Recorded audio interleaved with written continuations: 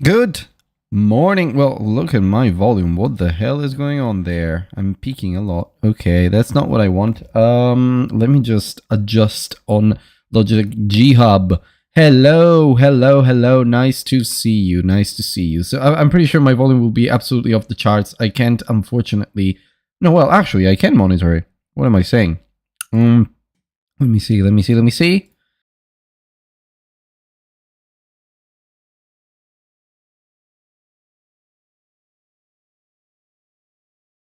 Windows has a much worse peak control than Mac has. Like, I am in the red there. I can see it in OBS. I am in the red. I'm going red all the time, even with simple words, and I'm still able to control the audio. Like, the Mac's drivers still control the audio. On Windows, I get in the yellow and I start clipping.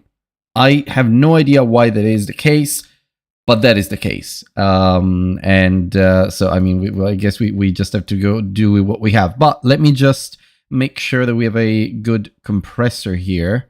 Yeah, so this already improves the peaking a little bit. Maybe I'll reduce the limiter, and the noise gate can be around 40. I don't mind. Noise reduction usually, I mean, yeah, I guess the noise reduction can help, but yeah, in terms of output level, maybe we'll go back down to 50. No, that's too little. Okay. Okay, so I feel like now we go in the yellow, which still isn't ideal, but at least we don't go in the red, and we shouldn't have any weird peaks. So yeah. Apologies. I've got a bit of a cold this morning. I'm going to blow my nose quite a bit. But yeah, so I don't know why I've got all these tracks taked. Yeah, there we go. I'm not even recording this live anyway. Right, so oh, I said that in the afternoon I was gonna do game dev, not Rimworld, right? Yeah. Maybe I should do a little bit of that. They're not really feeling it. Maybe I will, maybe I won't. We'll find out. We'll see. Right, so one thing that I want to do, actually, and you can see me as I do this. So first of all, for some reason, my cropped webcam doesn't work on this side.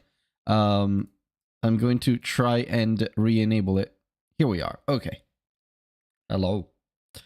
Hi. So actually, I feel like, yeah, I'm not. It's not cropped the right way. Let me just fix it a little bit. If we do that. We do that, and we move myself a little bit more to the center. Then we do this.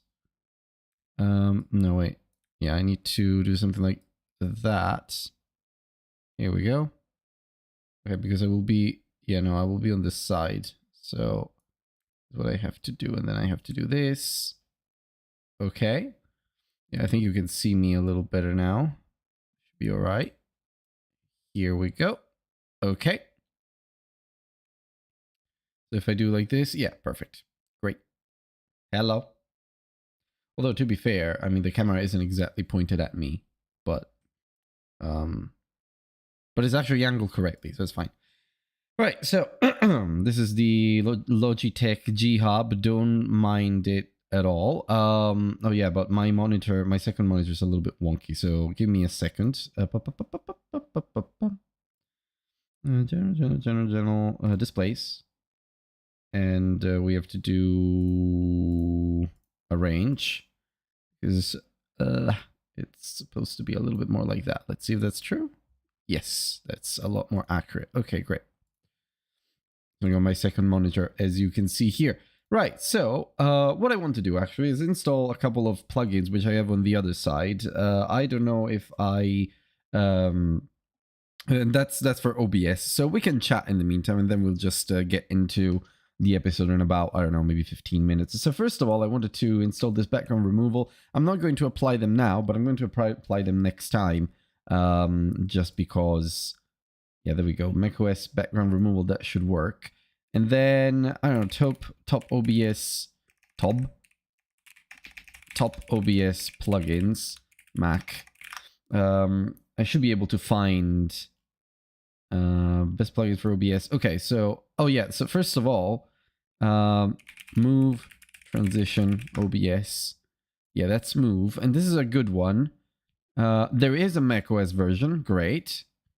This is a great one. It's really fun as a little plugin. You'll see what I did with it later on today. So let's see. Then what have we got? We've got so there's well, the move plugin already by itself is pretty good. But let's see. Composite blur, yeah, definitely. I don't know if there's a Mac version though. That might be a problem. Let's find out. Oh, installation. Go to releases page. Let's see if there is a Mac version.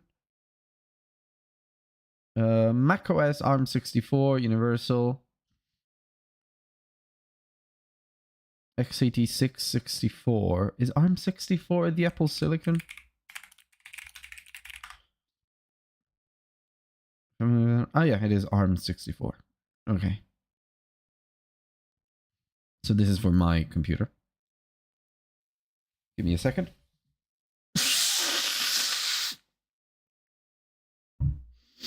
Ah, yeah, I feel much better now. Just going off camera a second. You can still hear me, I guess. Well, I would hope you can. Yeah, you can. Okay, good. Good. I would like the vertical layout though. Yeah, there we go. Okay, now it's much better. Okay. Here we are. Okay, so there is a Mac version of this one too. Great. Composite blur, I remember. Then there's OBS stroke plugin. Stroke glow shadow. Yeah, that's the one. Okay. It's this is useful. And it does support Mac. Okay. And what else is there? There's a beautiful video by Nutty, who's an amazing. It's so funny, that guy. I love him. And he has a video with the top OBS plugin, top OBS plugins of all time. Not gonna listen with audio, but I'm going to just see what his plugins were. So wind capture audio I'm not using really. Gradient source I'm not really using. Shader filter. Advanced masks is useful. Stroke glow shadow, yes. 3D effect is useful. Downstream keyer. No, I am not really using a source clone, absolutely, and I hope there is a Mac version, because it's absolutely useful. Hello, Kida. Yeah. And maybe shader filter, I guess. Yeah, it could be useful. So what have we downloaded so far? We got stroke glow shadow. Then we've got advanced masks. So let's see if there's a Mac version. There is. Not all of these plugins have a Mac version, so we are lucky. Here's a Mac version for 3D effect as well.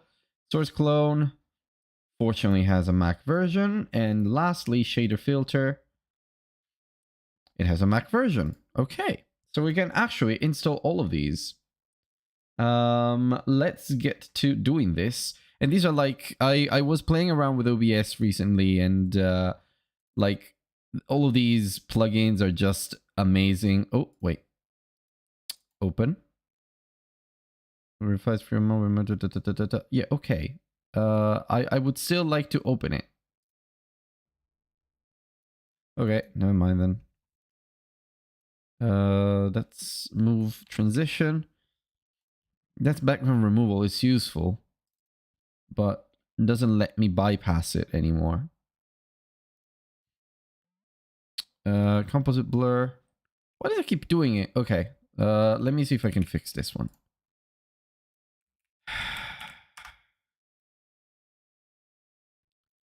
Not opened. Installer not opened Mac.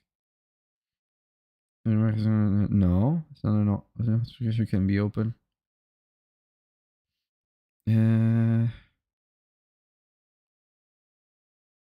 Oh, okay.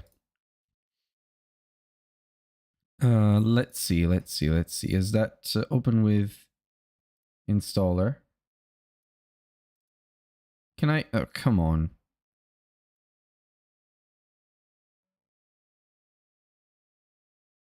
Mm.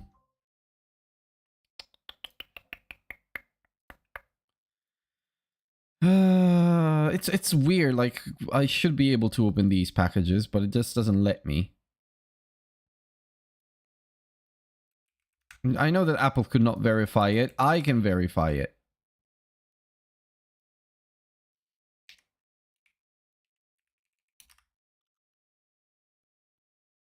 Says include privacy security. Oh, okay. I think. Oh, right. I need to go here. Apple system privacy and security. If I remember right. Yeah. I have to go. All application open anyway. Yes. Open anyway. Yeah. Maybe. Who cares? Okay. Now it works. Install. Installation failed. Installing a content error because the installation failed. Contacted software manufacturer for assistance. So the first time it fails. Okay. Even the other ones failed. Well, maybe I won't be able to install these after all. I don't know why it does that, but do I have to go into settings and privacy for every single one of these? Wow. Open anyway.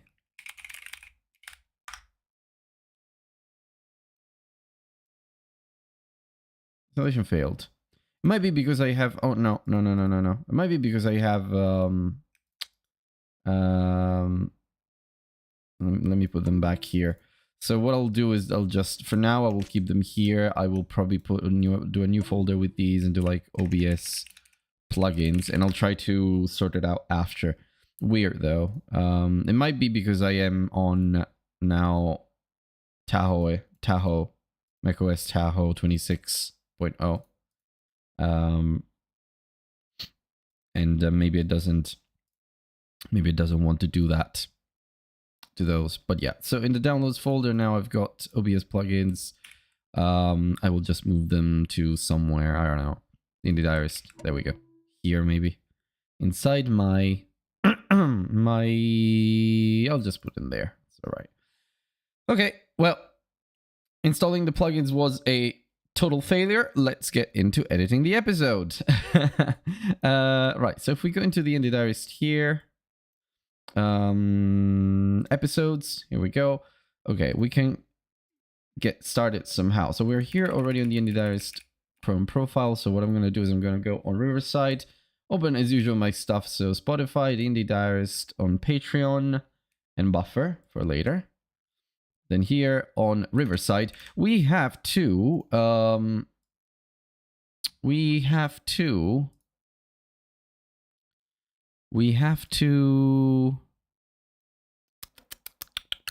Let me check the episode that we have to edit. I think it is the one with, yes, Simi is scheduled, and I think it went live. Yeah, it did go live. Great. So now I've got the one to put live on the 6th of October, which is just a few weeks away. Scary. I almost fell behind with the episode schedule. So I've got these two guys, which are David and Jeremy. Okay, so these are the ones.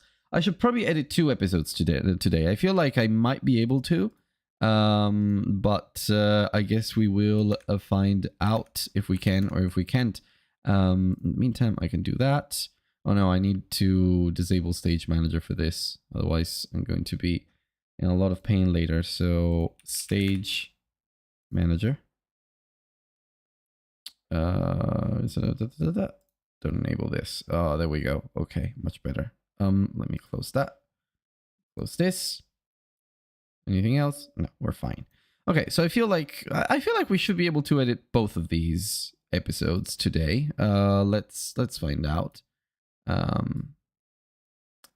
me see.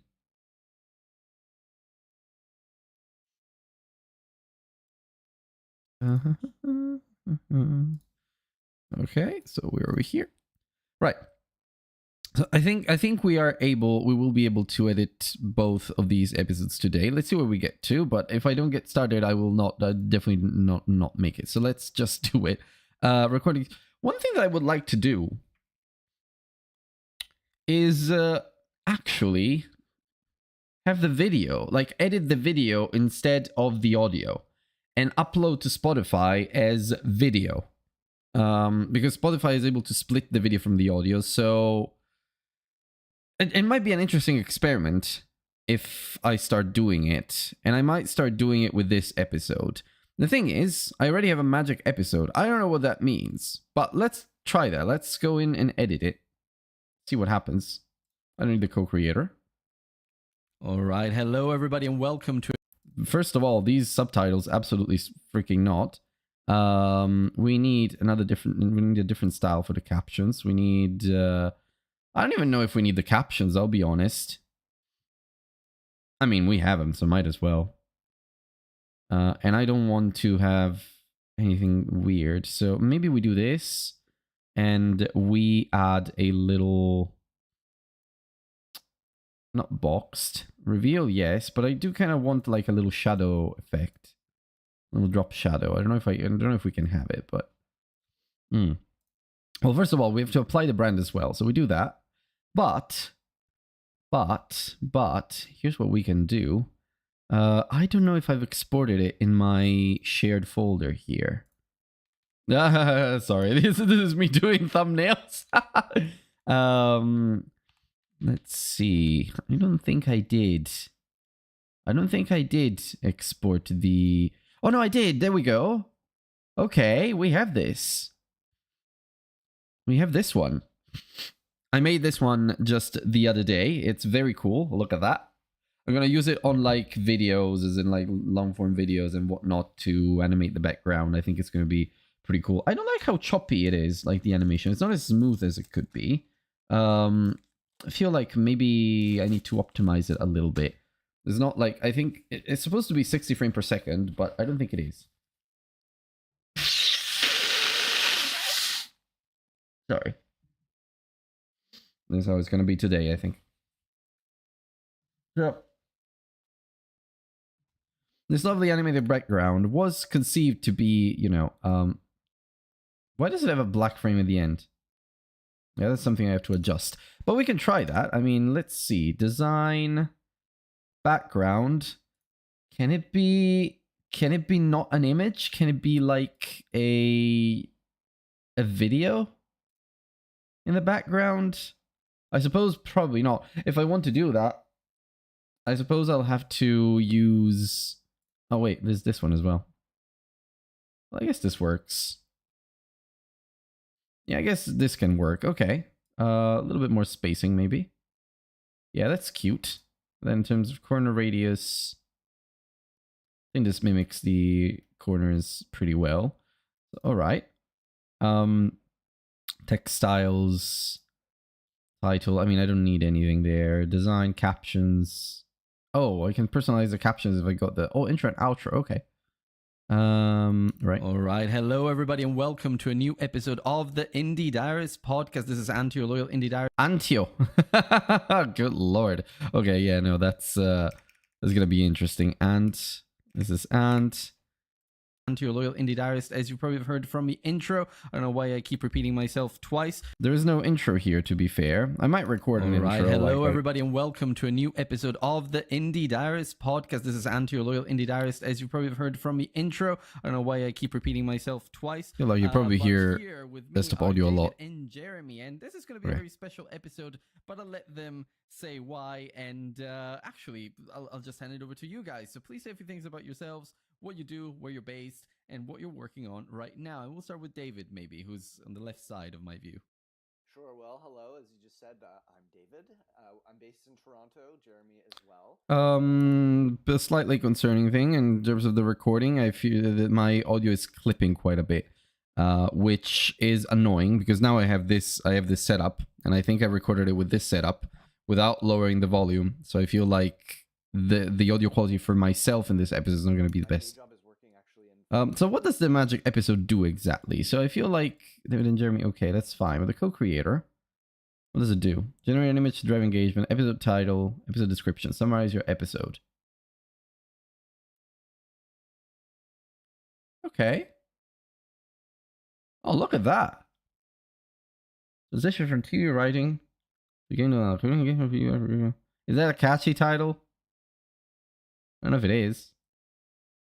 Community engagement, feedback for game development, independence, and game. Oh, there's no linear storytelling. Game transition to writing to game development. Okay, that could work.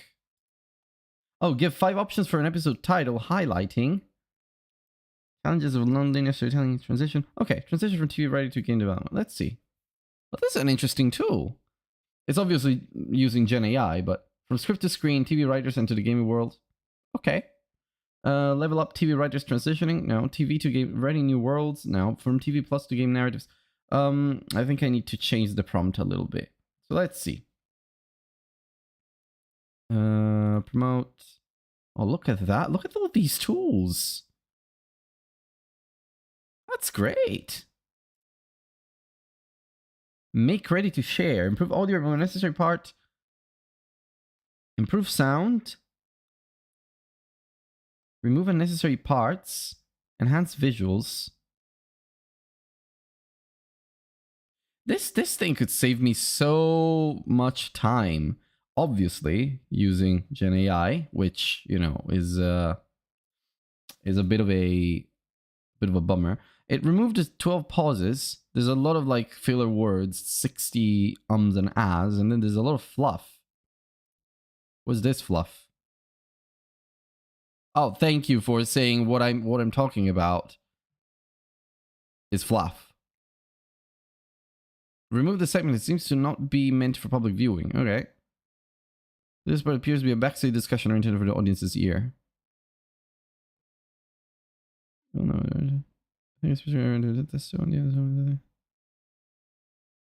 Nah, this is to ignore. Oh, this is cool though. Like, it's a very, very cool tool. It's great that I'm exploring it now. Let's clear the chat. Episode title: Transition TV writing to game development. Making sure the beginning of the title has David and has the first names of my guests or their studio name, which I don't remember actually. So Dumb Sherlock. IO. Dumb Sherlock. Does it say? No, it just says Dumb Sherlock. Electric Lovebag Studios. Okay. Okay, that makes sense. Electric Lovebag Studios. But should I refer to them as Electric Lovebag Studios? Maybe not. In the end has Indie Diary number. What number is this? 79. Okay, let's see what it comes up with. Alex and Jamie. What? Okay. Yeah, this is something I would use. That's not Alex and Jamie. That's obviously David and Jeremy, but close enough. From TV scripts to game worlds. Indie Diary number 79. Writing for games. No. Transitioning to game development. That doesn't make any sense. TV to indie game journeys. From TV scripts to game worlds. I think this is this is a title that I would use. Honestly, this is great. Okay, no, it's actually pretty cool. This is such a good tool. Now, AI tools. I know I can do magic audio. Oh, studio quality sound. I don't think I can apply it. But I should probably eye contact. I saw this. Like, you can. I don't have the pro features, although maybe I should at this point. All of these AI tools are going to be super useful, and it's not that much more per month. But how to make clip, auto generate B-roll.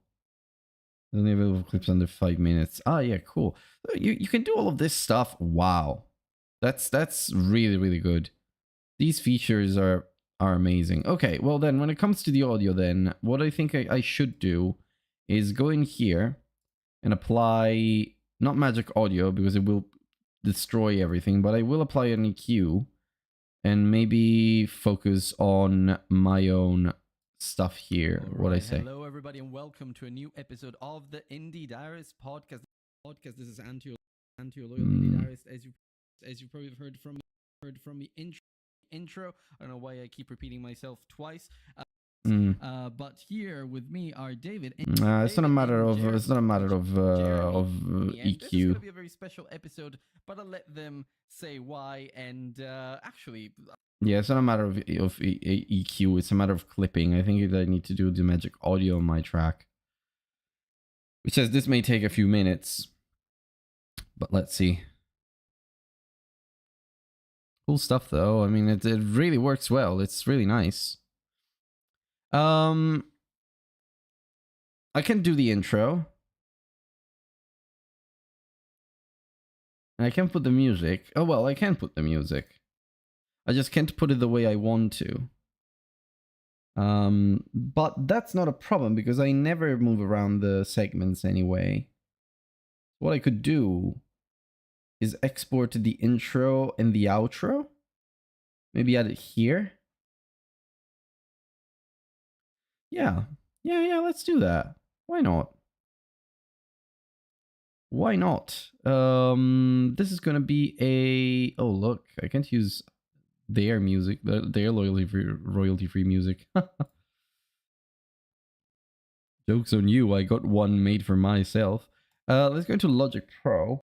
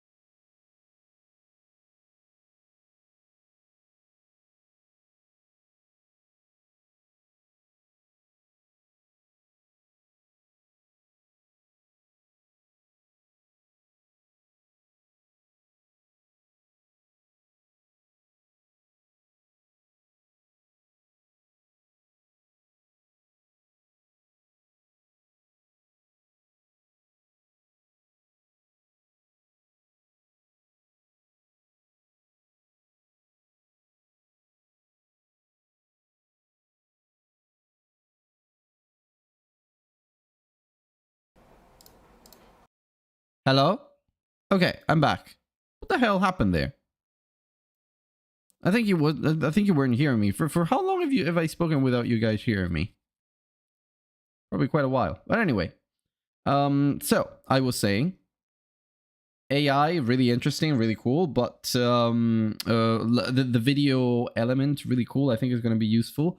But I think we're going to do it for the next one. So for this one, we're still going to do like a video, audio only. But for the next one, I'm going to play around with it a little bit, see for episode 80. This is not episode 80, this is episode 79. So let me just rename it, otherwise I'll get so confused. Rename episode 79, or at least that's what Notion says. Let's see if Notion says this is episode 79. Must be episode 79. Yeah, it is 79, it says. And 80 is the next one, which I'm gonna edit later. So Indie Diary number 79, we're gonna rename that one, otherwise I'll get so confused when I'm uploading it. Yeah, that's fine. Recordings. Can I rename this one? Yeah, Indie Diary number 79. Okay. And then it gets very confusing here on Riverside, mostly because you got the project name, then you got the session name. So this is a project, then you got the session name. Wait.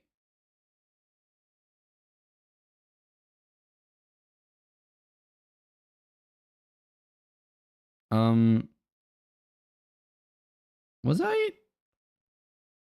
Did I at some point want to? Huh? Yeah, this is projects. Okay. Home. Schedule hosting. I think at some point I wanted to do like all of the 2025 Indie Diarist in one. Ah, well, no, doesn't matter. All right. Anyway, so this is the project name. This is these lovely guys. What I'm gonna do is download David here, raw audio, download myself, magic audio. Okay, do raw audio here, and then I will do raw audio for Jeremy as well, plus media board sounds, but like that is just aligned. Okay. We've got the audio, the audio files here. What I'm going to do is go into the episodes and add a new folder, call it 79. Jeremy, well, David and Jeremy. And then from my downloads folder, I'm going to grab all of this and move it in here. Now we're here. Here we go. And we got all of that. Then, same things as usual. We do that. We call this 79 David and Jeremy project. And since we have two guests now, I'm going to have to create an extra track. But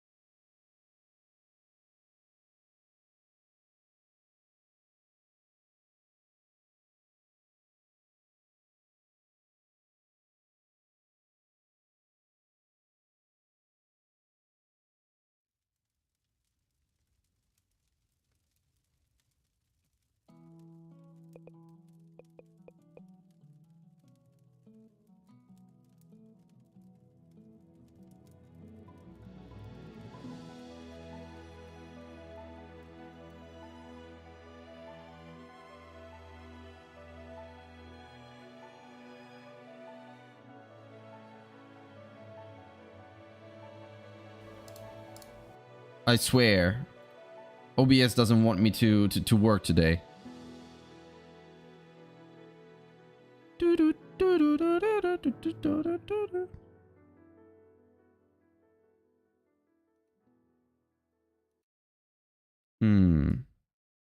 Let me see. So, the thing is,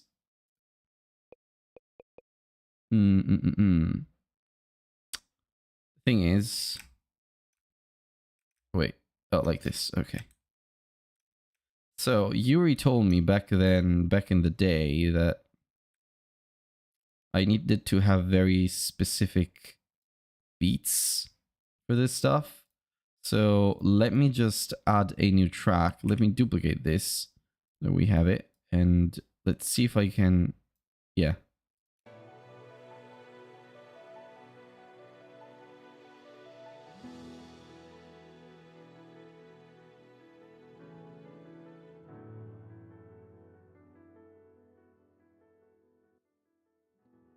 Oh, it's the same.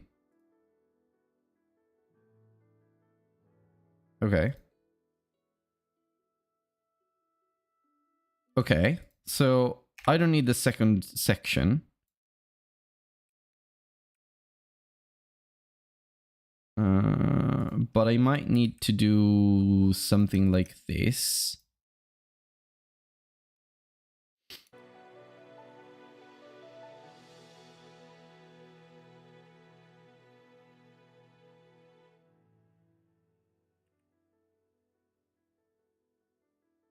What is this volume? Oh yeah, because it's... Okay.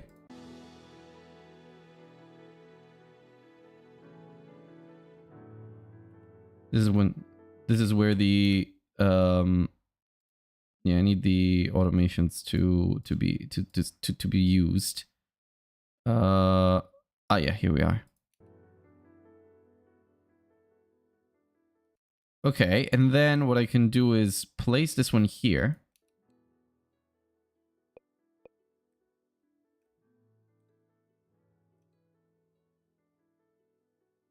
Is there snapping? Yeah, there is, but it's like very, very subtle.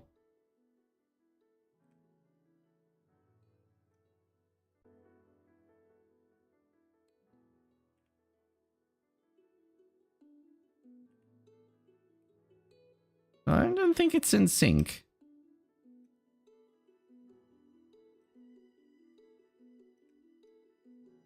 What is this? Oh, this I want. Oh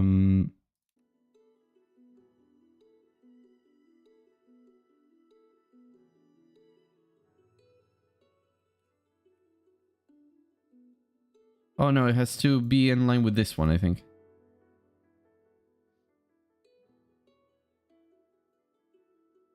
Yeah, no, it wasn't.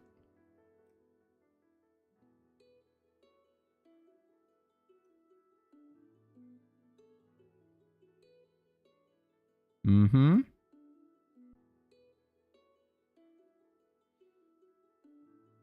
Right.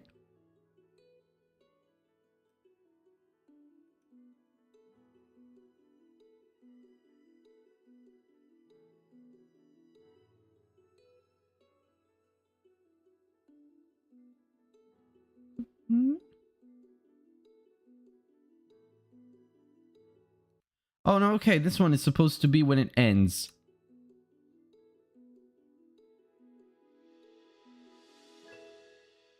Okay, yeah. This is okay, this is how I assemble it. I assembled it the first time. So if we do... No, that was fine as it was, just slightly to the right.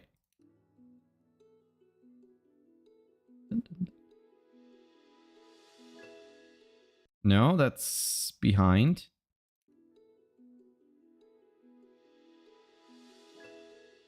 No. More.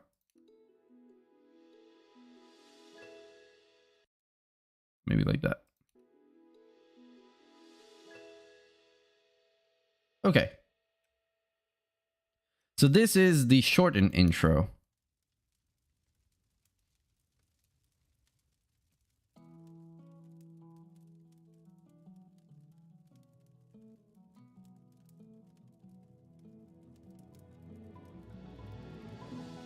Okay.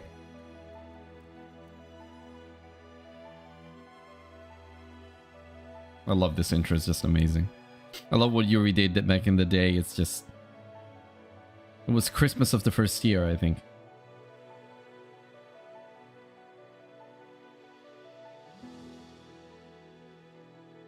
Mm-hmm.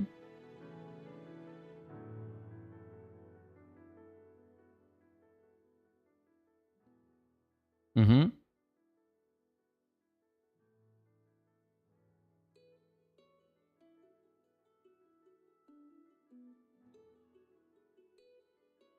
I don't know if it's right in terms of like time, tempo.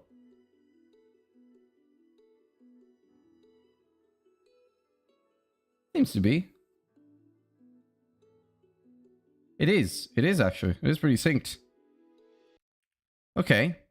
This needs to be lower.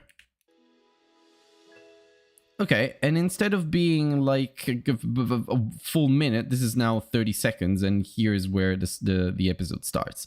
I'm much happier with this, honestly. And for the outro, I think I'll keep it the same way as it is now. But yeah, it looks like it gets there. Yeah, no, the outro is slightly different, but it's alright. I don't mind that. Okay.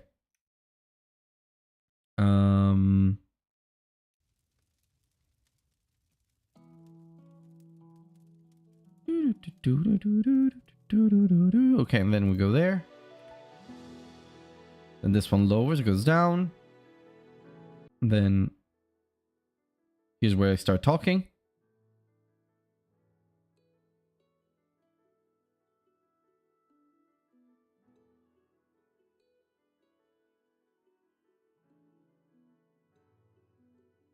Yeah, it is perfectly synced with the tempo. Okay.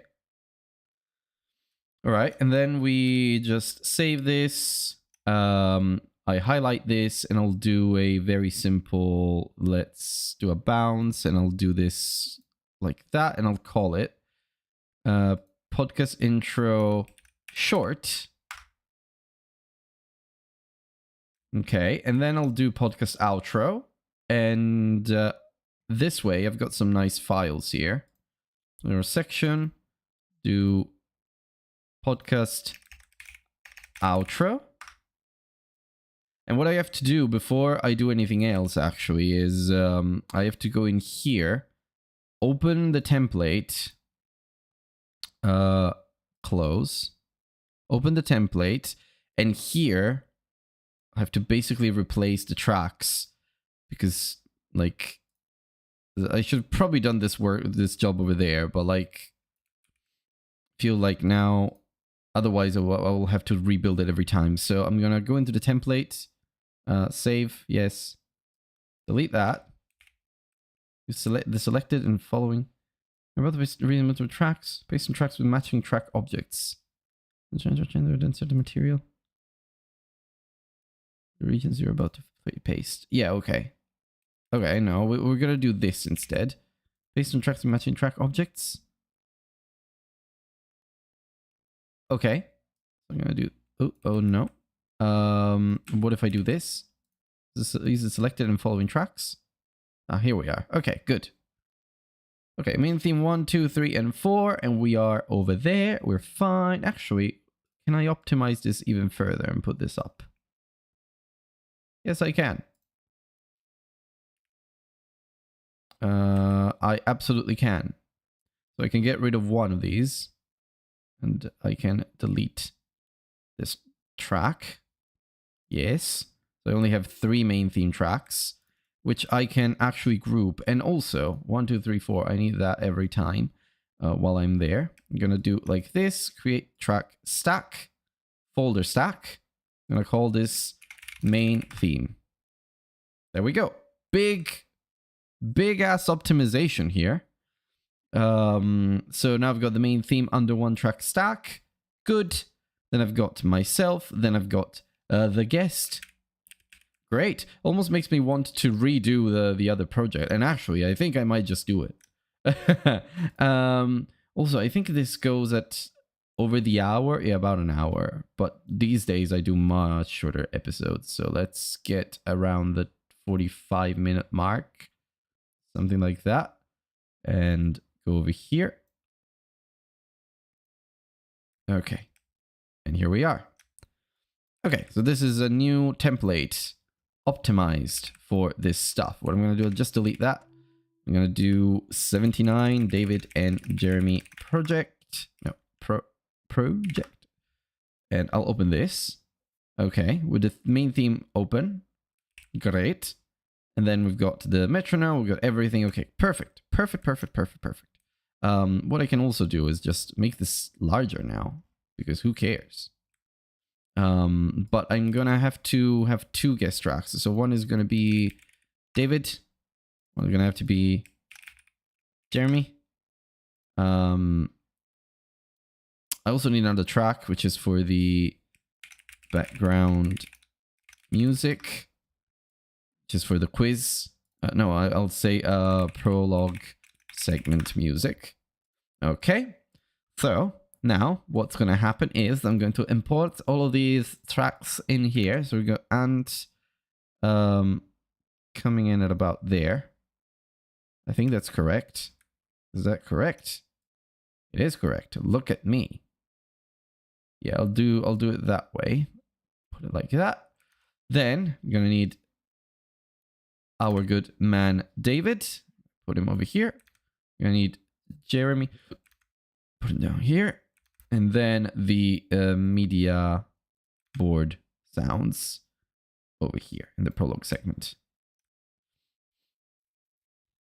Sample rate conversion. It does it every time. I should probably convert the sample rate regardless for the prologue segment and re-export it. Probably a good idea.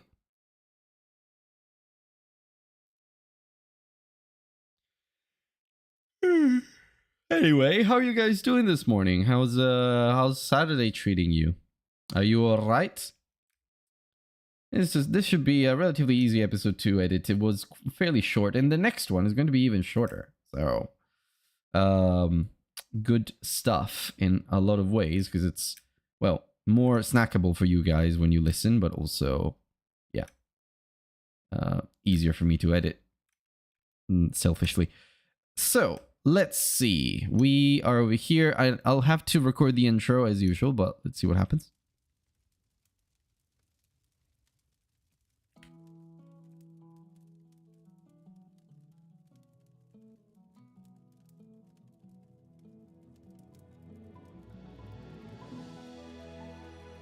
Mm-hmm.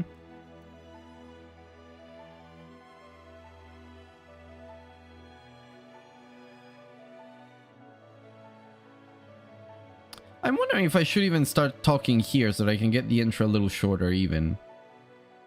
Nah, it's fine. Nah, I like this whole segment. It's okay. That starts going down. And here's where I start with my intro. Okay, this intro needs to be super short. So what am I going to say? I'm going to say something like,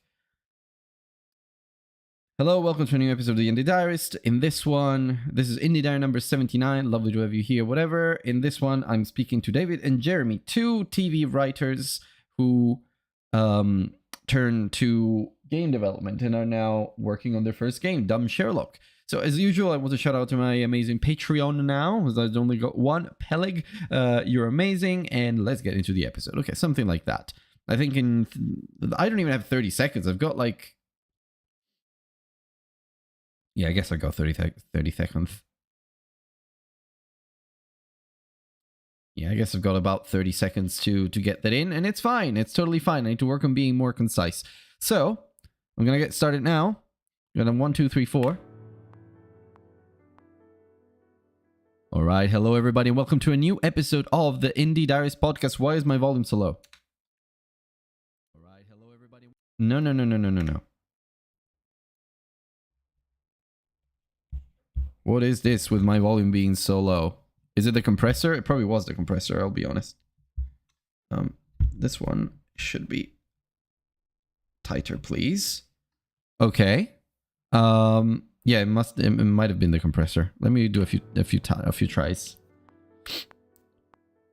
Hello. Oh, it's still very low. What the hell? Oh yeah, because I don't have the limiter boosting my audio anymore. Let me see. Let me see what I can do. Signal cleanup. Yeah, I need to be like at 7 here, which means I'll be super loud. And to avoid anything, I'll probably have to do that. Yeah, for you guys at least. Well, not for me. For me, I can be much louder. 7 compressor goes at minus 28. I think 28 is a lot. Maybe 25 or something. Yeah. Gate is fine. De-ester, noise reduction. All of that should be all right. So let's try again. All right, hello everybody, and welcome. Okay, no, we're back. We're back to my usual volume. Everybody, and welcome. Okay. All right, hello everybody, and welcome. Okay. Okay. This is the right volume. This is right. Okay, we can do it now. This is where we have to start. All right, hello everybody, and welcome to a new episode of the Indie Diaries podcast, showing the human stories behind indie game development. This is episode number 79, and for this one, I am shortening the intro, and I'm going to do this from now on. For episode 79, I'm here with David and Jeremy, two TV writers from Canada, turned game developers, and you'll see, it's just a lovely one. They're also super fun, so thank you guys for coming to the show. I want to shout out to my one Patreon, Peleg. You are amazing. Thank you for supporting me on everything I do, and now let's get into the episode. I feel like the patron shout out there is a little put in. It's a little forced. I think I'd rather introduce the episode as, and that's something that I'm like learning as I watch more YouTube videos and as I work on more YouTube videos. I feel like that one is a bit more, is a bit first forced there. What I want to do is I don't want to beg you at the beginning of the episode to support the show. I want to beg you at the end because you've been there through it all and all of that. So even though some podcasts do tell you at the beginning to support, but I think I think I can tell you, if you want to support the show, go to theindiaries.com and then do the shout out to the Patreon at the end during the credits. So yeah, let's just do it that way. All right, hello everybody, and welcome to a new episode of the Indie Diaries podcast, showing the human stories behind indie game development. This is Ant, your loyal indie diarist, and this is an episode with David and Jeremy, two Canadian TV writers who turned game developers. They're also super fun. This episode was amazing. You're gonna have a lot of fun. I hope so. I hope you enjoy. As a reminder, this podcast right now is entirely listener supported. If you want to support the show, you can go to theindiediarist.com or patreon.com/theindiediarist, where I've just relaunched my tiers. You'll see there'll be a more formal announcement soon. But let's get into the episode. Okay. I feel like I like that. All right, hello everybody, and welcome to a new episode. All right, hello everybody. Okay, yeah, the volume is kind of the same. It's pretty consistent. Then we go over here, shorten it, go there. All right, hello everybody, and welcome to a new episode of the Indie Diaries podcast, showing the human stories behind indie game development. This is Ant, your loyal indie diarist, and this is an episode with David and Jeremy, two Canadian TV writers who turned game developers. They're also super fun. This episode was amazing. You're gonna have a lot of fun. I hope so. I hope. Yeah, I kind of like it, but I think I can make it a little punchier. So let's see.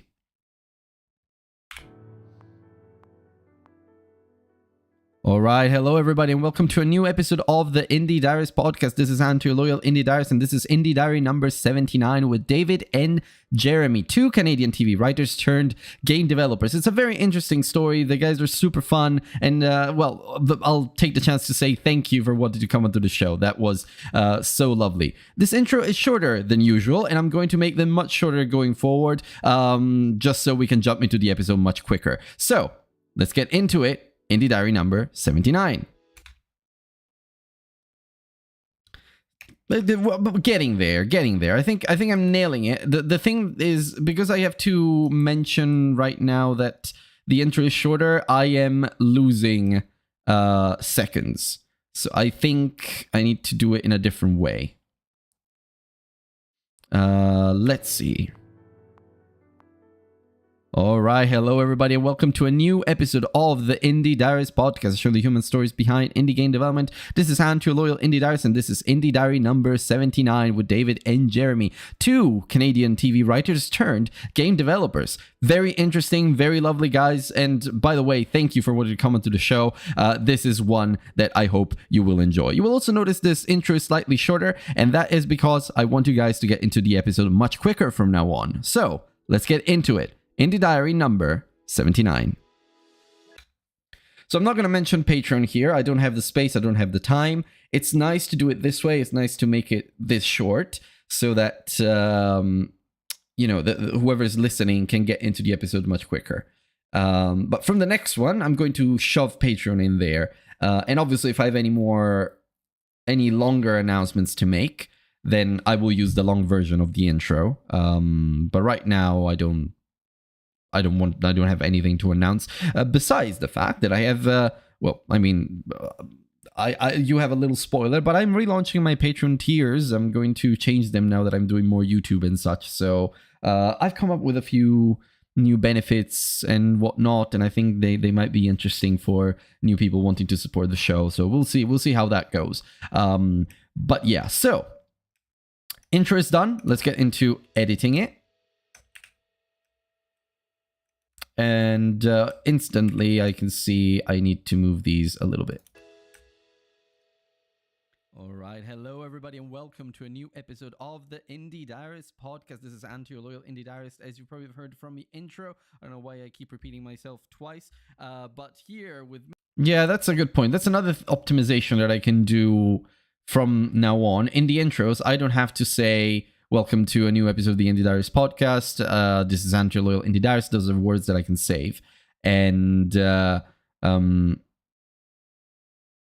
guess I will say hello everybody. All right, hello everybody. This is Ant. Welcome to a new episode, and this is the theme. Enjoy, pretty much. Me are David, But not for now. I'll refine it as I go. I think I like to change things a little bit. Episode, but I'll let them say why. And actually, I'll just hand it over to you guys. So please say a few things about yourselves, what you do, where you're based, and what you're working on right now. And we'll start with David, maybe, who's on the left side of my view. Sure. Well, hello. As you just said, Well, that was a huge delay. Let me do it this way then. I'll do that. Working on right now, and we'll start with David, maybe, who's on the left side of my view. Sure. Well, hello. As you just said, I'm David. I'm based in Toronto. Jeremy as well. My day job is working actually in film and television. I work for Bell Media, which is Canada's largest private broadcaster, and I work in the original programming team doing strategic planning. I think I need to crop the camera a little bit. Side hustle with Jeremy, creating IP. Usually we do linear IP like film and TV, but as will become clear over the course of this conversation, we've actually been working on a video game named Dumb Sherlock. So that's over to you, Jeremy, now. Great. And by the way, this is why you're. Oh, okay. So I think David's. For some reason, David's track is a little misaligned, so I'm gonna do it this way. We've actually been working on a video game named Dumb Sherlock, so that's what brings us here.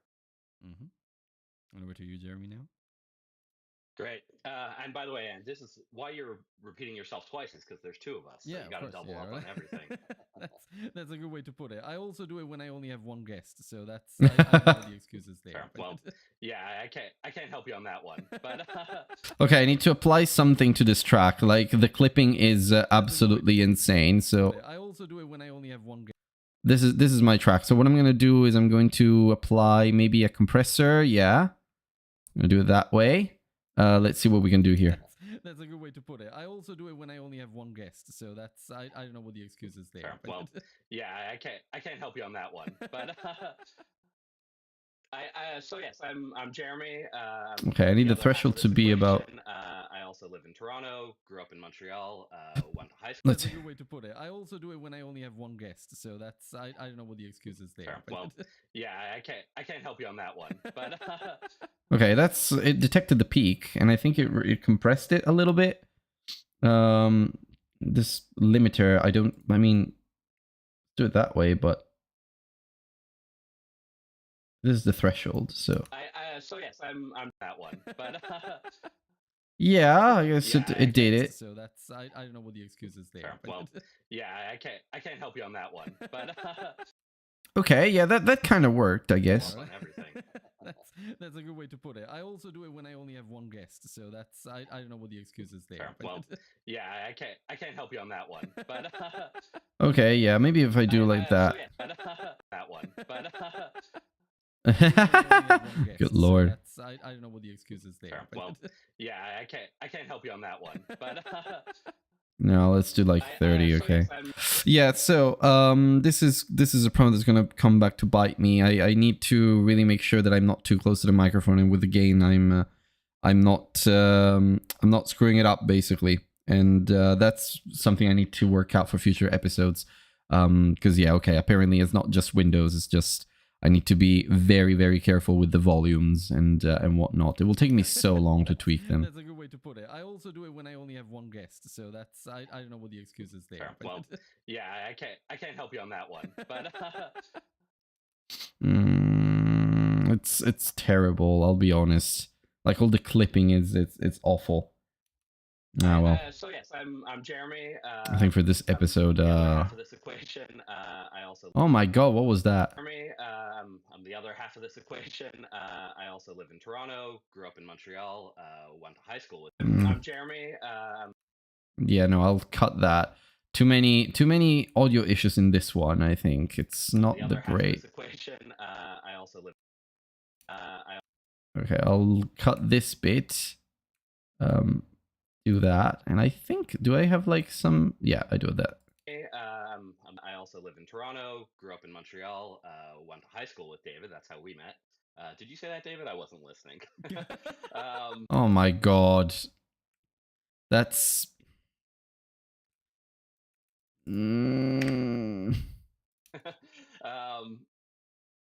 But yeah, I'm a longtime, sketch and improv comedian, performer, writer.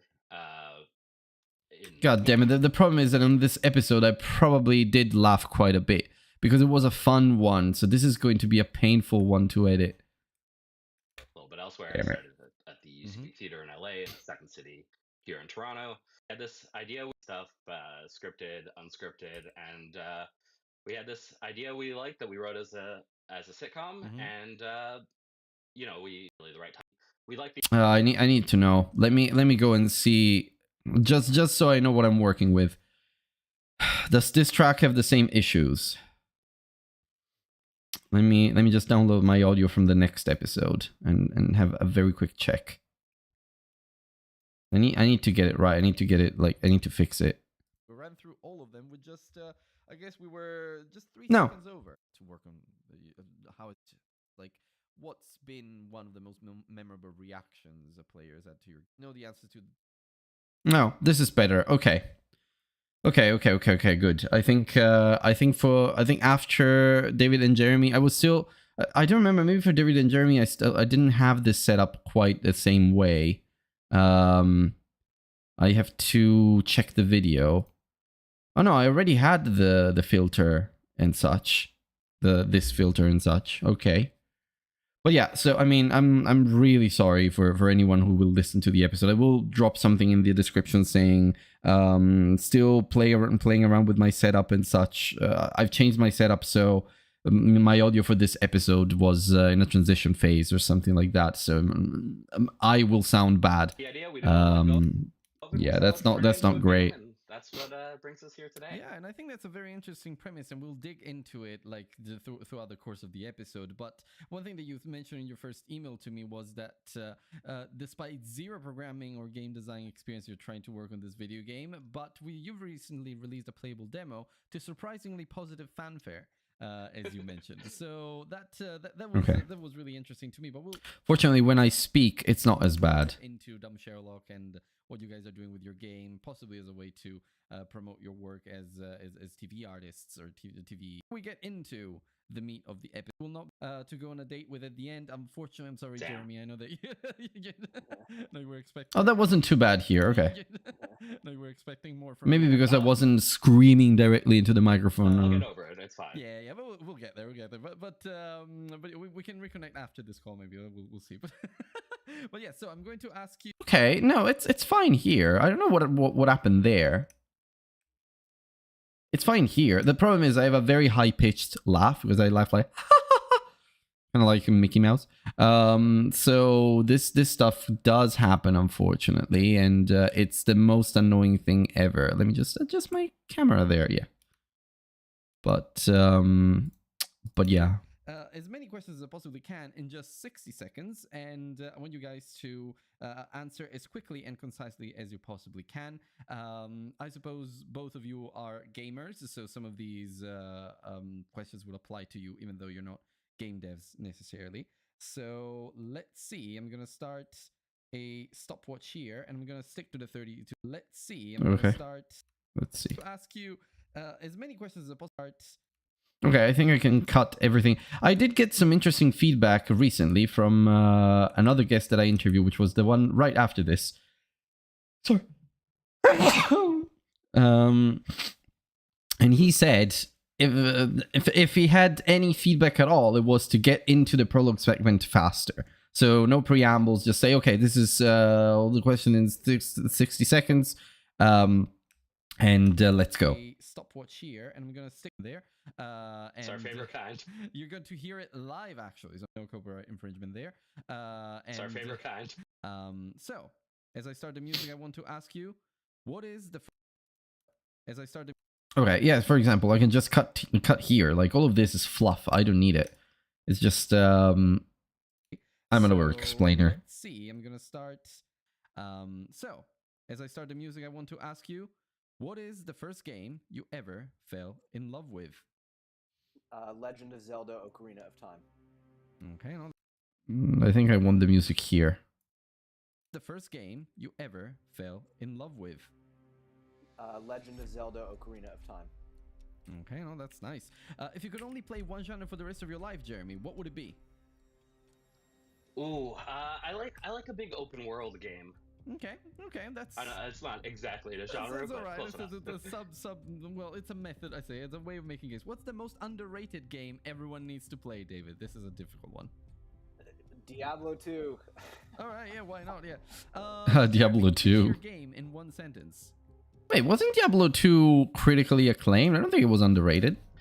Oh, well. So, Dumb Sherlock is a 2D point-and-click adventure where you play as Dumb Sherlock and his loyal partner Watson, the world's dumbest amateur detectives solving the world's stupidest mysteries. Love that. I think it needs a compressor as well. A 2D point-and-click adventure where you play as Dumb Sherlock and his loyal partner Watson, the world's dumbest amateur detectives solving the world's stupidest mysteries. Yeah. Love that. Okay, and David, if you snack during gaming, what's your favorite gaming snack? I try not to snack during gaming, but I usually prefer things on the salty side. Okay. And no isn't perfect. Oh, it's probably this game I play on my iPad called Brawl Stars, which isn't good, but I yeah. just Brawl spent like Stars. 10 minutes in it. Okay, yeah, no, fair. Everybody knows Brawl Stars, I think. But we are at time now. So actually, I think we only, well, we got pretty much through all of the questions. The next one was going to be pineapple on pizza, yes or no. I keep asking questions after it's done, and I shouldn't do that. Actually, I think we only, well, we got pretty much through all of the questions. The next one I mean, was I gonna guess be okay. pineapple on pizza, yes or no. You're Canadians, so I don't know. Ooh, Resounding no for me. Well, yeah, Pineapple and Pizza did start in Canada, so it I'll is keep this one 'cause it's national interesting, pride, I but- suppose. That said, I For would sure. never order it personally, but I don't begrudge anyone else. David, So you we were shaking answered your it head even too. out of So. time. It's a point of national shame in my eyes. All right, okay. Fair. Perfect. So, Okay. you were shaking your head too. So. It's a point of national shame in my eyes. All right, okay. Perfect. So this is a great way to start this episode. Someone who agrees with me. Speaking of national shame, onto Dumb Sherlock. Yeah, but possibly not. I hope you don't make that one a point of national shame. Yeah. So now we can. Now we've gone through the icebreaker segment. We can relax a little. We can both of you can answer. So maybe we'll start with Jeremy. Nice. I was hoping it was me. I think this might It's sound a bit of corny, a- but one of my favorite earliest video game memories was playing the Teenage Mutants like side scroll. Efforts and So it was- memories. That's very smooth. This episode, besides the slightly wonky audio quality on my side, I feel like this episode is gonna go very First smooth. time that I felt like more of an equal than a little idiot that he kind of yells at. Oh no, that's good. What about you? Well, I think I'd go back to the Legend of Zelda. Ocarina of felt such a and it left a deep impression. Okay. Nice, yeah. Well, Fair enough. it's really nice the way you're approaching Dumb Sherlock now. Oddly, I wouldn't say those two that we answered really did, but I think like another. Now, Oddly, I wouldn't say those two that we answered really did, but I think like He had, another. Jeremy here had some sort of like weird noise, like line noise. What's that? Oddly, I wouldn't say those two that. Can you hear that? Like Oddly, I wouldn't say those two Brr, that. brr, like say this. those two that. Say those two that. Here. Say those two that we very, very, very strange. answered really did, But I think like another early game. Unfortunately, I can't really cut that one. It's line noise. I can't do much. It was probably the microphone capturing something or having some interference. Were the old LucasArts games, like the Sam and Max ones, especially. Static noises. That's. Monkey Island, too, but really the Sam. I don't think it's the compressor or the limiter causing that.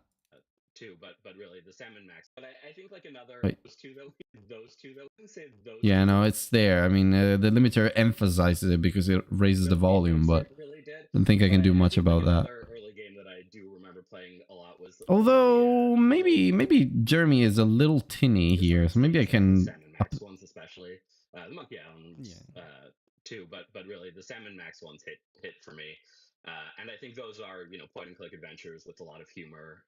And so I think those do align a lot with what we're making now. I see a lot of Double Fine and style in there too. But really the Sam and Max ones hit for me. And I think those are that's point and click adventures with a lot of humor. And so I think those do align a lot with what we're making now. I see a lot of Double Fine. I think there's he has a few high peaks. I think. Maybe more, but yeah. Little Leisure Suit Larry thrown in there just for kicks. Yeah. Yeah, you didn't ask about an early scarring from a video game, and that would be playing Leisure Suit Larry too young. But no, that would make it too muffled. I'm mostly well-adjusted human now, so it's okay. Okay, yeah, well, that's good to hear. Mhm. But I think that kind of does it. I feel. When did you realize you wanted to make games? But in your case, I mean, you're working in TV. When did you realize you want here? We can do both. So maybe David, this time it's your turn. Sure. Well, I think Jeremy might have a different. He pursued it stateside, whereas as a younger person, say 15 years I think David has slightly lower audio, but I think when it comes to, I mean, when I will export, the normalization will take care of that. Because it's not always. You can see that there are some peaks here and here, but then here it's lower and here it's lower. So I think it's a matter of playing around with it. Also, I mean, I suppose I could do this. No, that's not what I wanted to do. This is what I wanted to do. I suppose I could do this. You have a much better view if I do it like that. There you go. Yeah, better. Well, you see a little bit of my desktop, but that's okay. Also, I just noticed that macOS now colors the folders based on the color tag that you give it. That's cute. I like that a lot, actually. It must be a Tahoe feature. Tahoe. Then we go here and there. Okay, we're fine. And I think I can close the Yeti one now. Let's go. He pursued it stateside. See, here is a little low, for example. I feel like maybe it needs a little bit of a boost. Let's see. Whereas I kind of abandoned it for a few years in my early 20s. But I've always had a creative itch, and scratching it's kind of not an option. And looking at the whole range of options for writers as a younger person, say 15 years ago, not to date myself, between writing a novel or writing. But it does TV, reduce. Look at that. I chose TV because probably my most sort of preferred content comes on TV. I'm a huge fan. Mostly well-adjusted human. So maybe I think Jeremy might have a different. I think much more, whereas I much more balanced. It for a few years in my early. I figured there was probably more. I probably should have gone into writing poetry if I really wanted to make money. Which is wild because I always hear that poetry makes less than the novels. So well, if poetry makes more than TV, then that is worrying indeed. What about you, Jeremy? Yeah, I mean, I think now my volume is lower. Because I always hear that poetry makes less than. Maybe I've exaggerated with the compressor. If poetry makes more than TV, then that is worrying indeed. What about you, Jeremy? Yeah, I mean, I think similar to David, like if poetry makes more than TV, then that is worrying indeed. What about you, Jeremy? I guess I might not. Yeah, I mean, I think similar to David, like I was. If poetry makes more than TV, then that is worrying indeed. What about you, Jeremy? Okay, I can do like a 2.5 dB boost. TV, then that is worrying indeed. What about you, Jeremy? But the limiter does trigger when I get mean, I think to similar about. to David, like I was raised on The Simpsons and all sorts of TV that Let's I see. felt. That is worrying indeed. What about you, Jeff? Well, if poetry makes more than TV, then that is worrying indeed. Yeah, it does. What It about is you, limiting Jeff? my volume as well, so that's good. Yeah, I mean, I think similar to David, like I was raised on The Simpsons. So hello, I can see there's 4 people in chat. Hi there, hi there. I don't know who you are, but hope you're doing well and you're having the loveliest of mornings or days or whatever you are. TV that I fell in love with young, and then after we actually both started doing comedy together in around the end of high school. And then we both went to the University of Toronto and kept doing comedy there. But while there, I was pursuing an English degree, and it was mostly just reading like boring Shakespeare and stuff. No offense to Shakespeare. We love Yeah, Shakespeare, actually, a but little yeah. bit of offense to Shakespeare. Fuck 'em. Sorry, can I swear on this? I appreciated the joke, not the sentiment. I do like Shakespeare. Sorry. Oh no, I didn't. Fuck 'em. Do I have a beep somewhere? I think I have it somewhere. Can't swear, but I just have to beep it. Feels a little better. Where are the? I must have it somewhere. I must have a beep. Video. Misc. No. Documents. No. I've got all of my sound effects on the Windows side. I need a beep somewhere. Beep. Beep beep beep beep beep beep beep beep beep beep beep beep beep beep. I'm never going to find it. Okay. Let's do it that way. Beep sound effect. Sensor beep. Yeah, that's all I need. Copy video URL, YouTube to MP3. You can tell I've done this a few times. Success! Yay. Convert MP3. Let's wait.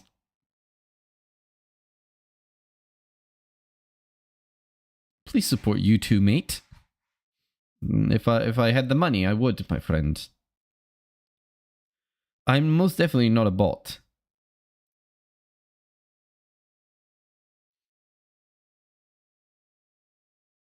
Download.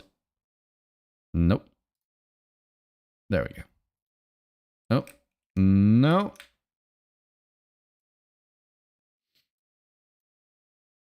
Actually, very good point. I should probably do this. Let's see. Where is that? We go in...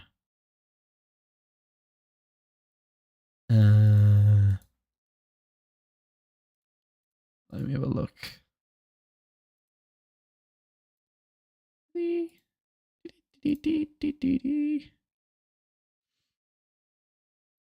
Well, he hasn't seen it, but that's fine.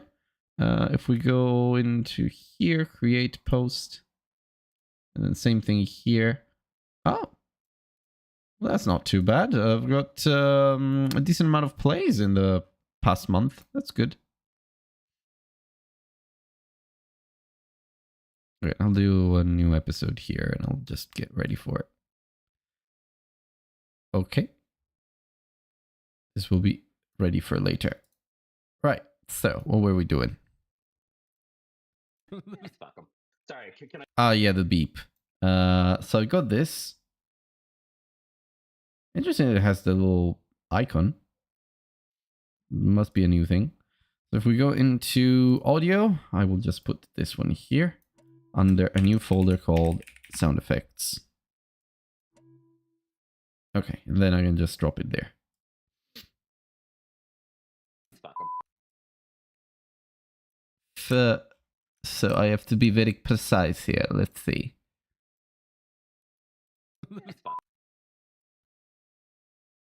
Okay, I can cut him there. And there. There. I'll do the same thing here and here. Okay, done. Oh yeah, by the way, I don't need all of this crap. Nor all of this. big ass track introducing silence in there can't be good. Fuck 'em. Fuck 'em. But it's that.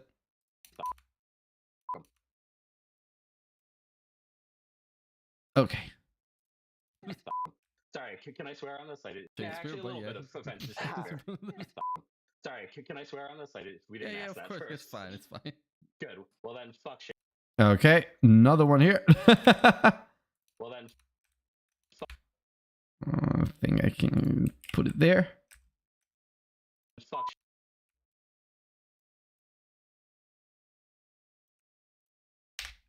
Okay. Then fuck Shakespeare. Great. Good. Well then, fuck Shakespeare. Great. But Okay. but yeah. So I sort of like just I was getting kind of bored and frustrated by that type of writing, and I really wanted to do something more creative. Which I get, I'll be honest. I mean, Shakespeare is mandatory for a lot of literature courses, but it's not like the kind of stuff that you find today and most people read today. So it's good for reference, it's good for language, it's good for a lot of like different style development and such. But like for the most part, it's not going to be useful if you want to do entertainment or write for entertainment. So it still has a lot of value, in my opinion, in my eyes, and at least for playwriting and such. Maybe not for entertainment, I guess. By that type of writing, and I really Besides wanted to do something playwriting. more creative, And even then, you may argue it's a bit dated, but I performed. not in the storytelling sense, though. This is where things get a little, not subjective. They just get a little nuanced, maybe, because Shakespeare has some very specific story structures that have been observed for centuries.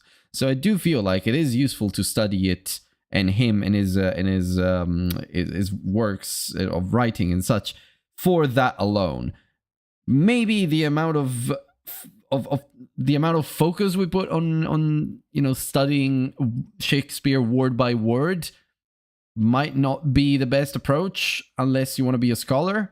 But personally, I don't have any experience in English literature classes here in the UK or outside Italy. What I know is that in Italy, whenever we did English literature, Shakespeare was a big part of it, but it was a big part of it for, I don't know, a month, maybe 2 months, if we are being generous. And I went to foreign languages schools, so should have been a huge focus there, but it was a big focus for maybe 1 to 2 months, and then we just moved on.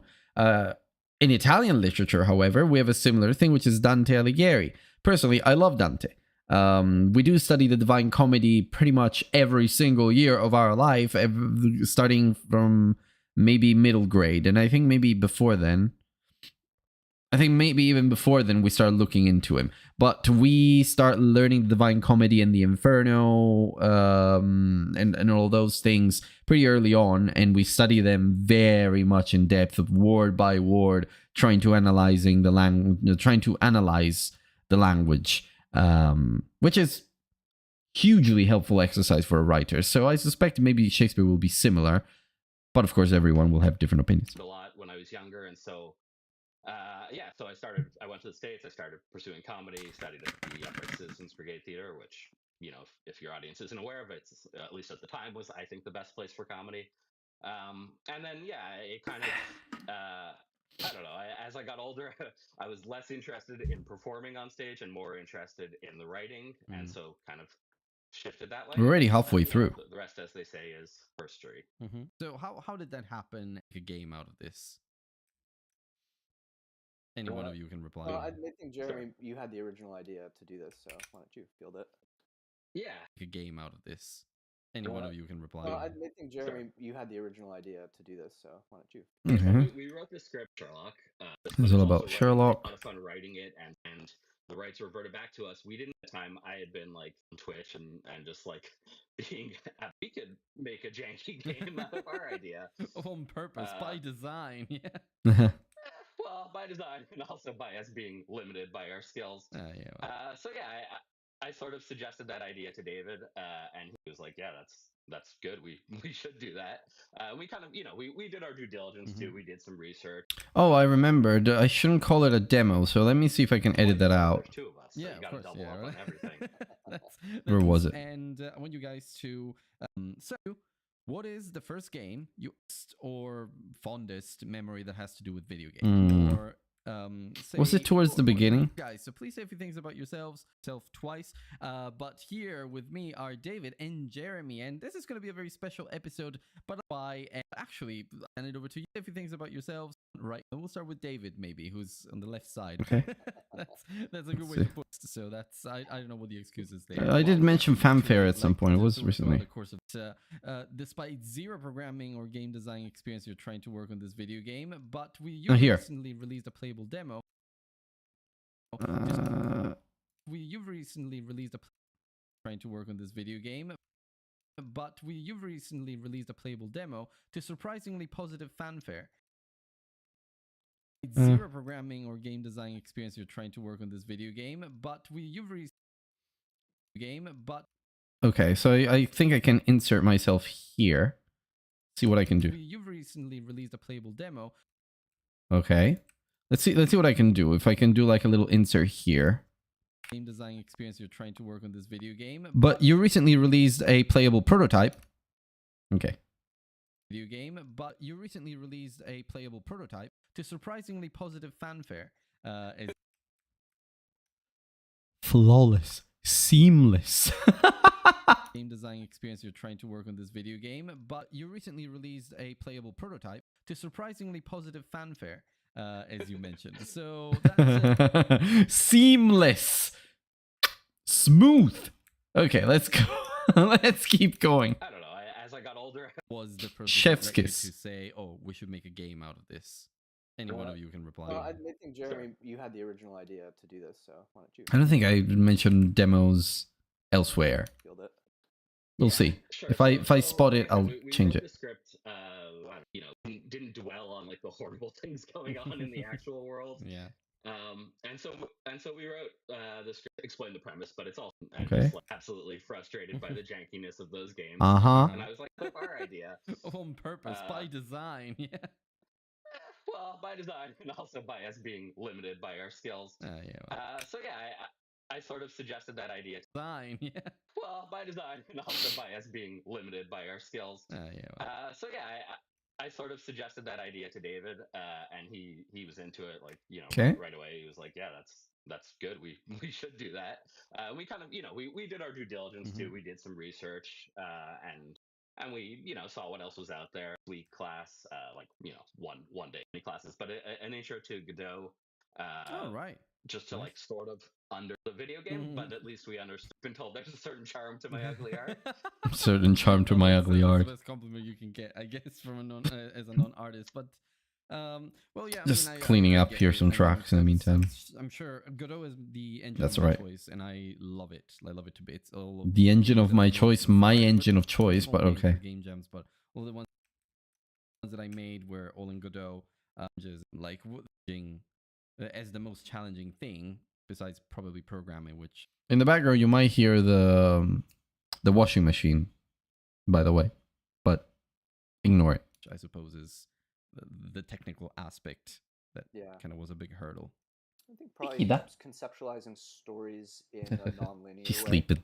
TV's so linear. I mean, there's one probably been the biggest conceptual story tells. Yeah, and just to add on to that, I think also, opportunities to just have more jokes. Looks like his microphone is doing farts here and there. Opportunities to just have more jokes. What can we do with like the stuff we love? Unfortunately, I can't cut them out. I'm sorry, Jeremy, if you're listening. I can't cut your microphone's farts out. It's it adds character, I suppose. Yeah. Well, that makes sense. And honestly, as someone who kills his darlings a lot, not in the literal sense. I remember this. Oh yeah, I'll see there. No, cut. Yeah, no, I can relate positive fanfare. So what? Tool. But you mentioned that again, going back to your initial email, you mentioned that the demo is released to a surprisingly positive fanfare. The demo was released. Prototype. The Okay, I can. demo was Okay, again here we try to we are trying to be smooth. Let's see what we can do. again, going back to your initial email, you mentioned that The prototype. release to the prototype release. No, that's not as smooth as the first time. Again, going back to your initial email, you mentioned that the Prototype. release. No, wow, no. The prototype. Okay, I should probably do it that way. Again, going back to your initial Into email, email, you mentioned that the prototype. the prototype release. Okay, I can probably get away with that.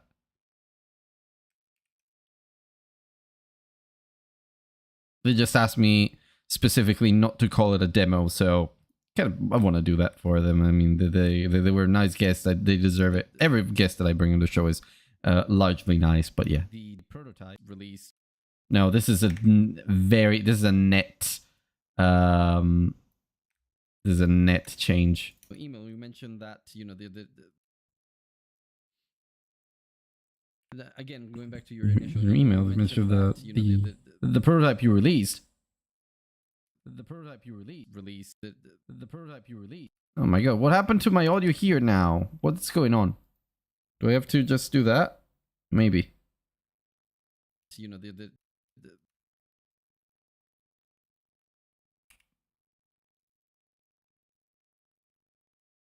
Again, going back to your initial email, you mentioned that The prototype.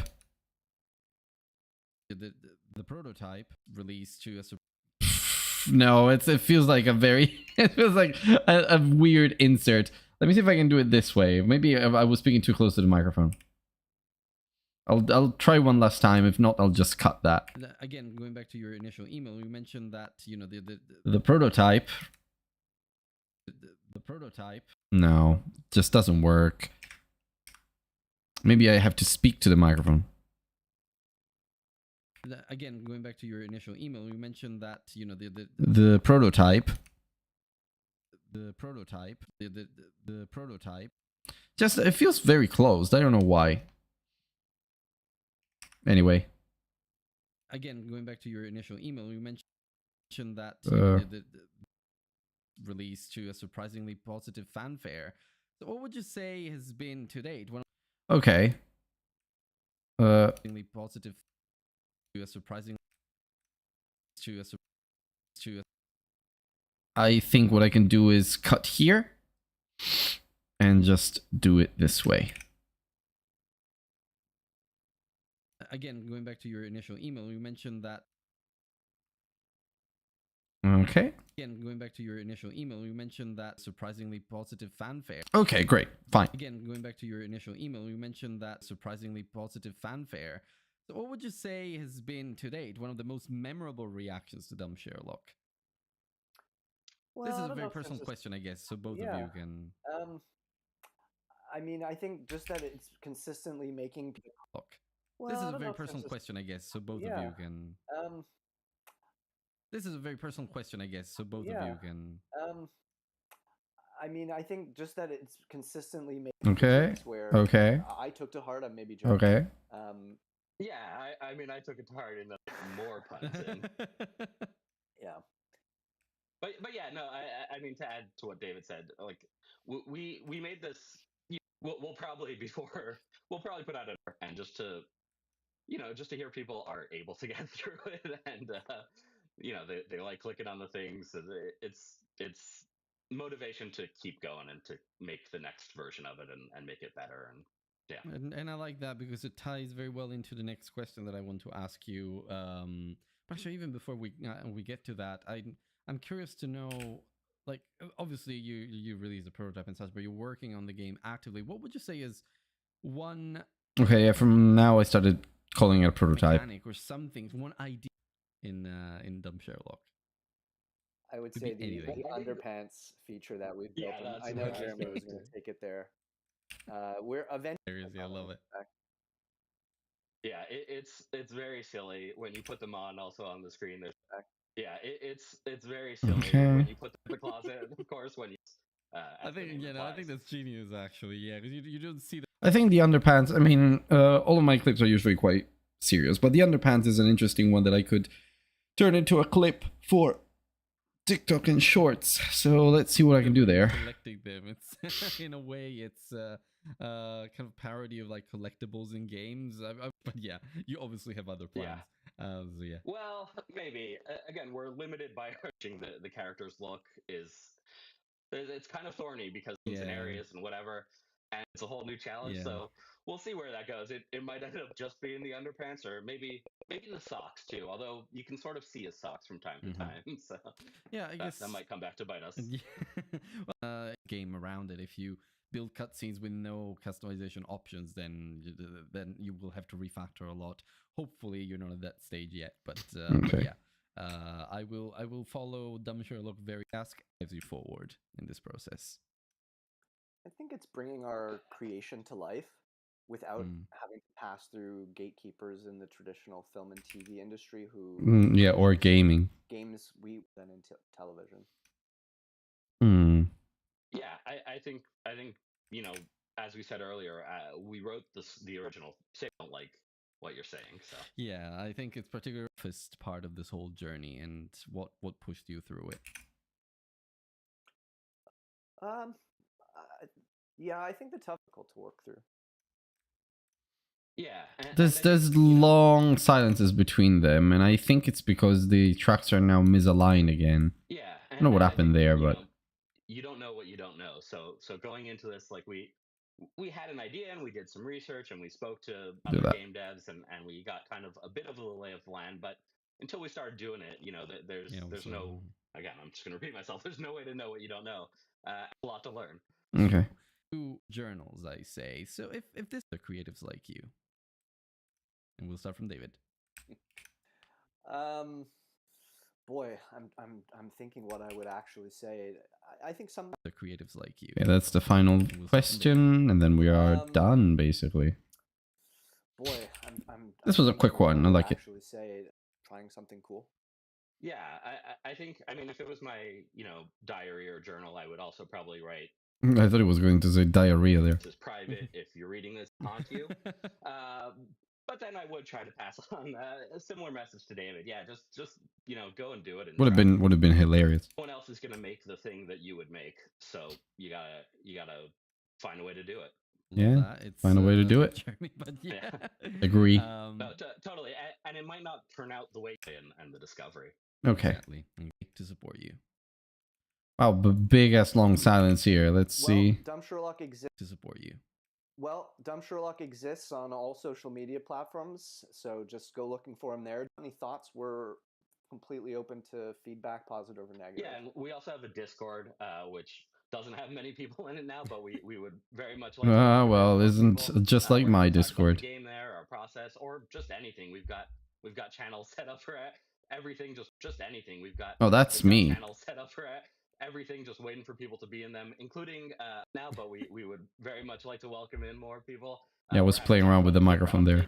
As Dumb Sherlock, it's just an absolute cases and blunders he's made along the way. It's silly.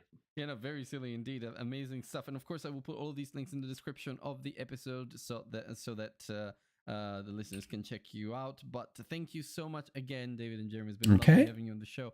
Lovely bringing some new perspectives to the Indie Diaries every now and then from two TV writers who are now making a game.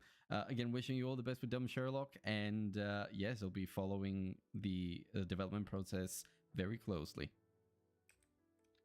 Thanks so much. Okay, big silence there, which we're gonna oh, no, my dude, no. No. Big silence there, which we're gonna cut, and we are good. Very closely. Thanks so much for having us. Great to be here. This is great. Okay, so that's the end, and I think what I can do now is just do the little outro, and this is where I'm gonna shout out to Pelik as my lovely and one Patreon right now. And ow. this was a big hit. Ow, ow, ow, ow. Every time I do that, every time I hit this stupid thing, I need to shave off this thing here because it's going to kill me one day. There's like a little there's a little spike coming out, a little plastic spike. I don't know how you call them. There's like a little piece of plastic that is very sharp coming out of a little handle that I have here in the clamp that I use for this filter, and it kills me every time. It hurts me so much. It's so sharp, like having some sort of a knife diving right in. Well, maybe if I do this, I won't have the same problem. If I move the arm like this, it might be even more comfortable for me to speak and move around without having to worry about that stuff. But anyway, with that said, I don't see my second screen. Maybe in hindsight, I should have gotten like one of those high arms rather than the low profile one. But it's okay. We're fine. We are fine. Well, unless I do this, you know. If I do this, who the hell cares if I've got a low profile or a high profile arm? Yeah. I just need to move my neck like that every time I need to read anything, but it's okay, I guess. Which means I have to redo my entire configuration here. But what can we do? At least I have more desk space, though. I think it's nice. Let me just move my display, because otherwise it's going to be a pain. Arrange. Like that. Yeah, they're pretty much aligned, and here we are. Okay. In fact, I think I can align it even better. If I push it slightly, there we go. Oh, that's not what I meant to do. Okay. All right. So, now, what we're going to do? We're going to record the intro, the outro, sorry. To record the outro first, I need to... This is great. Okay, 1, 2, 1, 2. Do that. This is great. Okay, and then we can start going down here. This is great.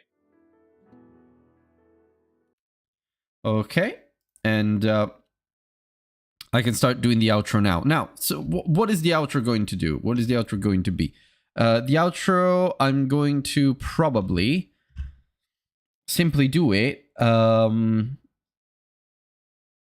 Well, it's the same length as usual, so I can say a few more things. Let's see how it goes.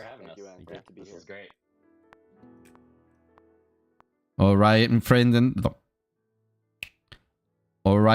that's a wrap on another episode of the Indie Diaries podcast. That's Indie Diary number 79. Thank you so much for listening, and thank you to David and Jeremy for being amazing guests. So, you listened through to the end. Thank you so much for that, listeners. And no, I don't like that. I really don't. I need to do it a little differently, but that's the concept that I want to send across. So much for having us. This is great.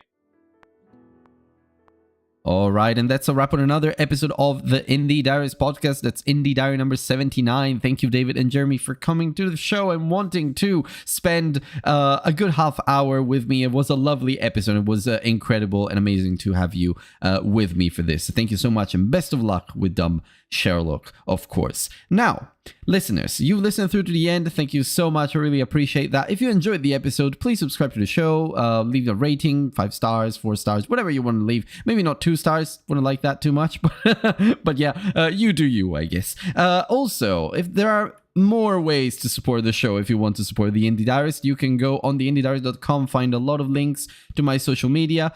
You can join the Discord, which is still growing and growing even more now that I do a lot more stuff on YouTube. Speaking of YouTube, there's a lot of exciting projects coming down the line. I'm gonna do a few videos. I'm gonna do more live streams. I'm gonna bring some games. So there's a lot of great stuff. Sorry, a lot of great stuff coming further down the line.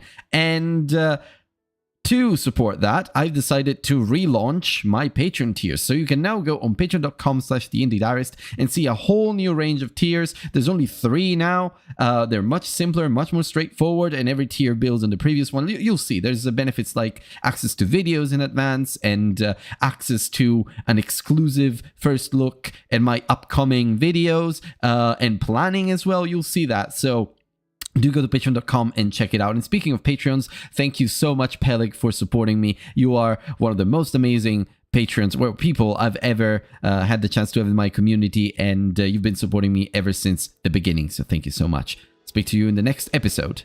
I think it got very wordy towards the end, so I'm going to redo it. But I think I know what I want to say now. So much for having Thank us. you, Anne. Great to be this here. is great.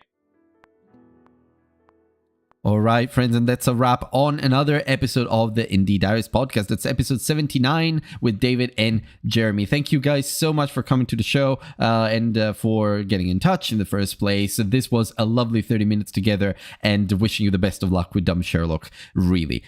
So, listeners, you've listened through to the end. That is not something to underestimate, and I love that. Thank you so much. If you enjoyed the episode, please subscribe to the show, leave a rating, 5 stars, 4 stars, whatever you want. Maybe not 2 stars. Wouldn't really enjoy that, and the algorithm wouldn't like that either. So yeah, but you do you, I guess. There are other ways to support the show as well. If you want to, if you like what I'm doing, and if you want to keep me going, you can go on theindiediaries.com and find all of the links to leave donations or subscribe to my Patreon and follow me on social media. That is the single smallest thing you can do. Also joining the Discord community. That is a lovely and growing place right now. There are a couple of updates that I want to share with you now as we are closing the episode. One is I've relaunched my Patreon tier. So you can go to patreon.com/theindiediarist. I've kind of revamped them a little bit. There are some benefits that used to be there, but also some new stuff as well. And I've kind of streamlined things a lot more. You'll see it. There's only 3 tiers now. And they go from the indie supporter to curator level.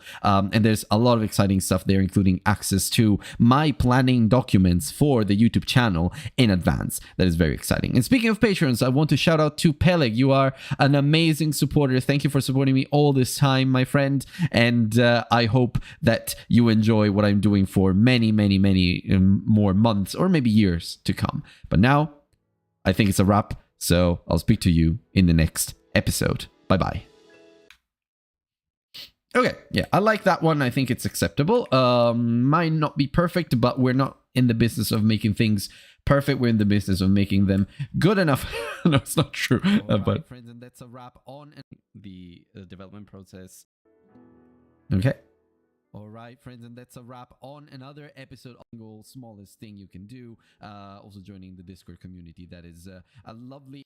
It's so nasal, my voice right now. Wait, let me just blow. I'm not gonna re-record it, but change of season. So what can you do?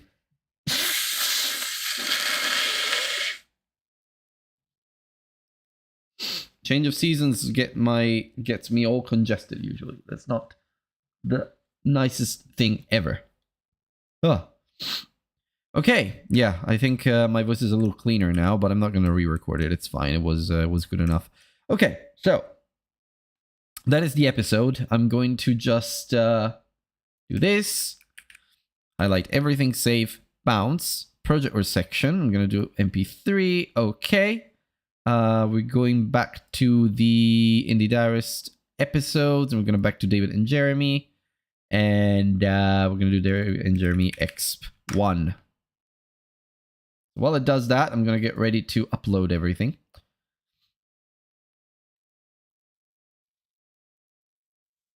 How does Spotify have a partnership with Riverside now? Look at that. It's embedded in the creators.spotify.com. Does Spotify own Riverside? Never know. Does Spotify own Riverside?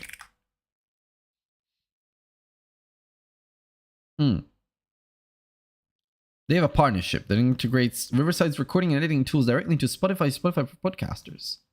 Oh, well, okay. You can record and edit podcasts directly here.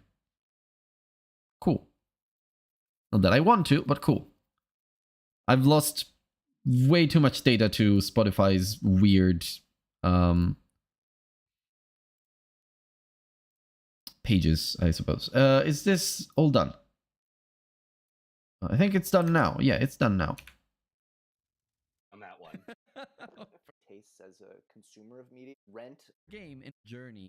Doing making people laugh. A really good point. As we are closing the episode, one is I've relaunched my Patreon tier. So you can go to patreon.com/theindiediarist. I've kind of revamped them a little bit. There are some benefits that used to be there, but also some new stuff as well. And I've kind of streamlined things a lot more. You'll see it. There's only 3 tiers now. Okay, I think the volume is acceptable. I don't know if it's acceptable without these headphones. These headphones are really good for mastering, but they're the DT1990 Pro. They're amazing. The only problem with these headphones is I've got a DAC that is very powerful, and it pushes them quite a lot. But I think it takes away some of the accuracy when I do editing in volumes and such. So I want to make sure that More of like composition. this is not too low. To do that, might have to send it to my phone.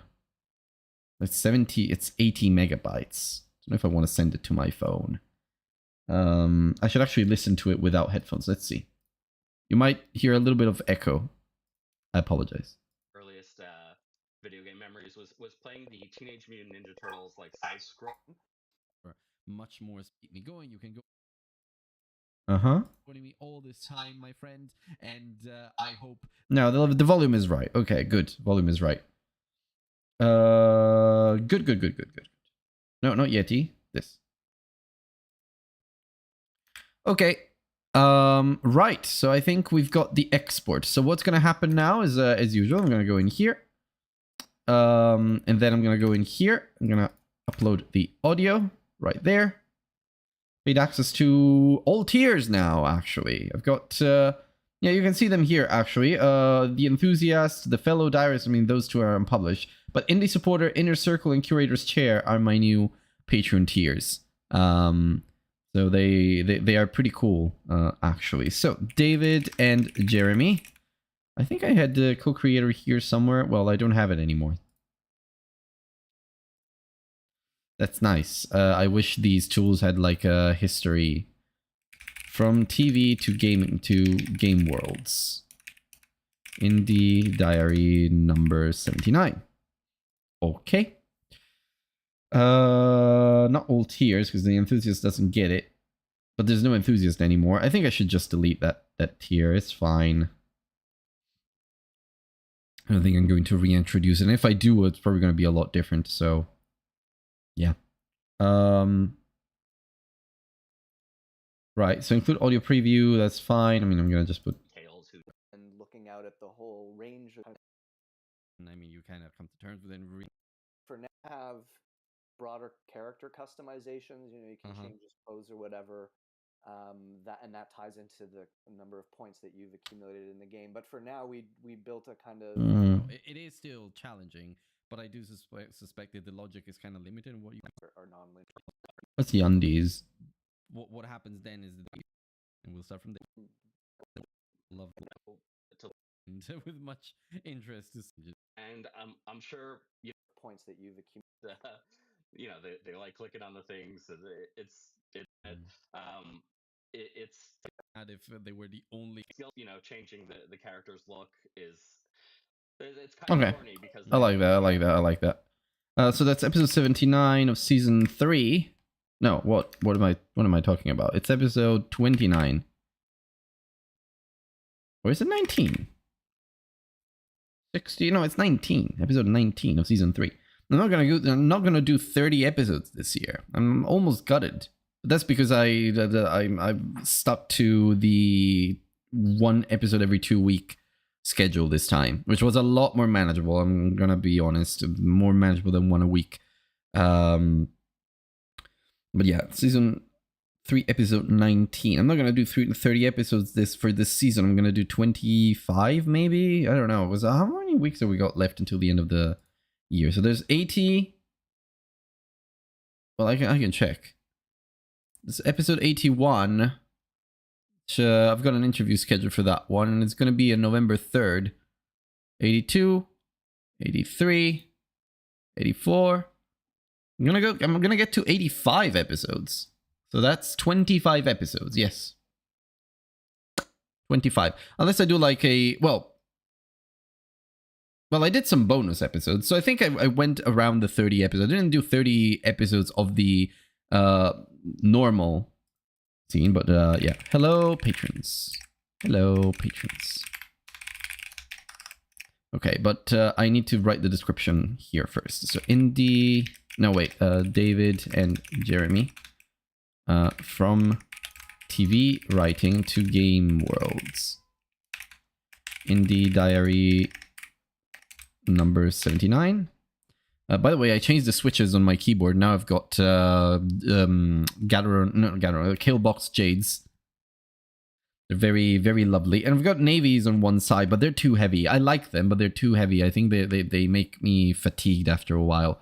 So I think I'm going to switch the whole keyboard to Jades. The whole point was that I wanted to test the... Oh, they're over here. Wait.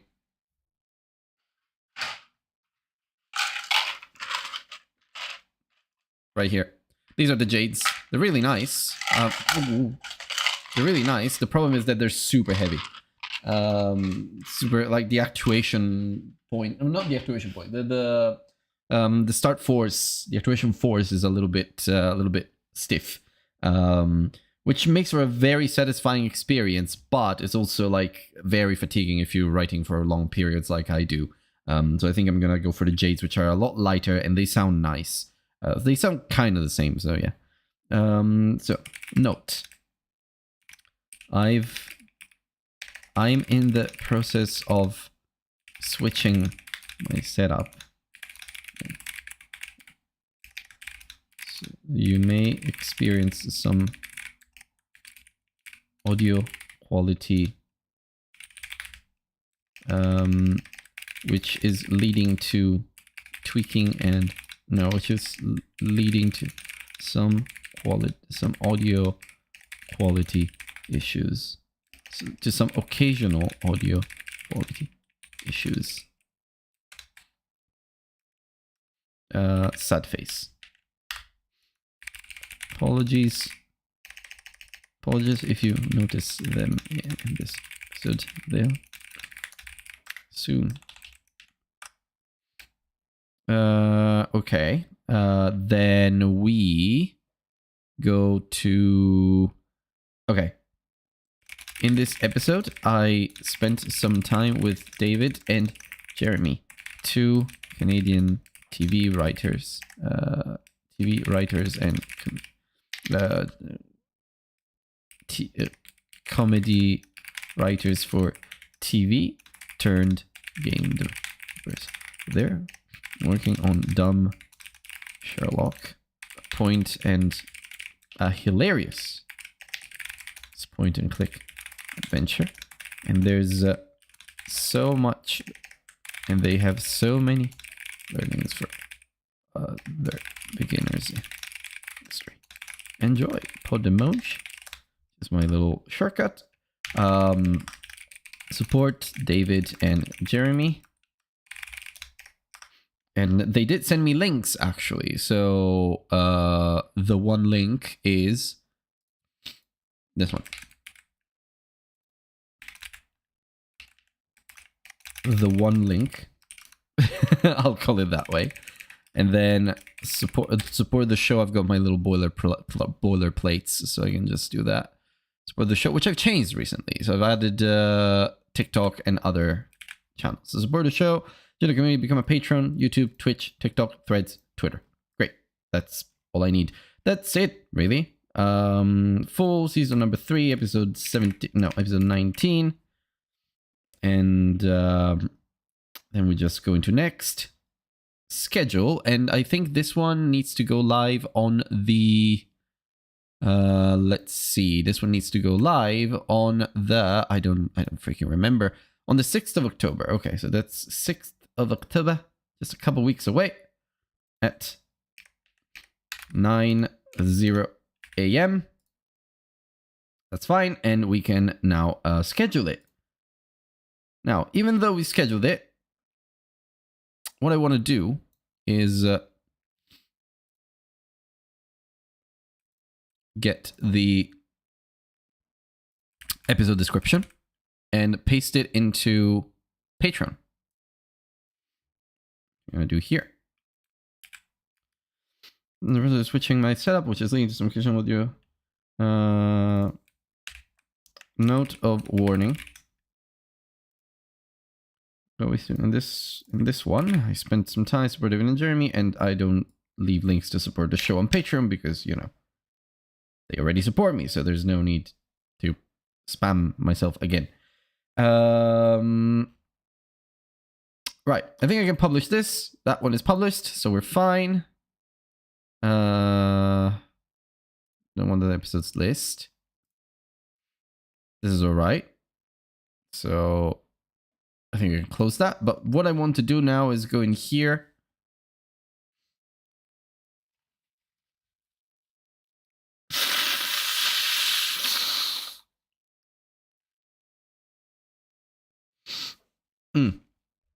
What are magic segments? Oh, they're like longer clips. What do I use them for? Oh, I'm glad that it called the underpants feature. I hope it did it in the shorts as well. Where's magic clips? In the content, I'm sure a junky game room for get silly underpants. Okay, this one. The underpants feature. I need to apply the brand. Not this one. I need to apply this one. Spacing is fine. Corner radius is fine. The subtitles are absolutely abysmal. So let me just go in here and change them into, I think last time I did these. Yeah. And I'm going to do one word. I'm going to do, yeah, Poppins is fine, but I'm going to do like extra large. Like I said, extra large. Thank you. And then the highlight color is going to be that. Okay. Let's see how it is. Anything. Underpants. Yeah, that's where I was going. Uh, Jeremy was gonna take it there. oh my god, look at my, listen to my audio here. It's just, let's put it down to 50%. Okay. There.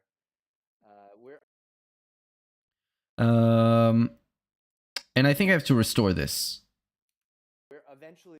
Okay. What would you say is one mechanic or something, one idea that you've implemented that you're particularly proud of in Dumb Sherlock? Dump Sherlock. Yeah, that's where I was going. Maybe 75. Take it there. We're eventually we want to have broader character customizations. You know, Dump Sherlock is supposed to be dumb Sherlock. Maybe it's how I say it, I'll be honest. Probably say the dumb Sherlock instead of dumb Sherlock. What would you say is one? I also have to delete this and delete this. What would you say is one mechanic or something, one idea? One mechanic that you've implemented. Okay. What would you say is one mechanic that you've implemented that you're particularly proud that you've implemented? Say is one mechanic that you've implemented that you're particularly proud of in Dumb Sherlock. I would say Anything. the underpants feature. Yeah, that's where I was going. I know Jeremy was going to take it there. We're eventually we want to have broader. Okay, I can delete that. You know, you can change his pose or whatever. That ties into the number of points that you've accumulated. Okay, let's do that. I will delete all of this. I need to make it like super tight. Underpants feature. Yeah, that's where I was going. I know Jeremy was going to take it there. We built. Oh, I need David to be a little bit louder though. Sorry, David. I have to be a little louder for me. Underpants feature. Yeah, that's where I was going. I know Jeremy was going to take it there. We built a kind of minimum viable version of that feature where you basically get new underpants for Dumb Sherlock. Dump Sherlock. I keep thinking it's dump. Dump.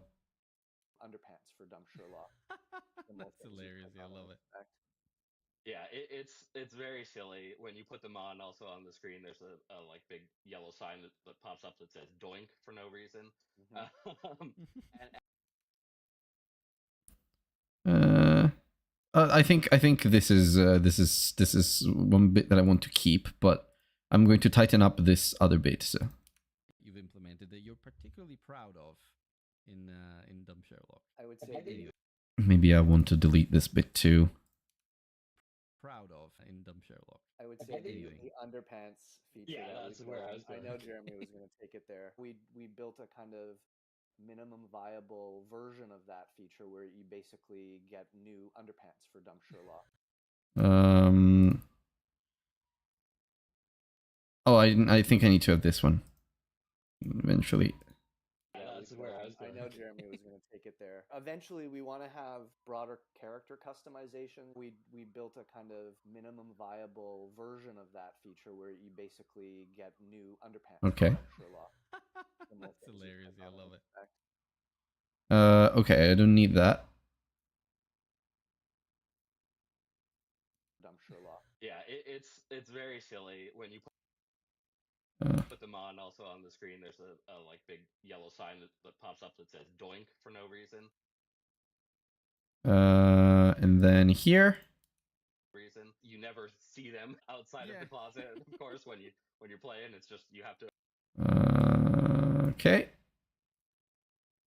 When you put them on, also on the screen, there's a like big yellow sign that pops up that says "Doink" for no reason. You never see them outside of the closet. Just you have to imagine they're under his pants. Okay, great. Yeah, I think this is fine. I think this works as a little clip, and then here from the co-creator, what I can do is, yeah, let's do that. Gonna capture images from person highlighting. No. Highlighting for an Instagram post on the silly underpants feature mentioned in the episode. Let's see. Does it have access to the transcript? I hope so. No, it doesn't. Well, I guess it does. I guess it does. No, a little bit, but I don't like the caption. It's terrible. In the nicest way possible. It's hopeful. It's awful. So I think I'm gonna keep the clip as it is. I'm going to export it right now. I'm gonna do. I don't want it in 2K and 4K. I think it's fine as it is. Normalize audio levels for Shaw. Export video, and that's a 32-second clip. I'm gonna go to the exports. I'm gonna go into buffer here, and for the 6th of October, yeah, that's right. Just okay. Can you close, please? Okay. So for the 6th of October, we're gonna go in here. 1, 2, and 3. What? Not a fan of the profile picture not showing, but all right. Who knew underpants could, I don't know. What could it be? I don't know. What could it be? AI assistant, actually, tell me. Help me write a YouTube shorts title for a clip from a game dev studio interview. The clip is focused on a silly feature in a game called Dumb Sherlock, where the player can customize the protagonist's underpants without ever seeing them. What's genius about this idea is that it parodizes, is that a word? It's a parody, I don't know, of customization systems in other games, which sometimes get excessively detailed. You also So can never see Sherlock's underpants. Let's see what it says. I suppose it uses a form of like ChatGPT. Oh my god, this is absolutely awful. Let's actually go to ChatGPT and see what it says. Might be better than this. Yeah, but maybe I don't want to open it like this. Let me just obscure the screen. Okay, no, it's fine. Opens on the right screen. Right. So let's go back into ChatGPT here and let's see what it says. Okay. ChatGPT knows me a little better than this weird buffer bot, so let's see what it comes up with.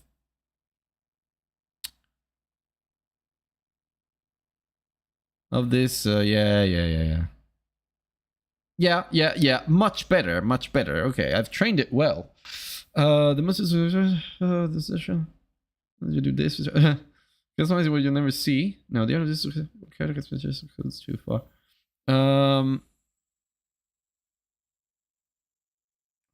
The most useless character customization ever. Hello, Quipscore. Nice to have you here. How you doing, my friend? You good? You get here at exactly the right time because I'm almost done with the episode. Probably gonna do some Rimworld later in the afternoon after lunch. So I'll probably take a break for lunch, then do maybe a couple hours on Rimworld and do everything else. But I think it's gonna be more like maybe late afternoon. I want to try and do something here because I found out that Riverside has a very neat... I'm doing okay, doing some coding. I've had a neat idea. I want to try and so far it's going. Okay, you'll tell me about that while I say this. So I've found out that Riverside has some nice and neat editing features inside its editor. So I might try and do a video version of the podcast and put it on Spotify and see how it goes. I will still keep the uncut archive for YouTube, but I think I will start making video episodes instead. Now I have to see because I feel like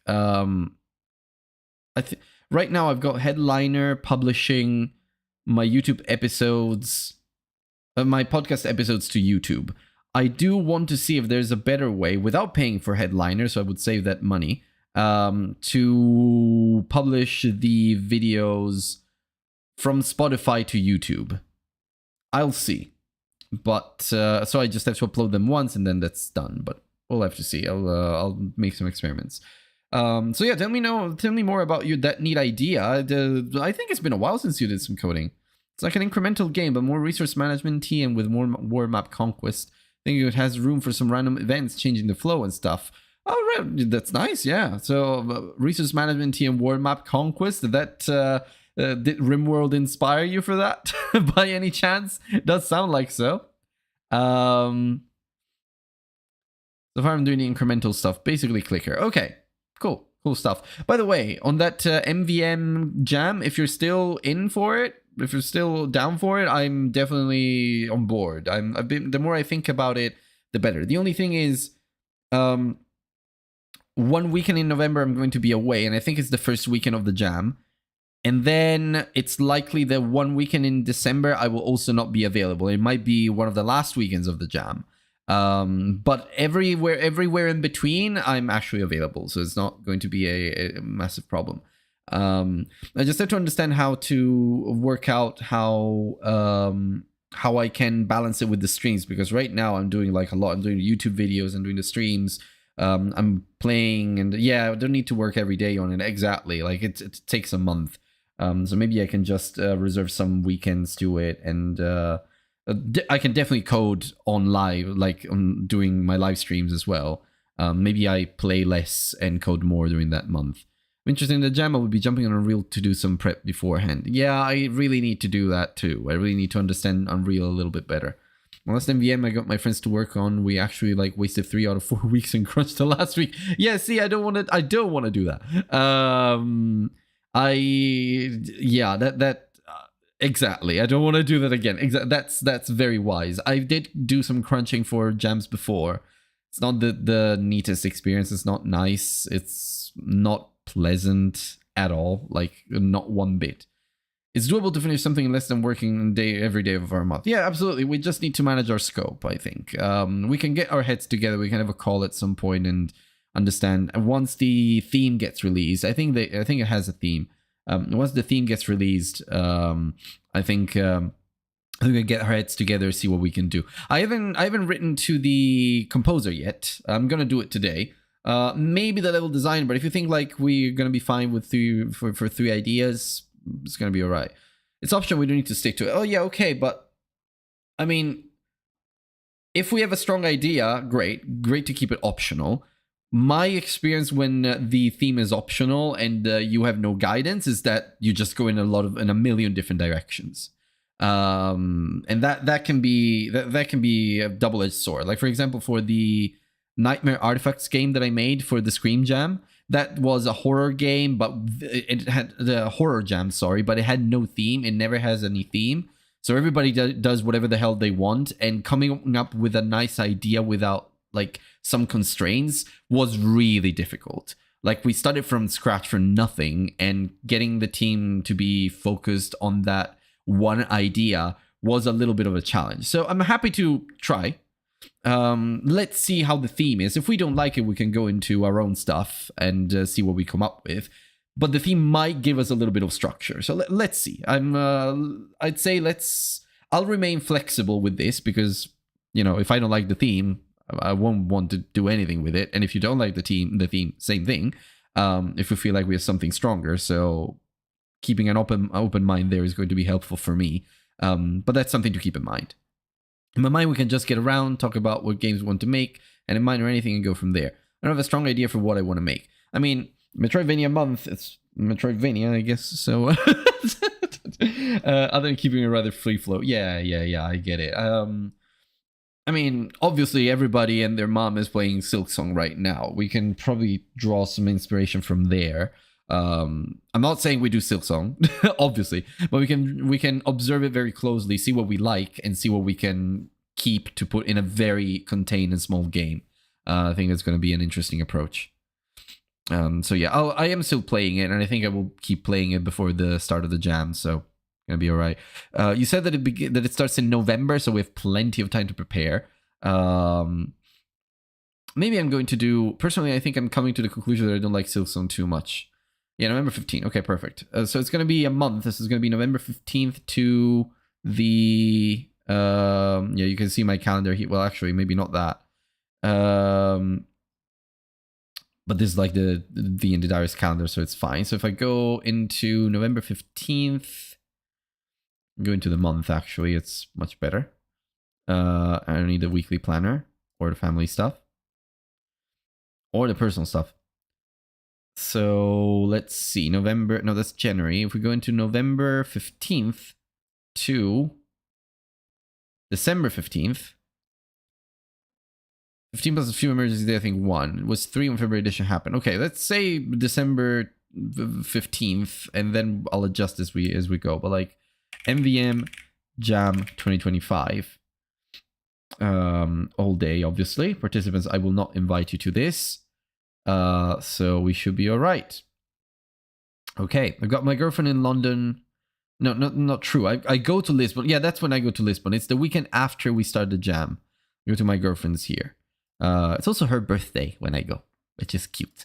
But I go to my girlfriend to Lisbon on the 21st to the 23rd. So that weekend I won't be around. But then we've got the first weekend, obviously, and then we got this 3 weeks. Not invited. Yeah, sorry. So yeah, I think it's doable. And plus there's also the weekdays and such. I will not take any holidays for this because then there's Christmas. Probably gonna take some holidays for Christmas from work. But yeah, I think we can do that. Right. So let me just re-enable everything off screen. Even though they're there forever, I guess. That's there. Weekly planner and that. Okay. What did you say? Up there. So your point is up showing my solo MVM game is pretty neat. Got it in like 2 weeks. Oh, great. Yeah.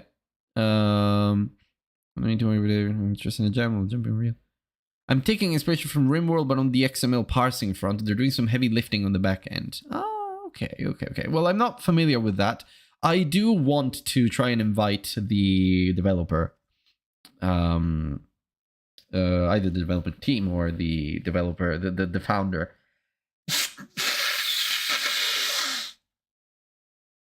on the podcast.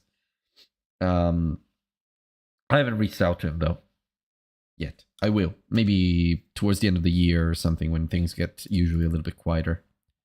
It would be very cool, yeah. And I can tell him, oh, you know, my community really loves Rimworld. I've been streaming it for a while, and I'm sure they would be thrilled to hear from you on an episode of the show. So yeah, I think that would be very, very cool indeed. So the episode is now scheduled here. I can say that. Edit, upload. Okay, schedule one clip to Spotify. You got that. So now I have to go into the boilerplates. I know that my camera is kind of jittery. Sometimes it just jump cuts for some reason. I don't know why it does that. It loves doing it. I think it's a tension issue. I don't know why, but yeah, sometimes on Mac it happens. It doesn't happen elsewhere, but it happens here. Support the show. And have we got the upload ready? The download ready? Yeah, we do. So we're just gonna get that. Drop it in here. And that's the short done. Yeah, this was completely useless. Can you think of a less...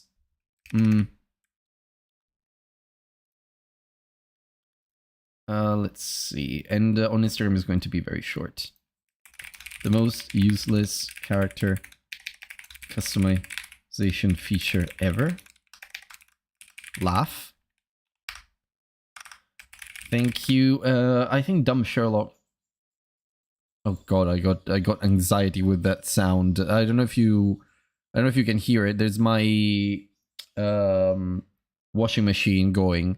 And it was kind of squeaking, and I've had problems with mice before. Not in this house, thank God, but I've had problems with mice before, and it is the most traumatizing experience.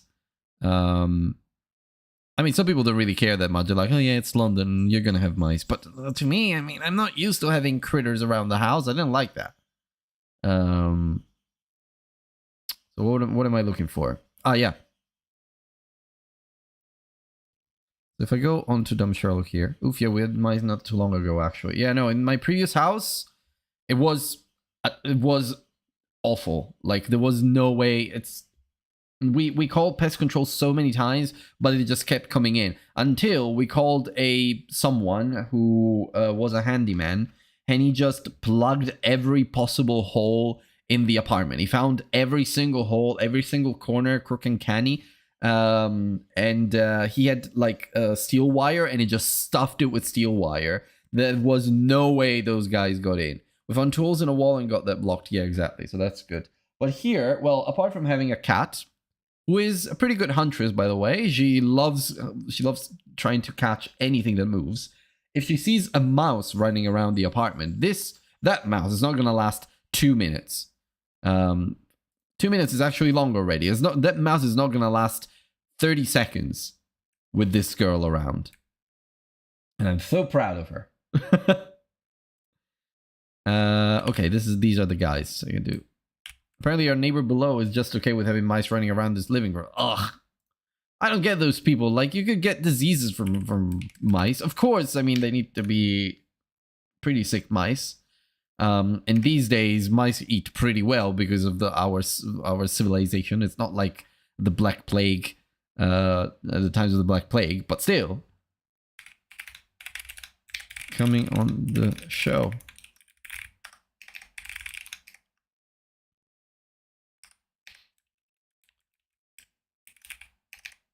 The full episode is out today on YouTube.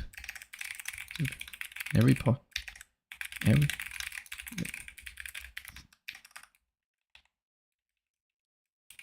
interested in more? Interested in more from these fine folks. Indie game dev, hashtag indie games, hashtag dumb Sherlock. I don't know. I don't think that's going to give me any traction. Hashtags are becoming pretty useless, by the way. Think of a more useless. Yeah.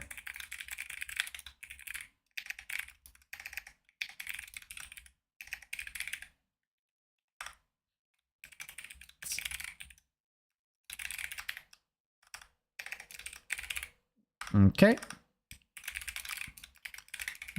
Oh yeah, wait. Threads. That's true. Full episode with David and Jeremy out now on YouTube and every podcasting. Thank you, dumb, for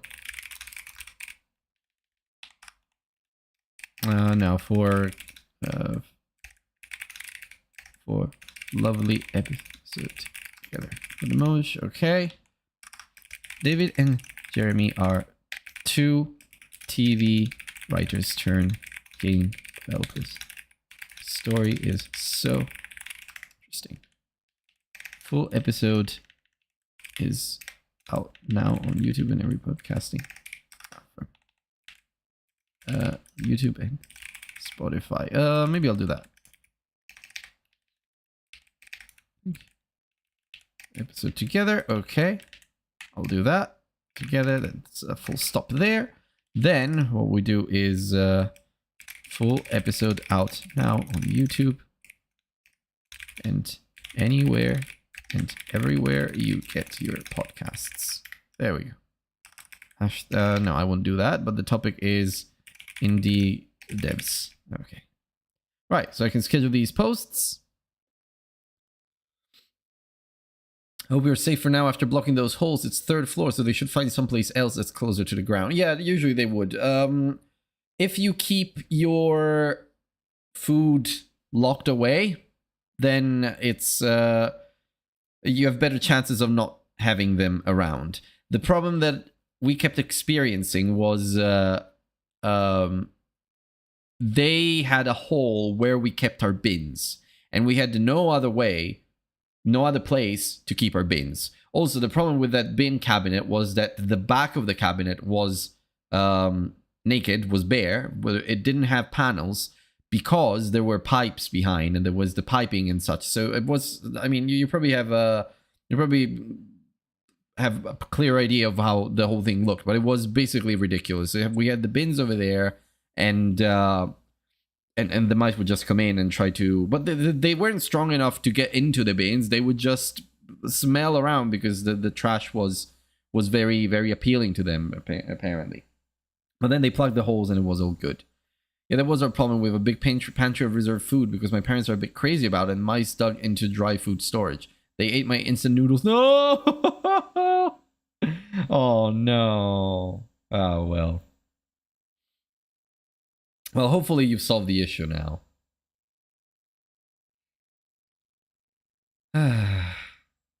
Okay, so I can now post this around 10:28 a.m. I'd say. Okay, everywhere. 10:28. Oh, damn it! Should have done it for all of them. 10:35. No, that's the short. The short I want to go later. Short is 3:22 p.m. is fine. And then the Instagram post is can go at like 8:29. Yeah, there we go. Okay.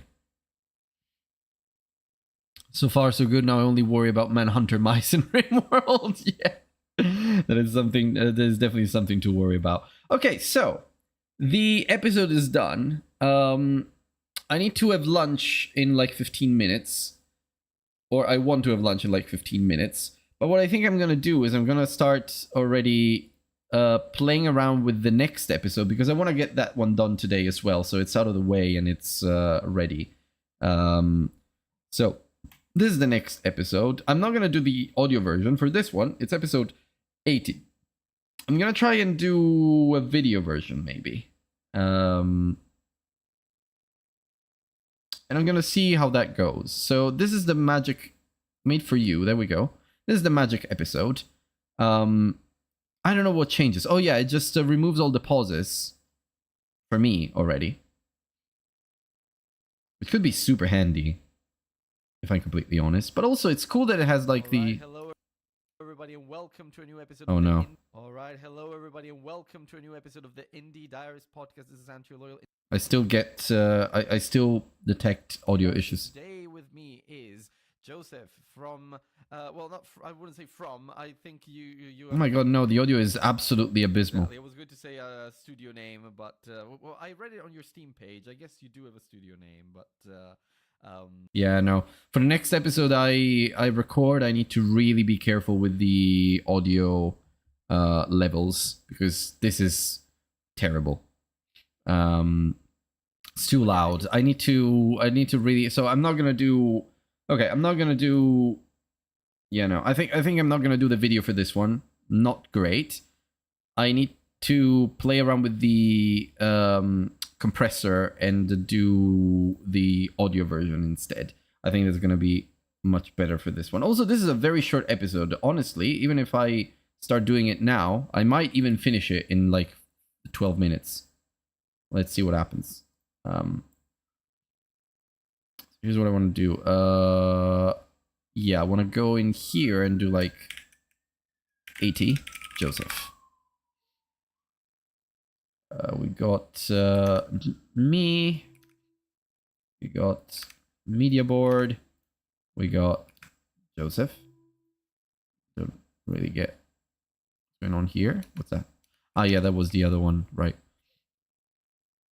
Oh, and this goes straight in the clips, which I might need later. Clips. Okay, so now we go into the template here. Joseph. 80 Joseph project. And we got our project here ready. I think has everything. Besides this, maybe. Ah, yeah, one thing that I have to do, and I don't need to redo the template for it, but one thing that I have to do is go into the template here. Oh, by the way, oh no, okay, my microphone is still working. It wasn't earlier. New audio track, I'm gonna call this prologue segment music and sound effects. I'll do prologue music and sound effects, put it all the way at the bottom, under the main theme. And I will change the scissors tool, this one to be the scissors tool. I think that does it. And if I redo it, after all, I'm going to redo it. 80, it's going to be Joseph project. I'm going to open this. It should have everything as intended. Yes, finally. Okay, good. So guest is Joseph. Tracks can be a little taller. And I can just simply drop myself. Oh, look at how short this episode is. That's amazing. And I can just move this one here too, by the way. Oh, my washing machine is done. Joseph goes there, and the media board sounds goes there too. There must be a way to snap.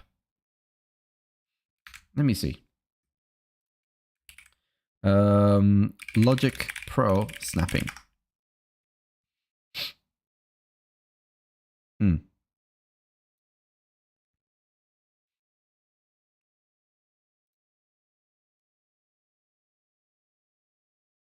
Oh, snap to grid. Okay. And Logic Pro will snap pop up in the tracks area menu bar. Oh, okay, great. It's in track. Snap. Snap, snap, snap, snap, snap. Snap. Okay. No, wait. Snap. Snap, snap, snap, snap. No. Okay, who cares? Whatever. Oh yeah, here. Snap, smart. Bar, beat. Division, ticks, frames, quarter symbols. Snap regions to absolute value to relative value. Snap to grid. Snap. This is smart, but it doesn't seem very smart, I'll be honest.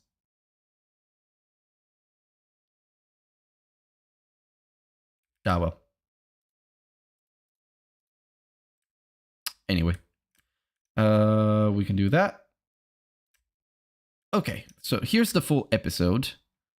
And as usual, we just have to play around with the main theme a little bit. Well, not play around with the main theme. I think we're good. Oh, what's that? Oh, no, right. Remove the automations for now. Okay. And I have to make sure that my track is very well aligned as well as this. Yeah, this is all right. But Everybody, and welcome to a new episode of the Indie Diary this audio is even worse than the other one. Let me just put a big compressor here and hopefully that sorts it out.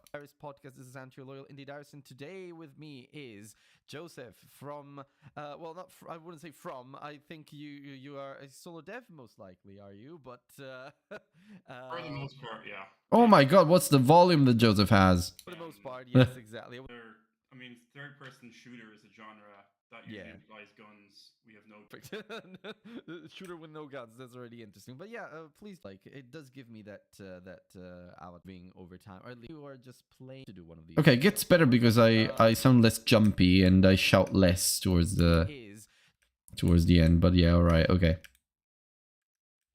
Right, okay. So that's a good start. What I'm gonna do is now here. This is where the intro dips. So I'm going to yeah. What's the problem? Oh, here. Yeah, that's something I have to do in the template as well. I have to remember, otherwise it's not going to work. Let me just do one thing, because otherwise the washing machine is going to keep beeping.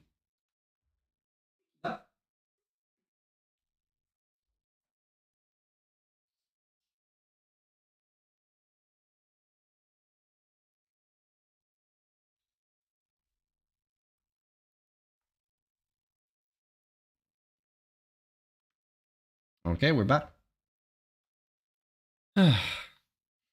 Yeah, how's, by the way, Quickscore, how's your medieval caveman society going? Do you having any issues so far? Anything interesting happened?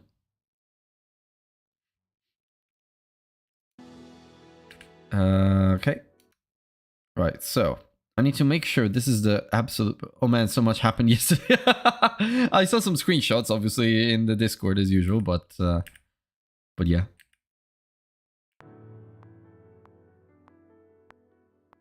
All right, hello everybody, and welcome to a new episode of the Indie Diarist podcast. This is Indie Diary number 80 with Joseph, the solo developers behind Etherfall, which is a massively ambitious game and definitely tailored after the or designed after the games that he loves to play.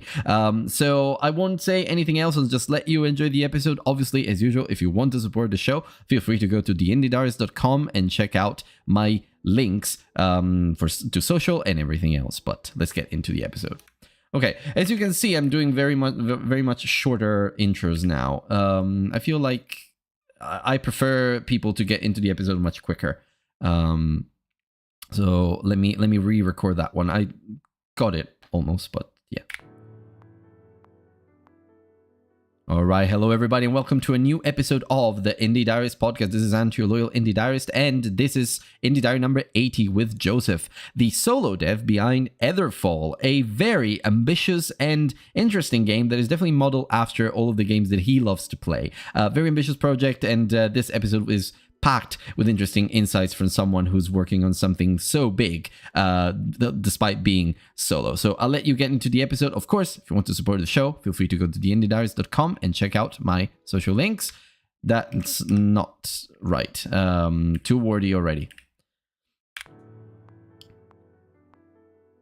All right, hello everybody, and welcome to a new episode of the Indie Diaries podcast. This is Ant, your loyal Indie Diarist, and this is Indie Diary number 80 with Joseph, the solo dev behind Etherfall, a very ambitious game modeled after the huge multiplayer, massive multiplayer online games that he loves to play. There's a lot to learn from this episode, so I'll just let you get to it. Unfortunately, I wasn't quite able to sort my audio issues for this episode yet, but I'm getting there. Hopefully, by the next one, everything will be better. And as usual, if you want to support the show, feel free to go to theindiediaries.com and check out my links.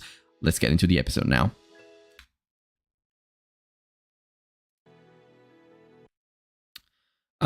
He lost.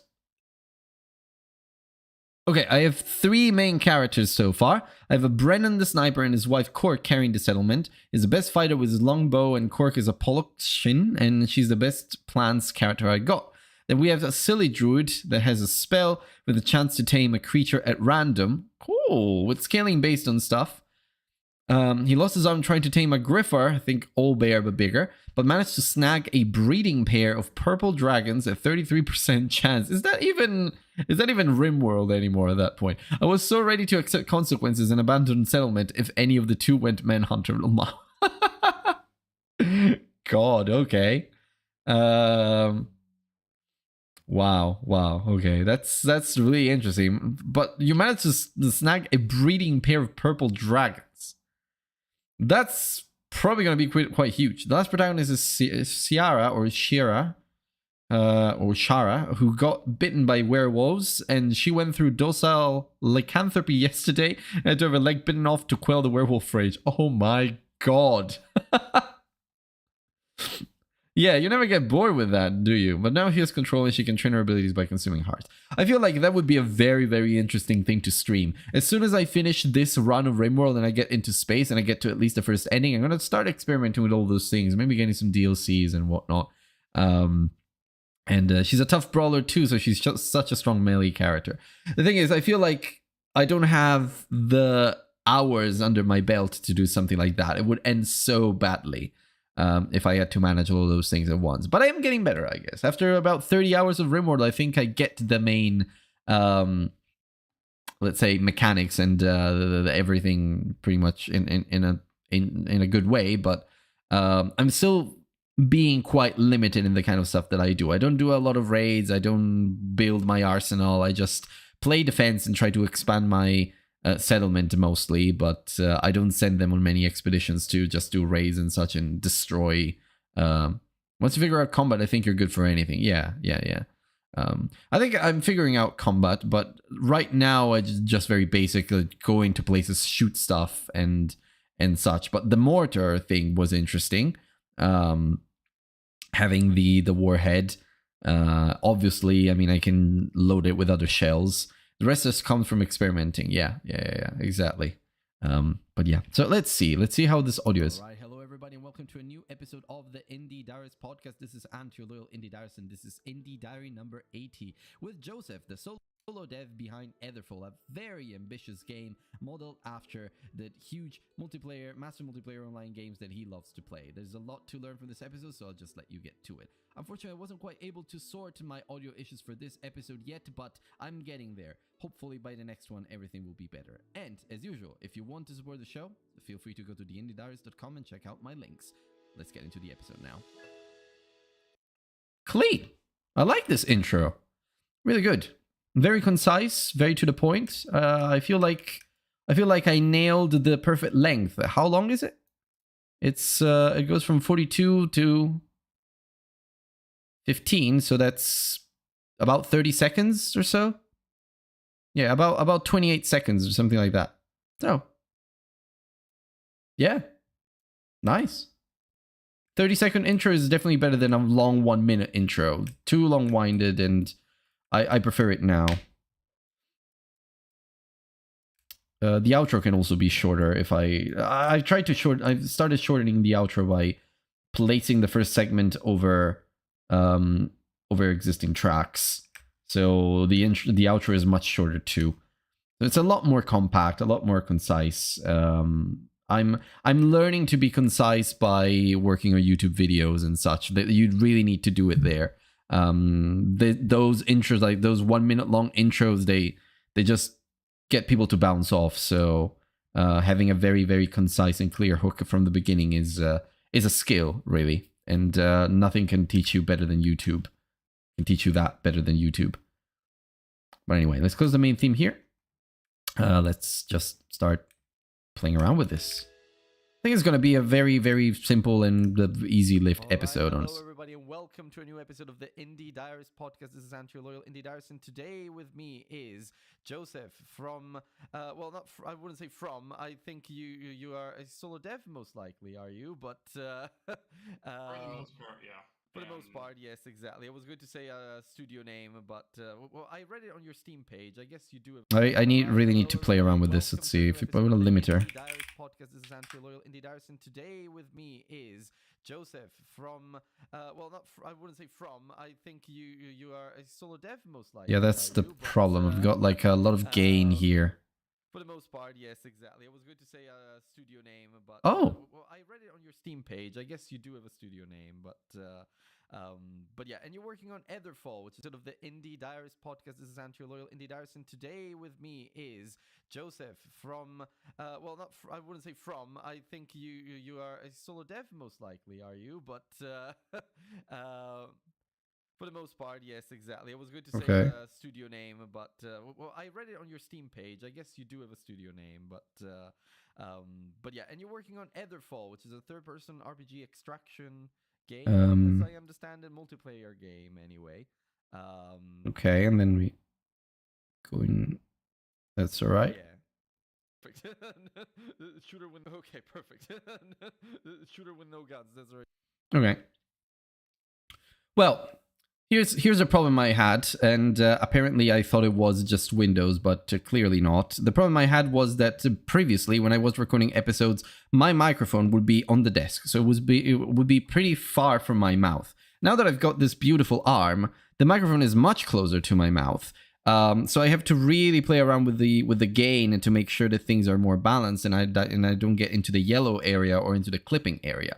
The problem is that this microphone is so sensitive. To not get into the clipping area, I would have to do this.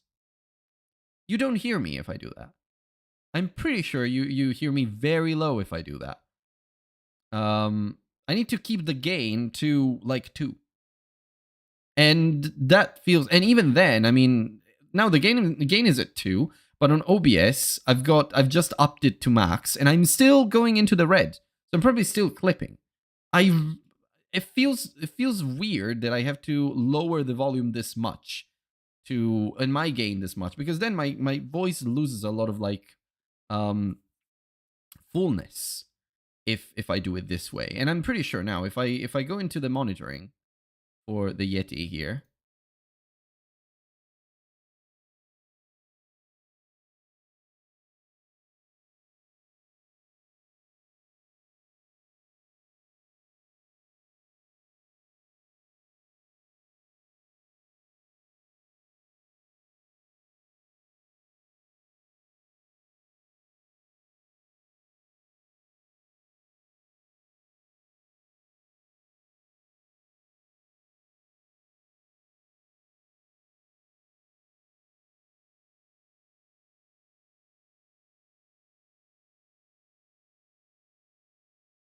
rip sound. What do you mean? Oh yeah, because maybe you were hearing it double. Oh, there we go. Okay. Yeah, because I was doing the monitoring. Oh yeah, because you were hearing desktop audio as well. But yeah, basically, I'm having this issue with this microphone. Oh, there was nothing void. Oh, all right, okay. Oh. Monitor and output. Monitor only mute output. Okay, I don't know. Maybe when I was doing the monitoring, it was just going weird. But yeah, so the issue I'm having is that if I lower the volume, my voice becomes much less full. If I raise the volume, I start clipping. And I haven't found a sweet spot, because obviously my voice goes in a lot of different like peaks. It goes low, then it goes high, then for the most part I might maybe not shout, but I might do like surprise reactions when I'm playing. So I don't know if it's a problem with the microphone or if it's a problem with my setup, which I don't think, because I've put a lot of compressors and such, and my microphone doesn't. My microphone clips a little bit. All the same. So I'm thinking maybe I should change my microphone. The Yeti X is nice to start, but I think I need something better. After a certain point, I'm probably going to have to change it to a better microphone that it kind of is a lot more balanced than this. Because this is a USB microphone. I think it has issues because of that. But yeah, when I do like clips on social, sometimes the microphone is absolutely terrible. And it's painful to watch and listen to. But anyway, right now I've got my gain at like 4. I think it's 40%. And it's too loud for OBS. Let me just do monitoring again. You're probably not going to hear me. So give me a second.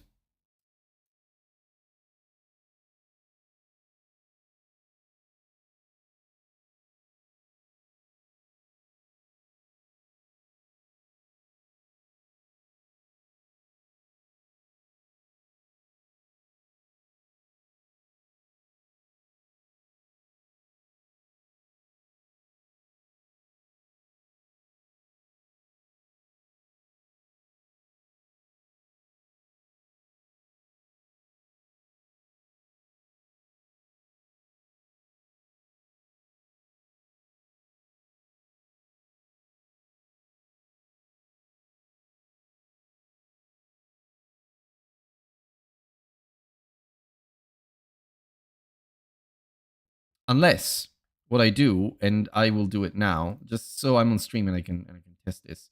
I deactivate everything. I deactivate Blue Voice. I don't use it anymore. I just rely on the sheer microphone, on the sheer power of the microphone. I don't know what this is going to sound like, but this way I don't have Blue Voice controlling my microphone anymore and adding some post-processing and such. I'll try the output again.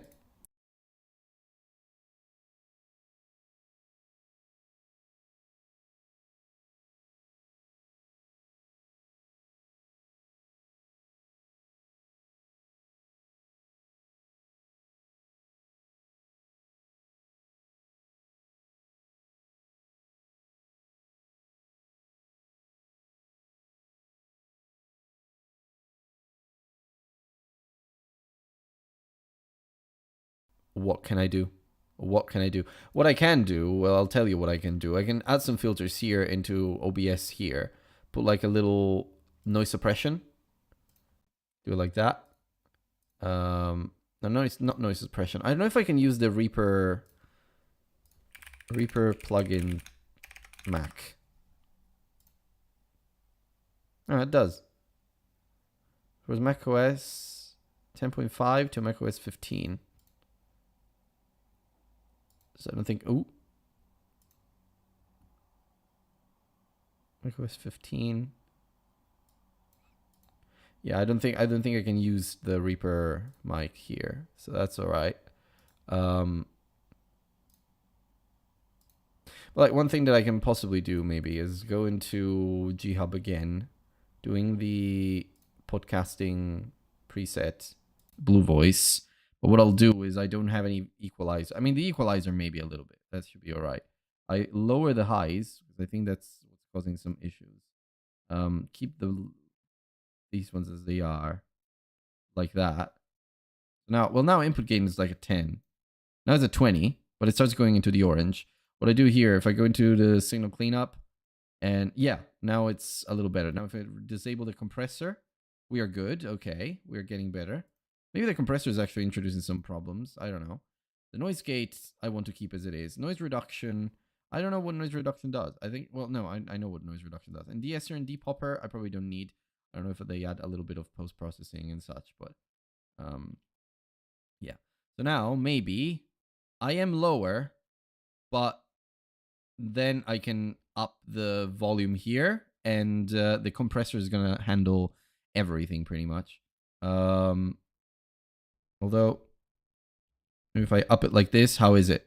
I go in the yellow, but if I activate the compressor and go into, oh wait, huh?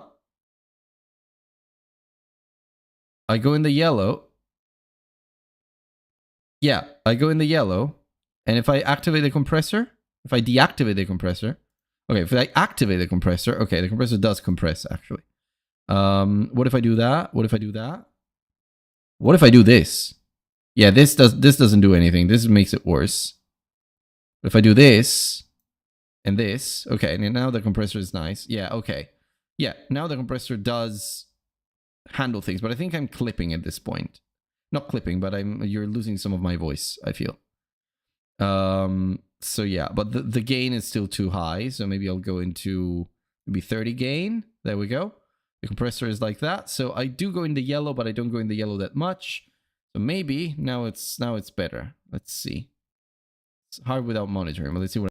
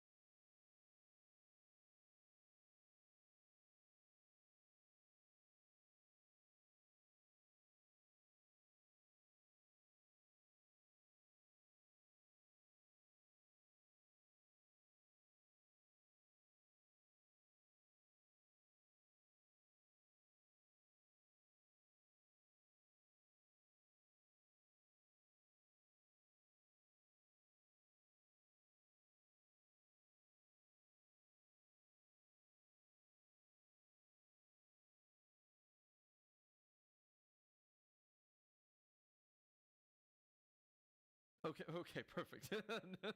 Shooter with no guns. That's already.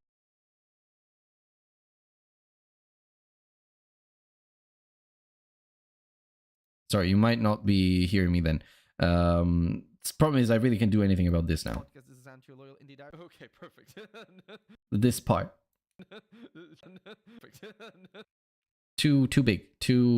It distorts. It doesn't even clip. It distorts. So it's but I don't know. I have to look into it, but I'm no sound engineer. Even though I'm no sound engineer, it's really I've been trying to fix this for ages. I have no idea what is causing it.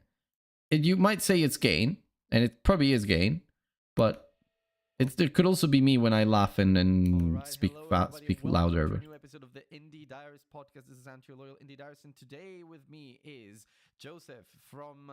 Well, not I wouldn't say from. I think you are. Maybe if I sort do of, here. most likely are you? But For the most part, yeah. for the most part, yes, exactly. I was going to say a studio name, but Okay, a little bit I read less it on your gay. Steam page. I guess you do have a studio name, but Okay, the equalizer is getting rid of it. yeah, and you're working on Etherfall, which is a third-person RPG extraction game, as I understand it, multiplayer game anyway. Yes, multiplayer. I mean, third-person shooter. Okay, I think I fixed it a little bit by lowering some of these. Guns, but yeah. Okay, perfect. Shooter with no guns, that's already interesting. But yeah, okay, perfect. Shooter with no guns, that's already interesting. But yeah, please, Joseph, say a few things about yourself, what you do, where you're based, and a few more things about Etherfall if you want. Yeah, so my name is Joseph McCormick. A little bit more bass here on my voice. There we go. If I lower that one a little, lower the high frequencies. Very ambitious project, which is not a smart thing to do for your first project. Okay. I've made some small things, but an all conventional. It's a very ambitious project, which is not a smart thing to do for your first. I tried it, and for me personally, Okay. I picked the game that I want to play, which is a large and ambitious project. Which is the flip side of the coin usually. People say do a small game, but do the game that you want to play. So yeah, I guess I like to play fun, large, interesting games, so that's what I have to. Shooter with no guns, that's already interesting. But yeah, please, Joseph, first.com and check out my links. Let's get into the episode now. This is better though. Right, hello everybody, and welcome to a new episode of the Indie Diaries podcast. This is Anti Loyal Indie Diaries. Which is the flip side of the coin usually. People say do a small game, but do the game that you want to play. So yeah, I guess I like to play fun, large, interesting games, so that's what I have to do. I think what I want to do here is add a little automation on the limiter gain or output level, even not the gain. Limiter output level. Let's see what we can do here. Which is a large and ambitious project. Which is the flip side of the coin usually. People say do a small game, but do the game that you want to play. So yeah, I guess I I like to, Second is the flip side of the coin. Okay. Usually, people say do a small game, but do the game that you want to play. So yeah, I guess. I like to play fun, large, interesting games. So that's just what I have to do. Yeah. No, not that. It's an extraction shooter. Takes place Maybe just the after volume, a you know, meteor just the hits volume Earth, should be alright. which has destroyed Right. all electricity. Personally, I had to make the game that I want to play. Which is the second is the flip side of the coin. Usually, people say do a small game, but do the game that you want to play. So yeah, I guess. I like Okay. to do for your first project. I've made some small things. Shooter with no guns. That's already into. Which is the second is the flip side of the coin. Usually, people say do. Okay, or I could do it this way as well. So yeah, I guess. I like to play fun, large, The interesting EQ games, so master that's what I gain. have to do. Yeah. It's an extraction shooter. Okay. Takes place after a meteor. But this is gonna kill my. Which is the second is the flip Yeah, side. ear of the rape, coin. sorry. People say do a small game, but do the game that you want to play. So yeah, I guess. I like to play large and ambitious projects. Okay. Which is the second is the flip side of the coin. Usually, people say do a small game, but do. Of the kind of the lore and the direction. That's what I have to do. Yeah. An extraction shooter. Takes place after electricity. It's brought magic to Earth essentially. There's a lot of there's a lot of silences here, but that's alright. They're struggling to survive, and they've also gained mental abilities, which they use martial arts to kind of create these moves. Airbender is a huge of the kind of the lore and the. What I find interesting about Etherfall is that you know, as you mentioned on your website is there. So yeah, but we're gonna have more chances to talk about Etherfall section, which is a little bit of an icebreaker to get to know you a little bit better, and also for listeners to know a little bit more about you from the start. So as you know, I'm going to start a little timer, which is about 60 seconds long, and I'm going to ask you as many questions as I possibly can in those 60 seconds. And the only thing I ask you is to answer as Chris. So, are you ready for this Alright, I'll do that. segment, which also, by the way, includes music, and you will hear it live as I possibly can in those 60 seconds. And the only so, are you ready for Okay, this little let's see if prologue we do segment, that. which also, by the way, includes music, and you will can in those 60 seconds. So, are you ready for this little prologue segment, which all 60 seconds? So, are you ready for this little prologue segment, which all 60 seconds? So, are you ready for this little prologue segment, which also, by the way, includes music, and you will hear it live Okay, it's exciting. Yeah. seconds. So, are you ready for this little prologue segment, which Okay, let's see. 60 seconds? So, are you ready for this no, I little wanna do prologue that. segment, which also, by the way, includes seconds? So, are you ready for Okay. this little prologue segment, which also, by the way, includes music? Okay. And you will hear it live. Okay, it's exciting. Yeah, I hope I'm ready. Let's see how it goes. Okay, perfect. So, Hope I'm I'm going to ready. start the music and ask the is, what's the first game you ever fell in love with? First game I ever fell in Okay. love with, probably Duke Nukem 3D. Nice. Okay. If you could play, everyone needs to play. I play very few games. I can't. Oh, no, this I like the MMO. needs to be a lot lower. Unique. Okay. That qualifies, yeah. Now, pitch your game in one sentence. 3D. Nice. Okay. If you could play only one genre for the rest of your life, what would it be? I think I know the One answer. genre. Uh-huh. Role-playing games. All right, perfect. Yeah. What's the most underrated game everyone needs to play? I play very few games lately, so I can't answer. I like the MMO Tibia. I think it's a really unique. Tibia. I've never heard of Tibia, but okay. That's your game in one sentence. This one threw him off. Oh, one sentence is tough. You know, I've got it down to like 200 characters or so. I don't have it off the top of my head, but let's say we can skip this elemental for now. combat and martial arts in a modern setting. Okay, oh, that's perfect. What's your guilty pleasure games? My head, but let's say elemental combat and martial arts in a modern setting. Okay, oh, that's perfect. What's your guilty pleasure game? Something you love but know isn't perfect. Well, the classic would be Call of Duty. Dota 2 is my second guilty Okay. pleasure. A lot of people say that. Yeah. And lastly, if you could be a game character for a day, who would you be? Master Chief. Okay, great. Yeah, well, actually, we ran through all of them with just, I guess we were just 3 seconds over. That's not too bad. Tripped you up with the pitch your game in one sentence question. I suppose you were not expecting that one at all. Yeah, Sorry one about sentence that. is tough. One sentence is usually very tough, but I think you did a good job there. I mean, it's clearly a game about martial arts that fused with elemental powers in a post-apocalyptic world, and your website does put it very concisely. I think it's a very nice hook.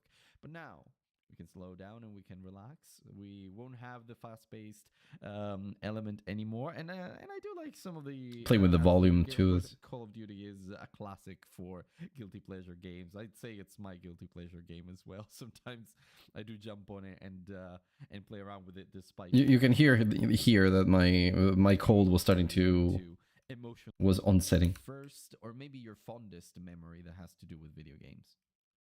I'm so hungry. I should probably eat. But this is a very short episode, though, as you can see. We're already almost halfway through, so I'm just gonna power through it, and then we'll go. Games in the house. Uh-huh. You can do the best. Mm-hmm. So yeah, definitely memories with playing with others, especially my family, are the fondest.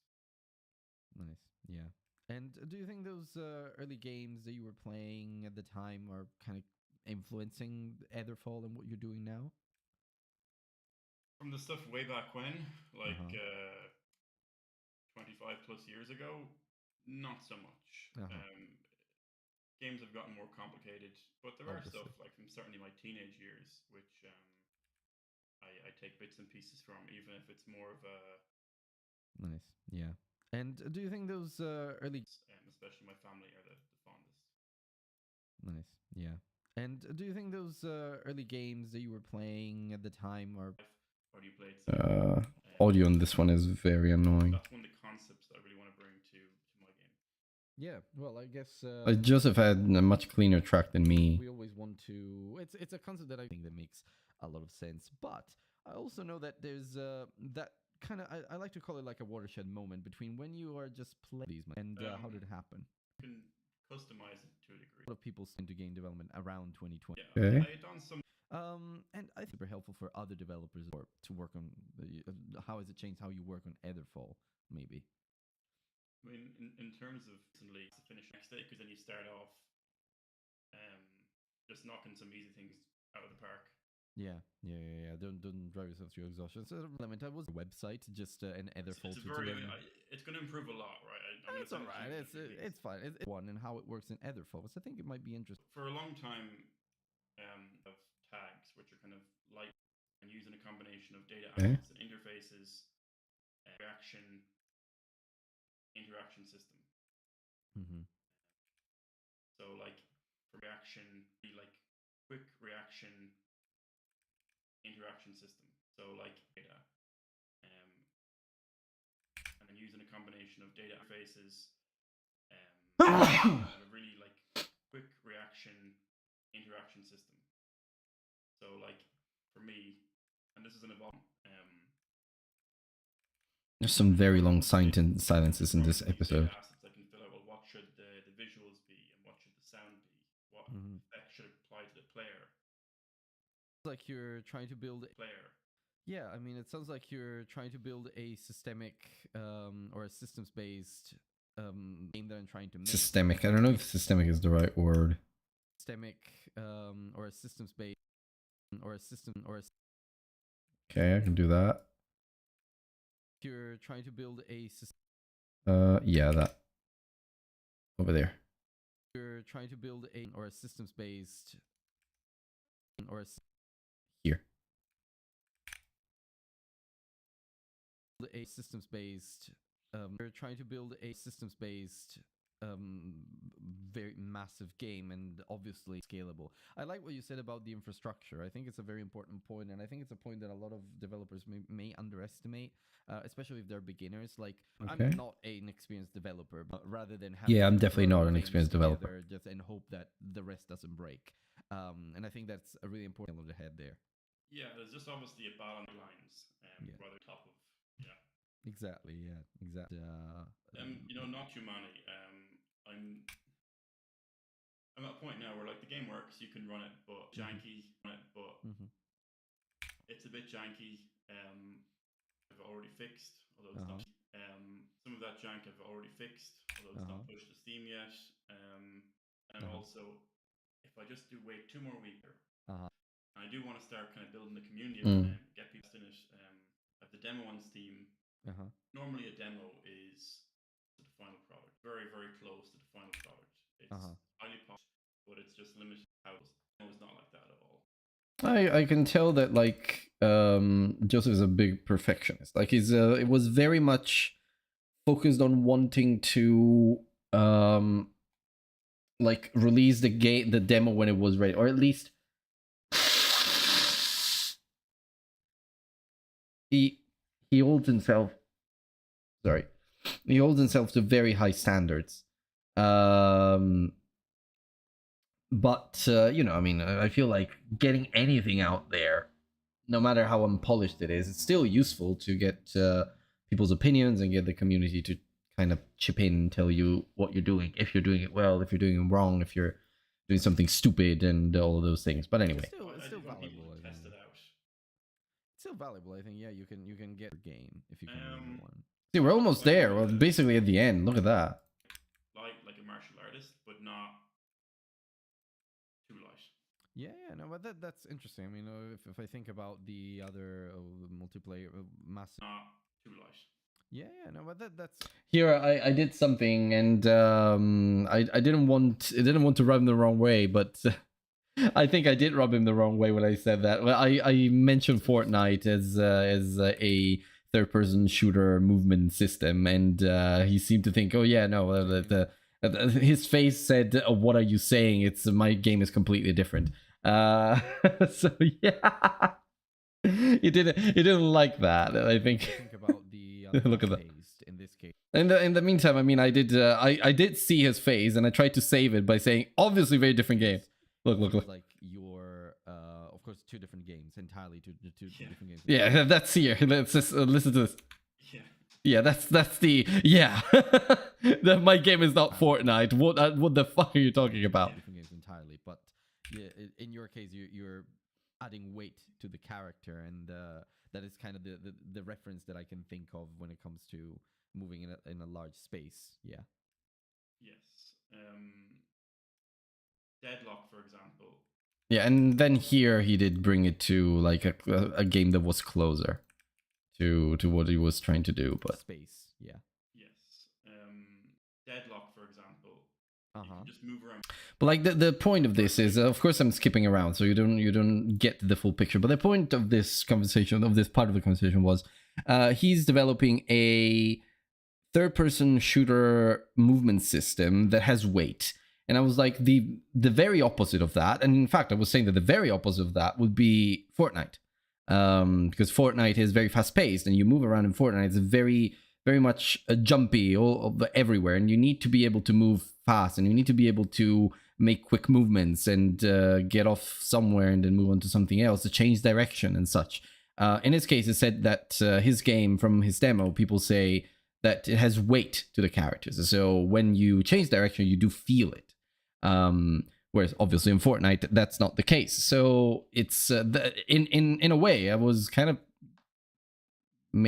giving him a compliment, but I don't think it came across that way. Very reactive, and that's kind of the nature of the game because Now, of course, it didn't say anything. It didn't complain. It didn't say, "Oh yeah, actually, it's not like Fortnite."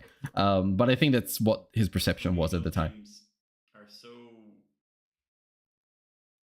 like you really need to take 10 Adderall, and it's so clicky, and you're moving around. I wanted something slightly slower paced, Yeah. but still very much about the action. Nice. Yeah. It's Players should have a chance time to kill, and now you're dead. yeah. So just that makes sense. That makes- Exactly, yeah. especially in a complex system like yours, where you so Yeah, that's you've got a toolkit as a player that I want to be there and experience. yeah. No, and In that Fortnite, makes a when lot you of die, sense. you're like, okay, I go again. Yeah, and that makes a lot of sense. And well, so that's nice. A mechanic that you're particularly proud of in Etherfall. Interaction. Well, there's obviously just the whole interaction. Fall. Well, there's obviously just the whole interaction system. Yeah. Okay, we're getting there. How 30 minutes to edit a full episode. That's not bad. And even less than that. I think it's going to take me about 20 minutes to get the whole thing. focused on Maybe I won't do the is- clips. We'll see. If I get at 2 p.m. and, well, no, actually, I'm going to be done in the next, I don't know, 3 minutes maybe with this. I'll do the outro, and then I can also do the clips. And actually, I can do the full episode. Done. basically don't need to do anything else. I've got another episode scheduled for the recording date is on October 3rd.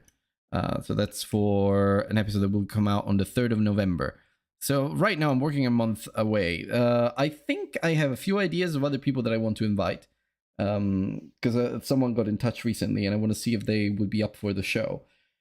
But we'll see. But basically, I should hopefully have episodes until the end of the year. The one thing that I might want to do is maybe do a bonus episode for Christmas. I still don't know what it is, but I might do a bonus episode for Christmas instead of a regular one and close the year without having to do an interview. Or open the year without having to edit an interview over the Christmas period. Because I know that, no one's going to be available in December, so I'm not going to be able to record anything. In January, things are going to start happening again, but we'll see. So yeah. Anyway, there's really no scarcity of developers online. There's new ones being born every year, basically. So I have an endless reserve of people to interview. Logical. Also, I've only interviewed 80 people, like compared to the hundreds out there. Transformations, but also thousands. We try and limit the fakery. Everything in video. Problem is always finding them. Because yeah. It's fake, right? It's all smoke and mirrors. If you have an interaction, let's say fireball, the art one now. In fact, maybe I should ask in the Discord server towards the end of the year, who would you want to see on the show? As actual names. Usually Panda gives me some really interesting names, which are definitely out of my reach. Because I'm not going to invite Jonathan Blow. First of all, because he sympathizes for Musk. But yeah, and hi if you're listening, Jonathan. But I think you're all over the place. The base effect. Mm-hmm. Okay. Yeah, no, that sounds very cool and like with each other and just affect. Yeah, give me a second. Actually, I want to see in terms of clips. What have I got?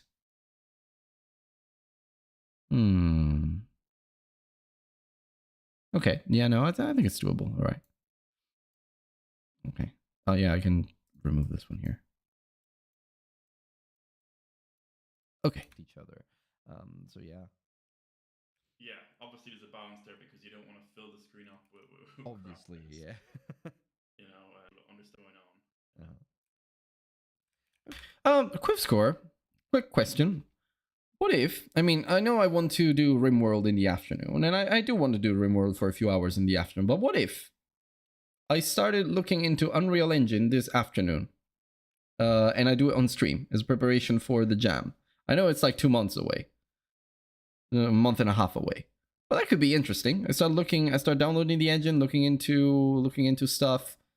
But personally, I would very much love to do another game in Godot because that's the engine that I've been loving so far the most out of the ones that I tried. But to be fair, yeah, I won't download it on stream. And I've got a 900 megabits per second. So I think even though it's pretty big, I might be okay. But yeah, it could be all right. I will download it off stream because I will go to lunch now and then I will start again. I have to switch computer anyway because this is my Mac and I don't have like my whole setup is on Windows basically. Even Rimworld I can play it here, so I have to go off stream and then go on stream again. But I'll do it in the afternoon. But yeah, it could be an interesting thing. And maybe Panda. I don't know if Panda has used Unreal Engine before. I know he loves Godot just as much as me. But honestly, I've only tried Unity and Godot. So maybe I will love Unreal Engine. Who knows? The only problem I have is that my C++ is close to zero. Like my C++ skills are close to zero. Well, not really, because it's basically an expansion of C. So I should be able to work it out. But it will be painful. For those watching. But C++ is... I never coded anything in C++. I don't know how it works. I've done plenty of coding in C for the coding course that I was doing, but that I did a few years ago now. But most of the work will be in blueprints anyway. Oh, really? Okay. Well, I don't know the blueprint system, for example, so that's something I can explore this afternoon. But yeah, it might be cool. Yeah, I'll do that. There are also other engines that I might want to try in the future, like Game Makers and the Game Maker and whatever others, but You only whip out C++ for heavy math stuff. Oh god, no. Oh no. No, but yeah, I mean, it makes sense. Me neither. You only whip out C++ for heavy math. Well, okay. But yeah, I guess. Heavy math stuff like, oh my god, yeah, like calculations and whatnot. I'm going to rely heavily on ChatGPT this afternoon, I feel like. There won't be much in Metroidvania, I'm afraid. Heavy maths, you mean?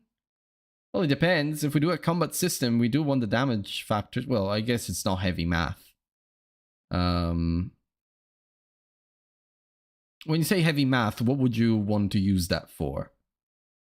Not in Metroidvania, just in general. Like, think of a context. We're near the end, but I have just a couple more questions. Like platforming. I guess you don't need heavy math for platforming. I would assume Unreal Engine has some sort of like ways to, of quick ways to make jumps. Heavy math may be more advanced. You mean big systems are more for C++. Okay. Gameplay ability system. Which we might use. Like, for a Metroidvania, we do want inventories of sorts. I don't know what else. I mean, do we want to have an inventory? Do we want to... We will have to have, like, gating skills, obviously. The basics of Metroidvania. And the interconnected map, and the exploration, and such. I wouldn't mind... Well, obviously we need a map. But I wouldn't mind having a map that... that updates as we go. That's the beauty of doing an explorable Metroidvania. That's what I like about an explorable Metroidvania, having the map that updates as we go. And what I love, I don't know how it's coded, but I do love that the feature that the map updates when you sit at a bench in Hollow Knight and Silksong. I think that's really good. Because it gets you exploring. It's like it gives you micro challenges because yeah. So obviously we won't be able to code it the same way, but if we do something similar, might be a good little feature inspired by Hollow Knight that I'm not sure a lot of other Metroidvanias do it that way. Like Bloodstained, I think it doesn't. I think you just reveal the map as you go. Blasphemous is the same. You reveal the map as you go from my memory. On Hollow Knight, you buy the maps and then you fill them. But yeah, it'd be interesting to have like an area of the map and then. But now that's an entirely different thing. Obviously, like that's why I think a level designer would be useful. But we'll see. For you, and right now we are entering the more introspective part of the episode, which is about reflecting, about thinking back, but also you're a game developer. What is it that drives you forward? I'm a game developer because I love games, and I want to make the best possible game. Yeah, I think I have an interesting game to make. Like on a deeper level, I think if you have your responsibility to create. This is an interesting point, actually. He mentioned if you have the creative spirit, if you have the creative instinct, it's your responsibility to create, as if you have a duty as a person who is creative naturally to make things. It's not. I don't think I've seen anyone ever put it that way to me before.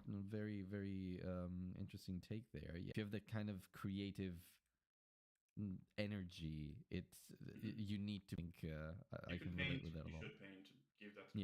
If you can paint, you should paint. In my case, if you can write, you should write, I suppose. What is it that drives you forward?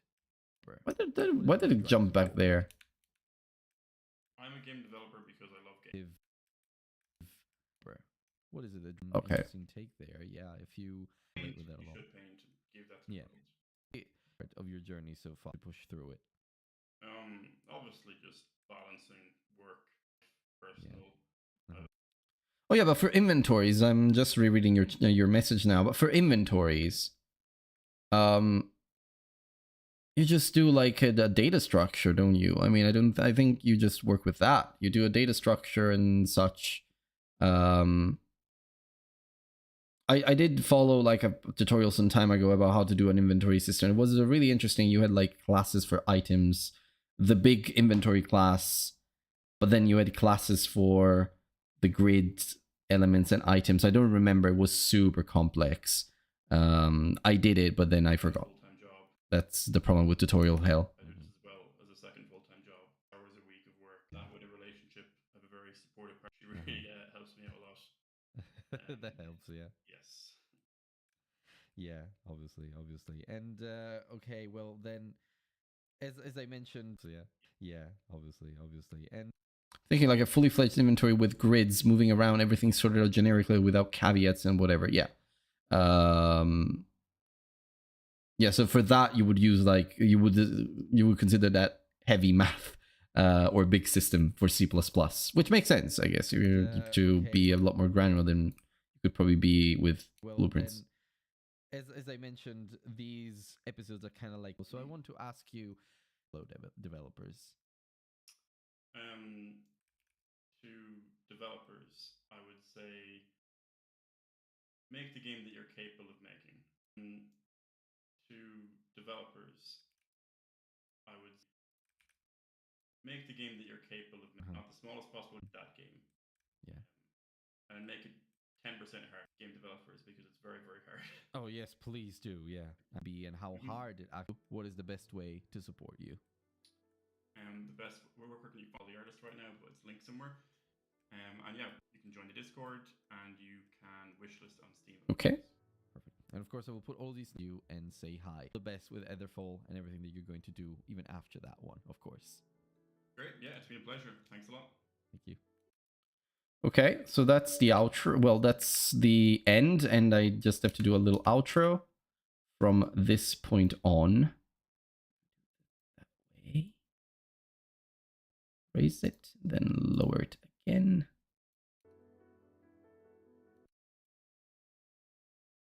Thank you. Okay, now maybe a little bit before then. Thank you.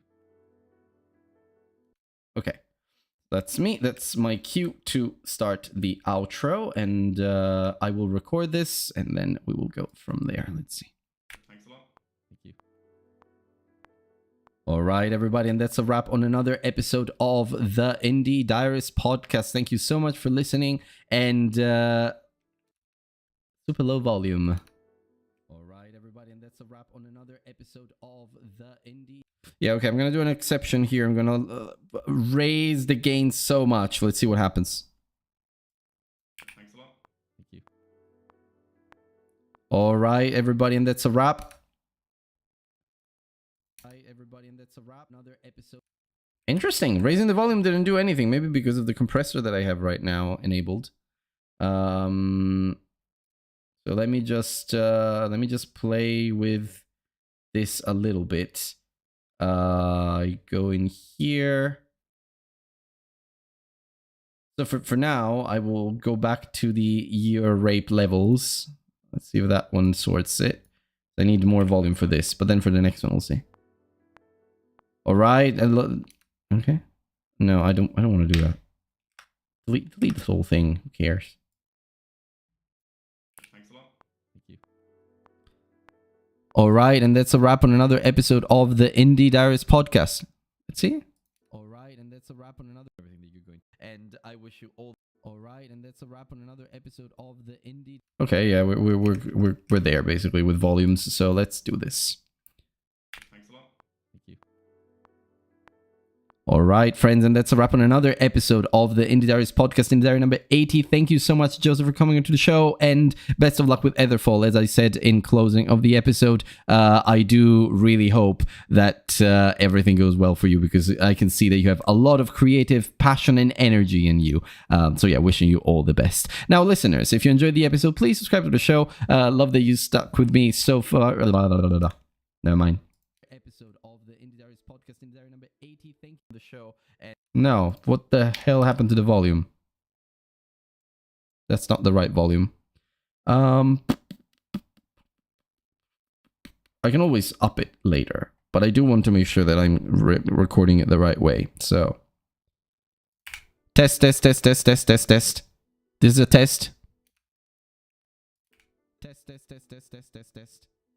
test. Okay, that's fine.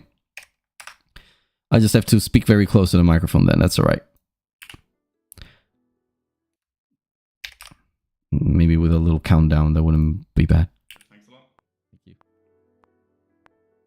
All right, everybody, and that's a wrap on another episode of the Indie Diaries podcast. This is Indie Diary number 80. Thank you so much for listening through to the end. I know that is not something to underestimate. I think that's right. All right, everybody, and that's a wrap. And I wish you all the best for and what you're doing in general. All right, everybody, and that's... Yeah, okay, that's fine. I can live with that. Thanks a lot. Thank you.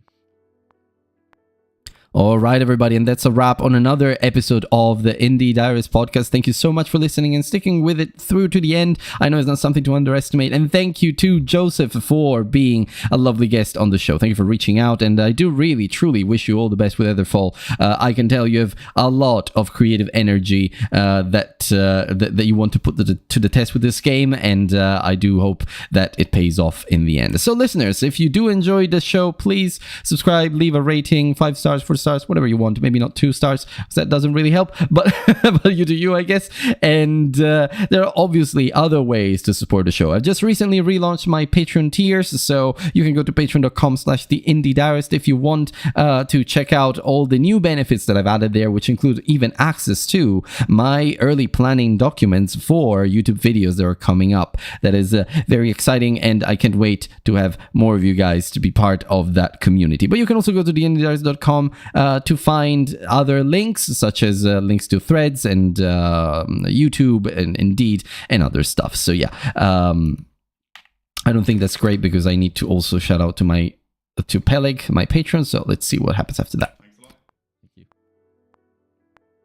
All right, and that's a wrap, everybody, on another episode of the Indie Diaries podcast. That's Indie Diary number 80. Thank you so much, Joseph, for being such a lovely guest and for your time and for discussing Etherfall with me. I think you do really have a really, really good game with a great potential there, and I can't wait to see what happens when it is actually finally released. So, listeners, thank you for sticking with this episode through the end and for listening to this outro right now. I know it's not something that I should underestimate. If you want to support the show in any way, you can leave a rating, you can subscribe, and you can also go on theindiediaries.com to check out the links to all of my socials and other ways to support the show, including Patreon. I've recently relaunched my Patreon tiers. I've added some more benefits, such as exclusive exclusive access to videos in advance from the YouTube channel and exclusive access to my planning documents for those videos. So I can't wait to have more of you part of the community. You can also follow me on socials. You can follow the YouTube channel and join the Discord community, which is still growing, surprisingly, after all these years. But yeah, lastly, I want to shout out to my amazing patron, Pat.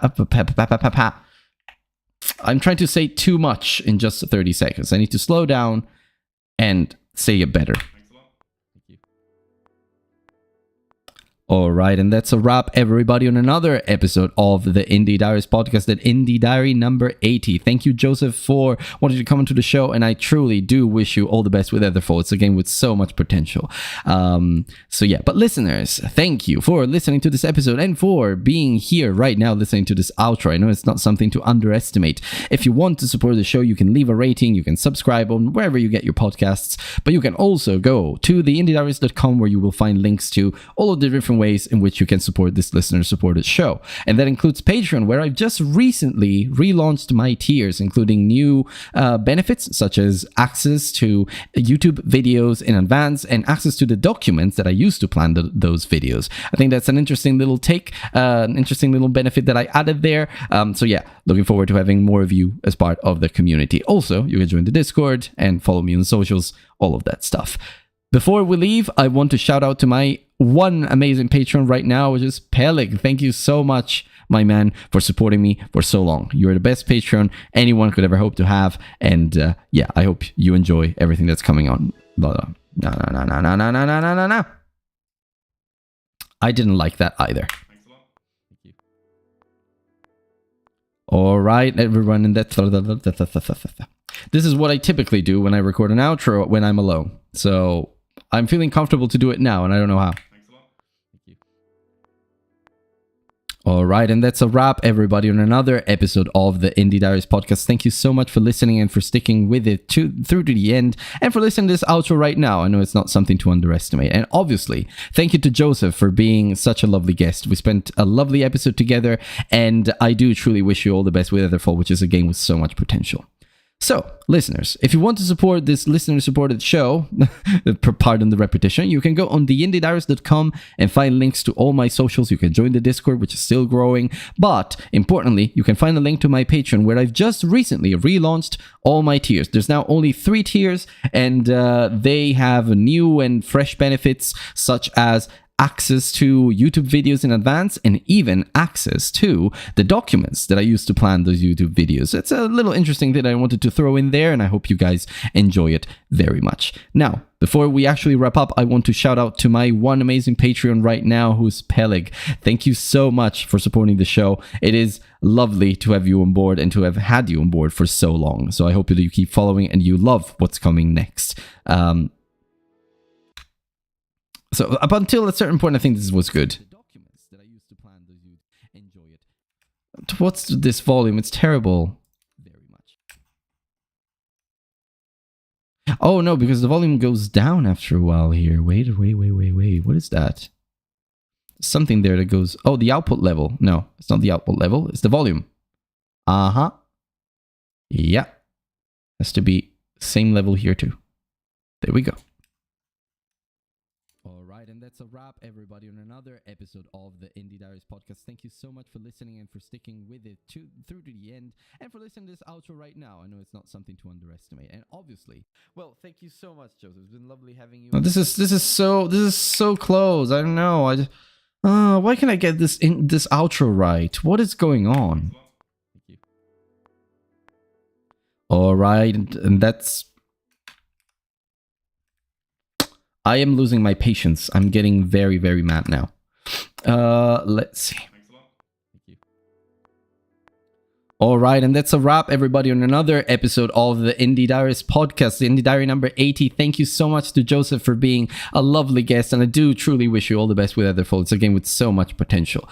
So, listeners, thank you for listening through to this episode, and for listening to this outro right now, even. I know it's not something to underestimate, and I do enormously appreciate it. There are other ways in which you can support the show. One is by subscribing, wherever you're getting your podcasts, but you can also go on theindiediaries.com and look at all the social links that I have over there, including a link to my Discord, which is still growing, and a link to my Patreon, importantly, where I've just recently relaunched all my tiers. Now we have just 3 tiers on my Patreon, and they include fresh and new benefits now that I'm being more active on YouTube, such as early access to YouTube videos and early access to even actually exclusive access to the documents that I used to plan those YouTube videos. So do check them out and see if there's something that tickles your fancy. And lastly, before we wrap up, I want to shout out to Peleg, amazing Patreon. Love having you as my supporter, and I hope you love everything that's coming next. I'll speak to you next time.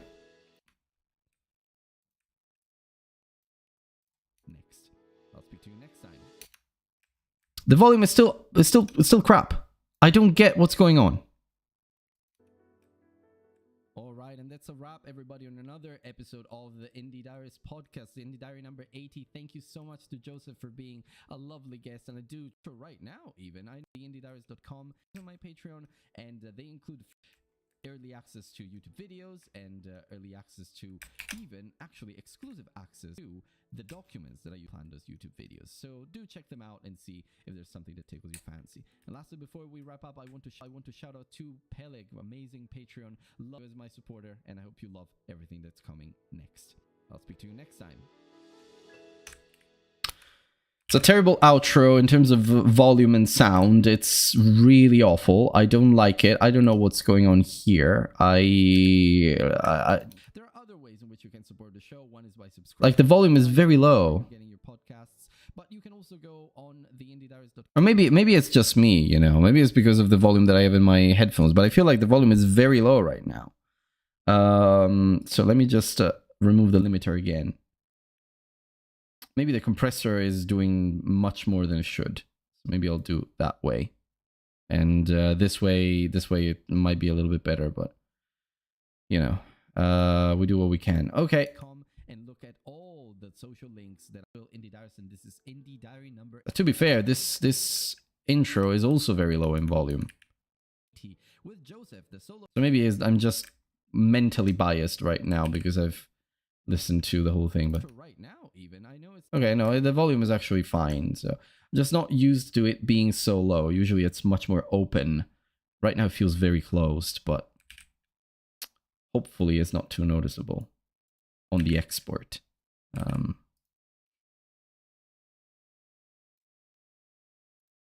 Okay, so normalize on. They need a bit of a better volume here. Joseph project. No, Joseph X1. I think I can get ready to upload these things. So let me just do all of that off screen. So 1, 2.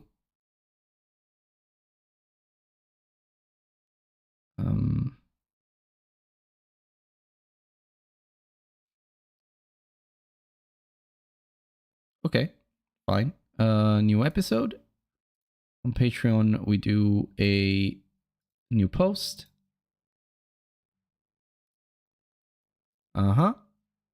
And we are almost there. And then on Buffer, we do what we have to do on Buffer. That's okay. Right, so we're here, ready to do a new episode as soon as it converted to MP3, which we have done now. So Extraction. One sentence from a demo. thinking back, but also thinking videos. So do check them out. And but yeah, and you're working on Etherfall. Okay, cool segment. not too bad, actually. Yeah, I think a lot of people will relate with that one. And as usual, It's I had to that's already interesting. But yeah, please, Joe, say a few things. really like. We ran through all of them with just, I guess. I don't really like how low the volume is at the beginning. It's really low, but I think I can. All right, hello everybody, and welcome to a new episode of the Indie Diaries podcast. This is Anti Loyal Indie Diaries, and today with me Much more is airy Joseph here. From feel free to go to the Indie Diaries. Everybody, and welcome to a new episode of the Indie Diaries podcast. And as usual, if you want to support the show, feel free to go to theindiediaries.com and check out my links. Let's get into the episode now. Oh yeah, this should. Another episode of the Indie Diaries podcast, the Indie Diary number 80. Thank you so much to Joseph for being a lovely guest, and I do truly wish you all the best with other. Okay, I'll do another export of this just because I wasn't really happy with the volume there. Power bounds, project or section, MP3, normalize. Okay. Exp number 2. No. It's number 2. There we go.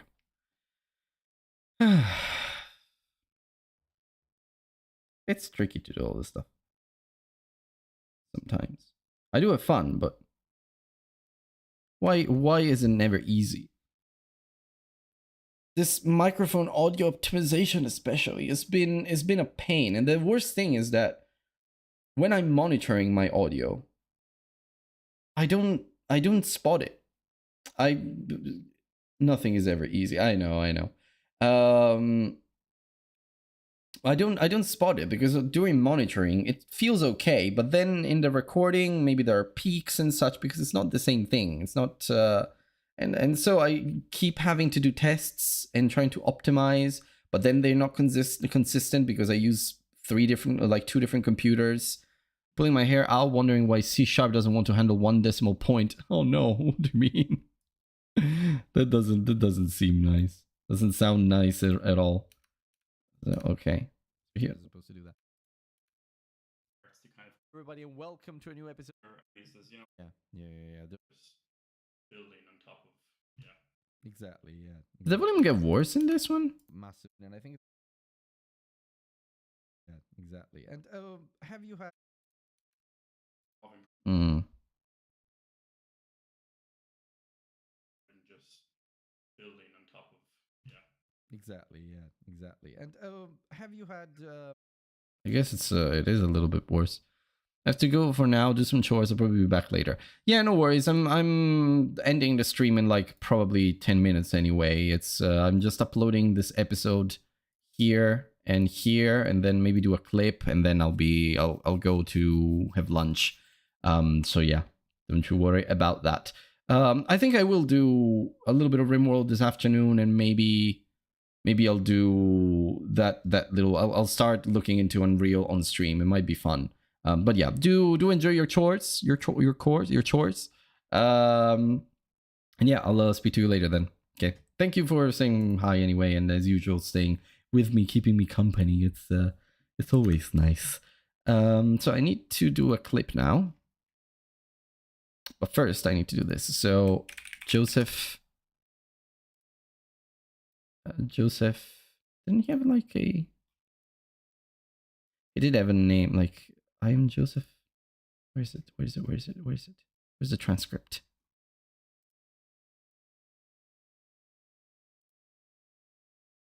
He did say at some point.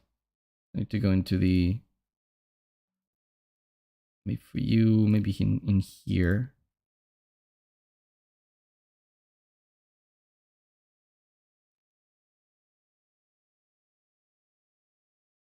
Joseph McCormack. My name is Joseph McCormack. Joseph McCormack. Is it Joseph McCormack or McCormick? I think I have his email somewhere. So let me see. Obviously, not going to show it on stream, but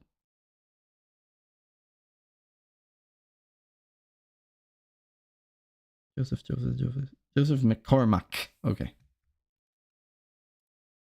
that correct?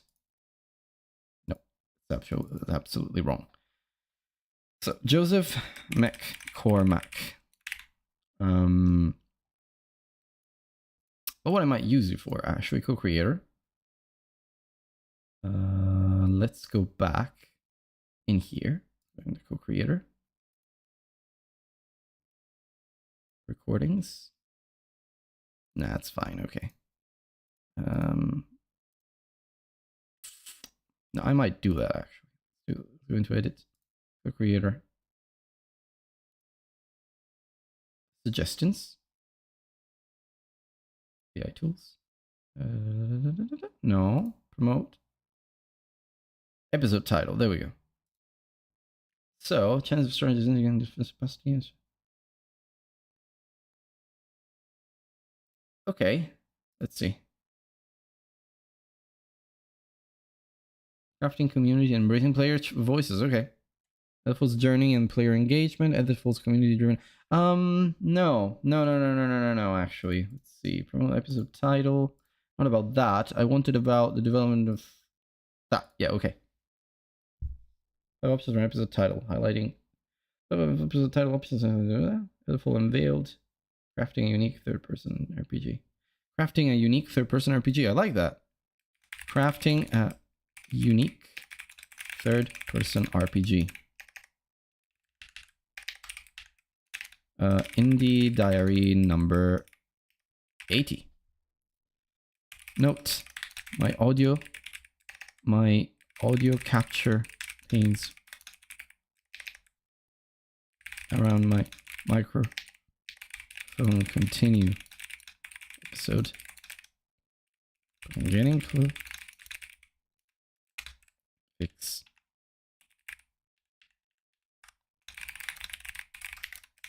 I'll have them sorted for episode 81. In this one, I spent some time with Joseph McCormack, a solo developer working on a third-person RPG called Editful, which blends martial arts and elemental interactions. Joseph is working on a very ambitious game developer and has many learnings to share for others doing the same. For unique third-person RPG as a solo dev, like that. Enjoy. Pod emoji.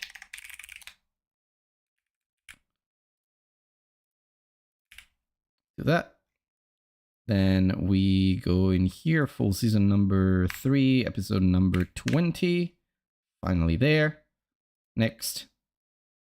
Schedule for the... So if that one was on the 6th, this one's going to be on the 20th. That's at 9:00 a.m. Schedule. Done. I think. It's all good. Yeah, all set.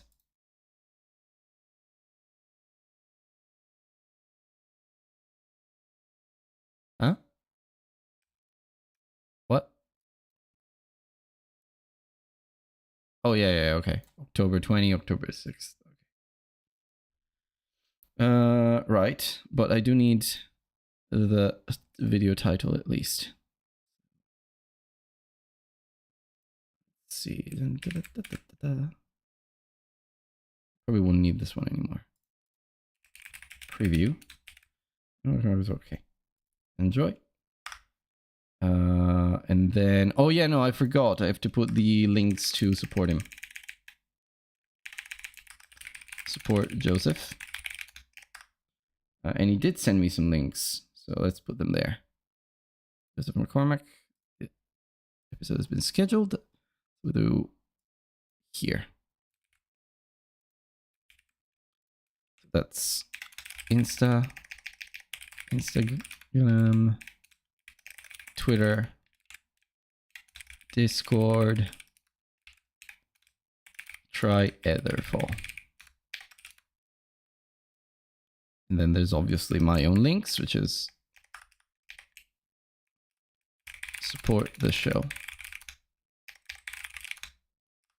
And I just have to go in Notion and grab my boiler plates. Here we go.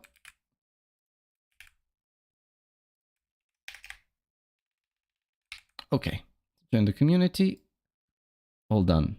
So all I have to do is grab these links. And next. Schedule. Okay. For Joseph. And we're going to do that. Okay. That's done. Not all tiers. Let's go your work. No email notifications. Episode number 20 of season 3. Then in terms of the timestamp, I mean, I don't know. I'll just do a very short bit. Basis, what you're doing every day. And I read a very good quote recently about from Ernest Hemingway, and it's stop while you're hot. Okay. So when you're in like an amazing streak, oh, nice. Okay. Don't continue on until you're exhausted. That's actually a good kind of easy task moment. If you figured out some things, leave it for the next day. Then... Okay. So then we can do the collection now, but we can do simple publish here. I think I have to change the episode, the title of the previous one, but let's see. Patron. I go on my dashboard.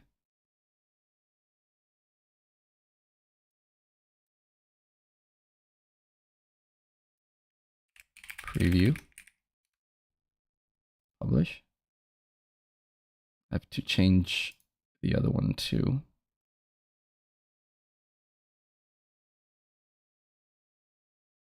Oh yeah, I need to change a few things here. Edit.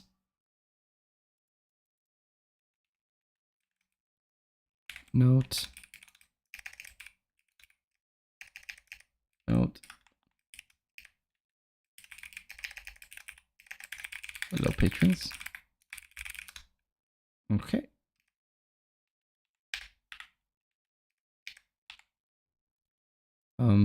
Okay. I guess.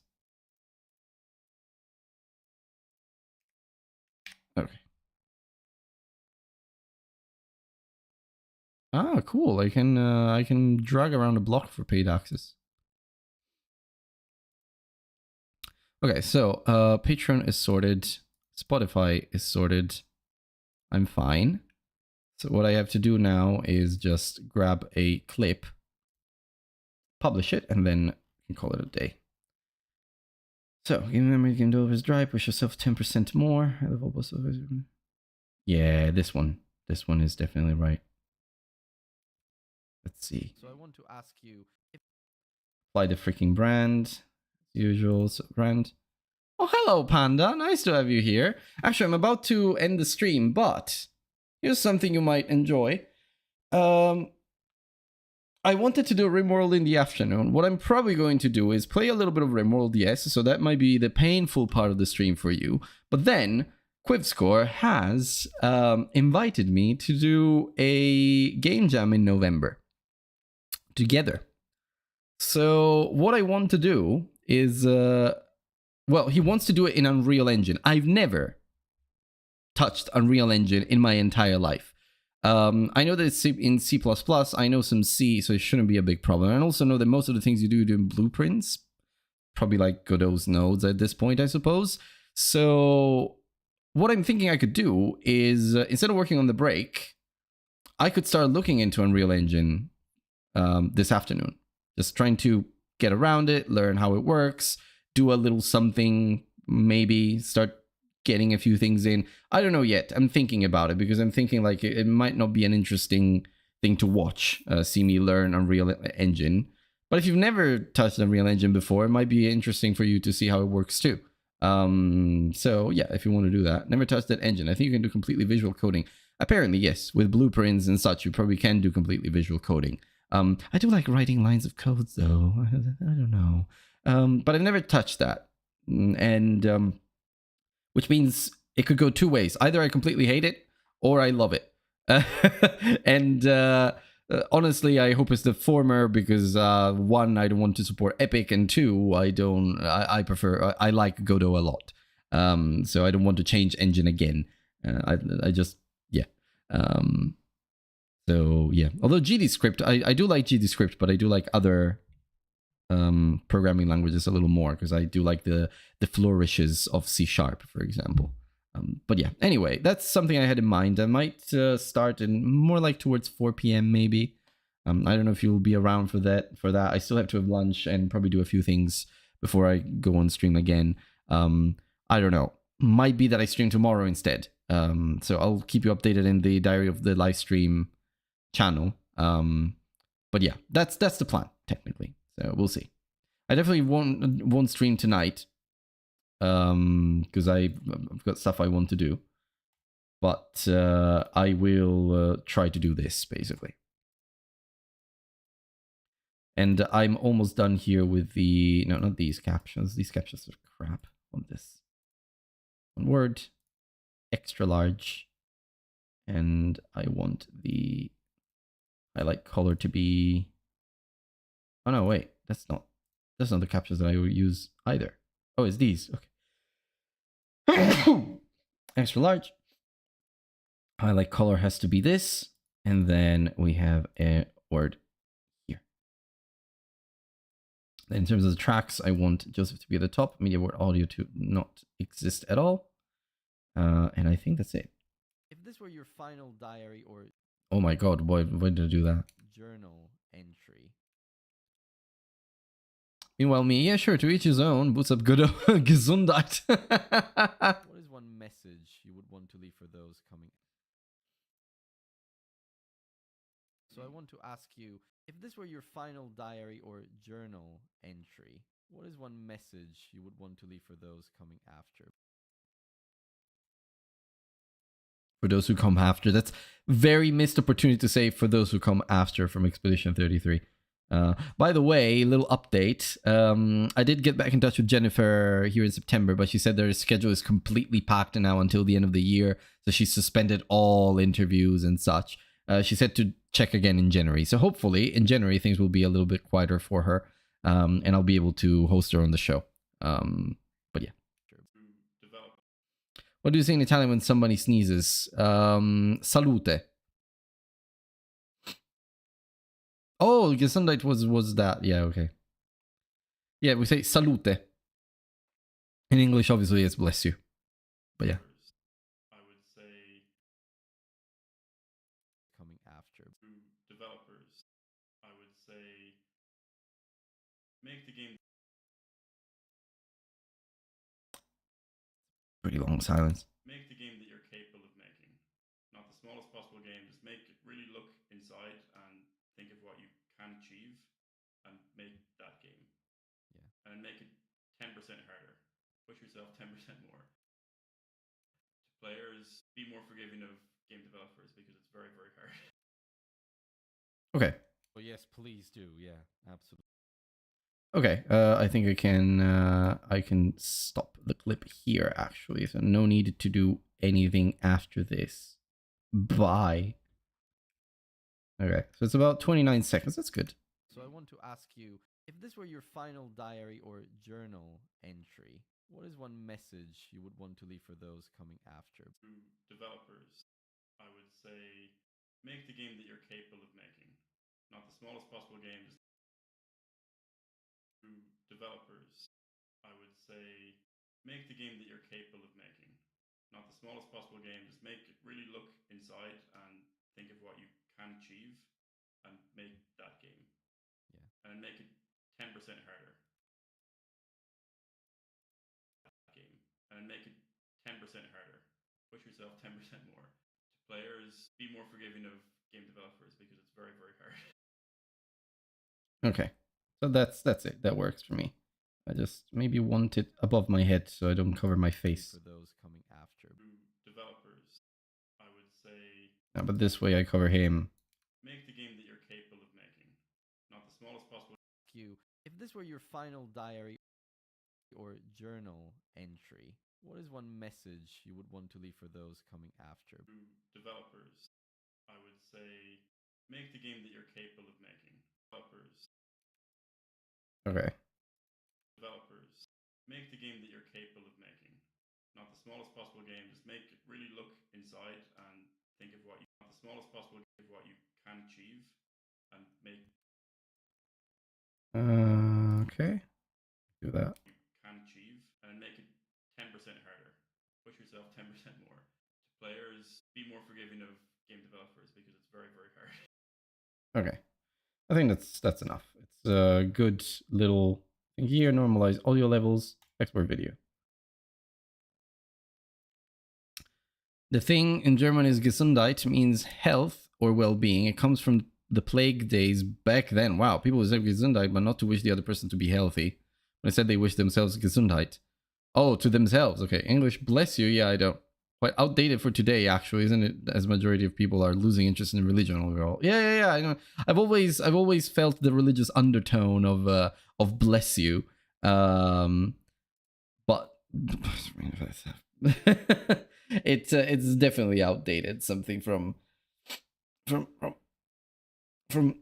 another time. But yeah. Okay, let's wait for this one to export. In the meantime, we can already plan it over here. So we've got the 20 and customize for each network. This is going to be a short, and it's going to be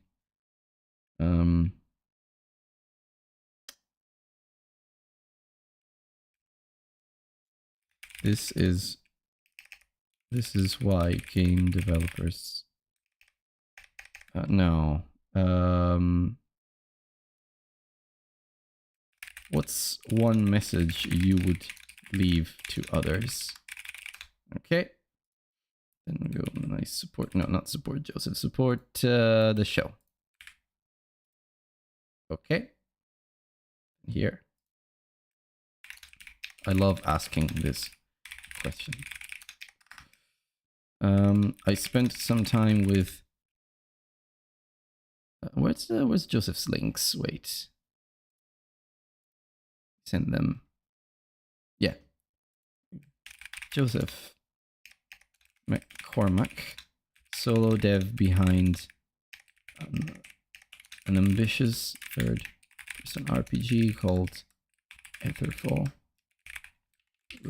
Behind ambitious third-person RPG Etherfall game, to learn about his journey into game dev and what it means to game. So this has been about a solo dev behind the ambitious third-person RPG Etherfall game. Full episode out now on Spotify and wherever you get podcasts. Headphones. Okay. Then I can do indie devs. Then here, I love asking this question. Thanks for game for a lovely episode together. Hashtag indie devs, hashtag RPG game. I don't know, indie games, actually. That's fine. Let's do it that way. Right, so now, I think the export is going to be ready now. Yes, it is. Great. Love how reliable Riverside is. We go into here. We paste this in here. The proper way to do it is actually the person who sneezes apologizes, and that's it. At least that's what they teach nowadays, the kindergarten. Oh, okay. yeah, I do apologize sometimes, but sometimes they're faster and they tell me, bless you, and I'm like, oh, thank you. And that's it. It ends there. Okay, so I think...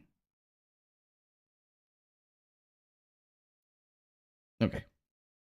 What does Etherful look like Fortnite? Oh no, those... You're missing some context, my friend, because earlier I was editing it, and at some point, I don't know if I can find it again, but during the episode, I said, yeah, when you listen to this episode, you'll see, but during the episode, I said, yeah, you know, the kind of movement system that you're talking to me about and that you're describing to me kind of reminds me of, you know, in the opposite way of Fortnite. And you should have seen Joseph's face when I said that. And I was like, obviously, two very different games. In concept, they are very different. Like there's it's like martial arts with elemental interactions and such. And he said that his movement system, he wanted it to have a little bit more weight, not as reactive as other games out there. So basically, players described it as player characters having a lot of weight when you move around. And that's where I brought up the Fortnite reference, because I said, oh, look, well, I mean, this makes me think of the movement system in Fortnite, which is very fast paced, very reflex based, and you have to just shoot around and dart around a lot of different directions, being able to change direction very fast. Whereas this seems the opposite. And it didn't seem very pleased when I brought up Fortnite, I have to say. But I think I saved it by saying, oh yeah, obviously very two different games. So yeah, but now you say this, so maybe I wasn't the right track. Who knows? I'm sure he may be struggling to make it look different, or he may be struggling. It may be a struggle of his in his marketing and community to say, actually, this is very different from Fortnite, even though you might get the idea that they look very similar. So yeah, I suppose it could be a challenge that he's experiencing for this game. But yeah, so more scheduling options. Set date and time, yes, obviously. Wait, next level, no, I don't care. Set date and time, I want to change it to be, I don't know, like 11 a.m. or something. Apply, schedule posts. Except the short that I want to publish in the afternoon, because it seems to be a better slot for me for some reason. Okay, that's it. Really? There's nothing else to do or say about this besides, yeah, I might be doing that in the afternoon. So let me just switch to the web only scene. Here we are. Hello. You can see my studio, or studio. It's like half of the living room. You can see it without the lights in the back, and with it being in the light instead of the dark. But yeah. All right. Well then, I've been streaming for about 4 hours. I've done 2 episodes in this stream, so very very productive stream. Really happy with that. I even changed a few things. I explored a few plugins and such. So it was a really productive little stream here. I will probably come back in the afternoon with Rimworld and maybe Unreal Engine. Let's see if I feel like learning something new today. But now I am hungry and my pizza leftovers from last night are calling. So I guess I'll go. Thank you for saying hi towards the end of the stream, Panda. I think I will be back online around 4 p.m., maybe 5 p.m. We'll have to see. But of course, you'll see the ping in the Diary of a Live Stream when it happens. Last thing, I don't know if you do have the subscriber role. If you want to be paying for those things, I can just add it to your profile. If you want, not not mandatory. It's an option. Obviously, you may not want the pings, but if you do want to follow the lives, that's the easiest way to know when I'm going live. So yeah, up to you, really. Let me know, and I will do my magic as the overlord of the server. But I've just checked, and you do have the subscribers role, so don't worry about that. Ignore me. It's perfectly fine. Yeah. So actually, another thing is this stream got a lot of viewers. Strangely, editing day maybe called them, but like it got a lot of viewers. Maybe Saturday mornings are good slots for streams. I might do some more interesting stuff on Saturday morning too. Maybe games as well. We'll see when I'm not streaming during the rest of the week, or when I don't have an episode to edit. Anyway, okay, I'll stop the streaming now. I'll see you in the afternoon, and enjoy your lunch. If you probably had it already, but enjoy the rest of your day, and speak to you later. Bye bye.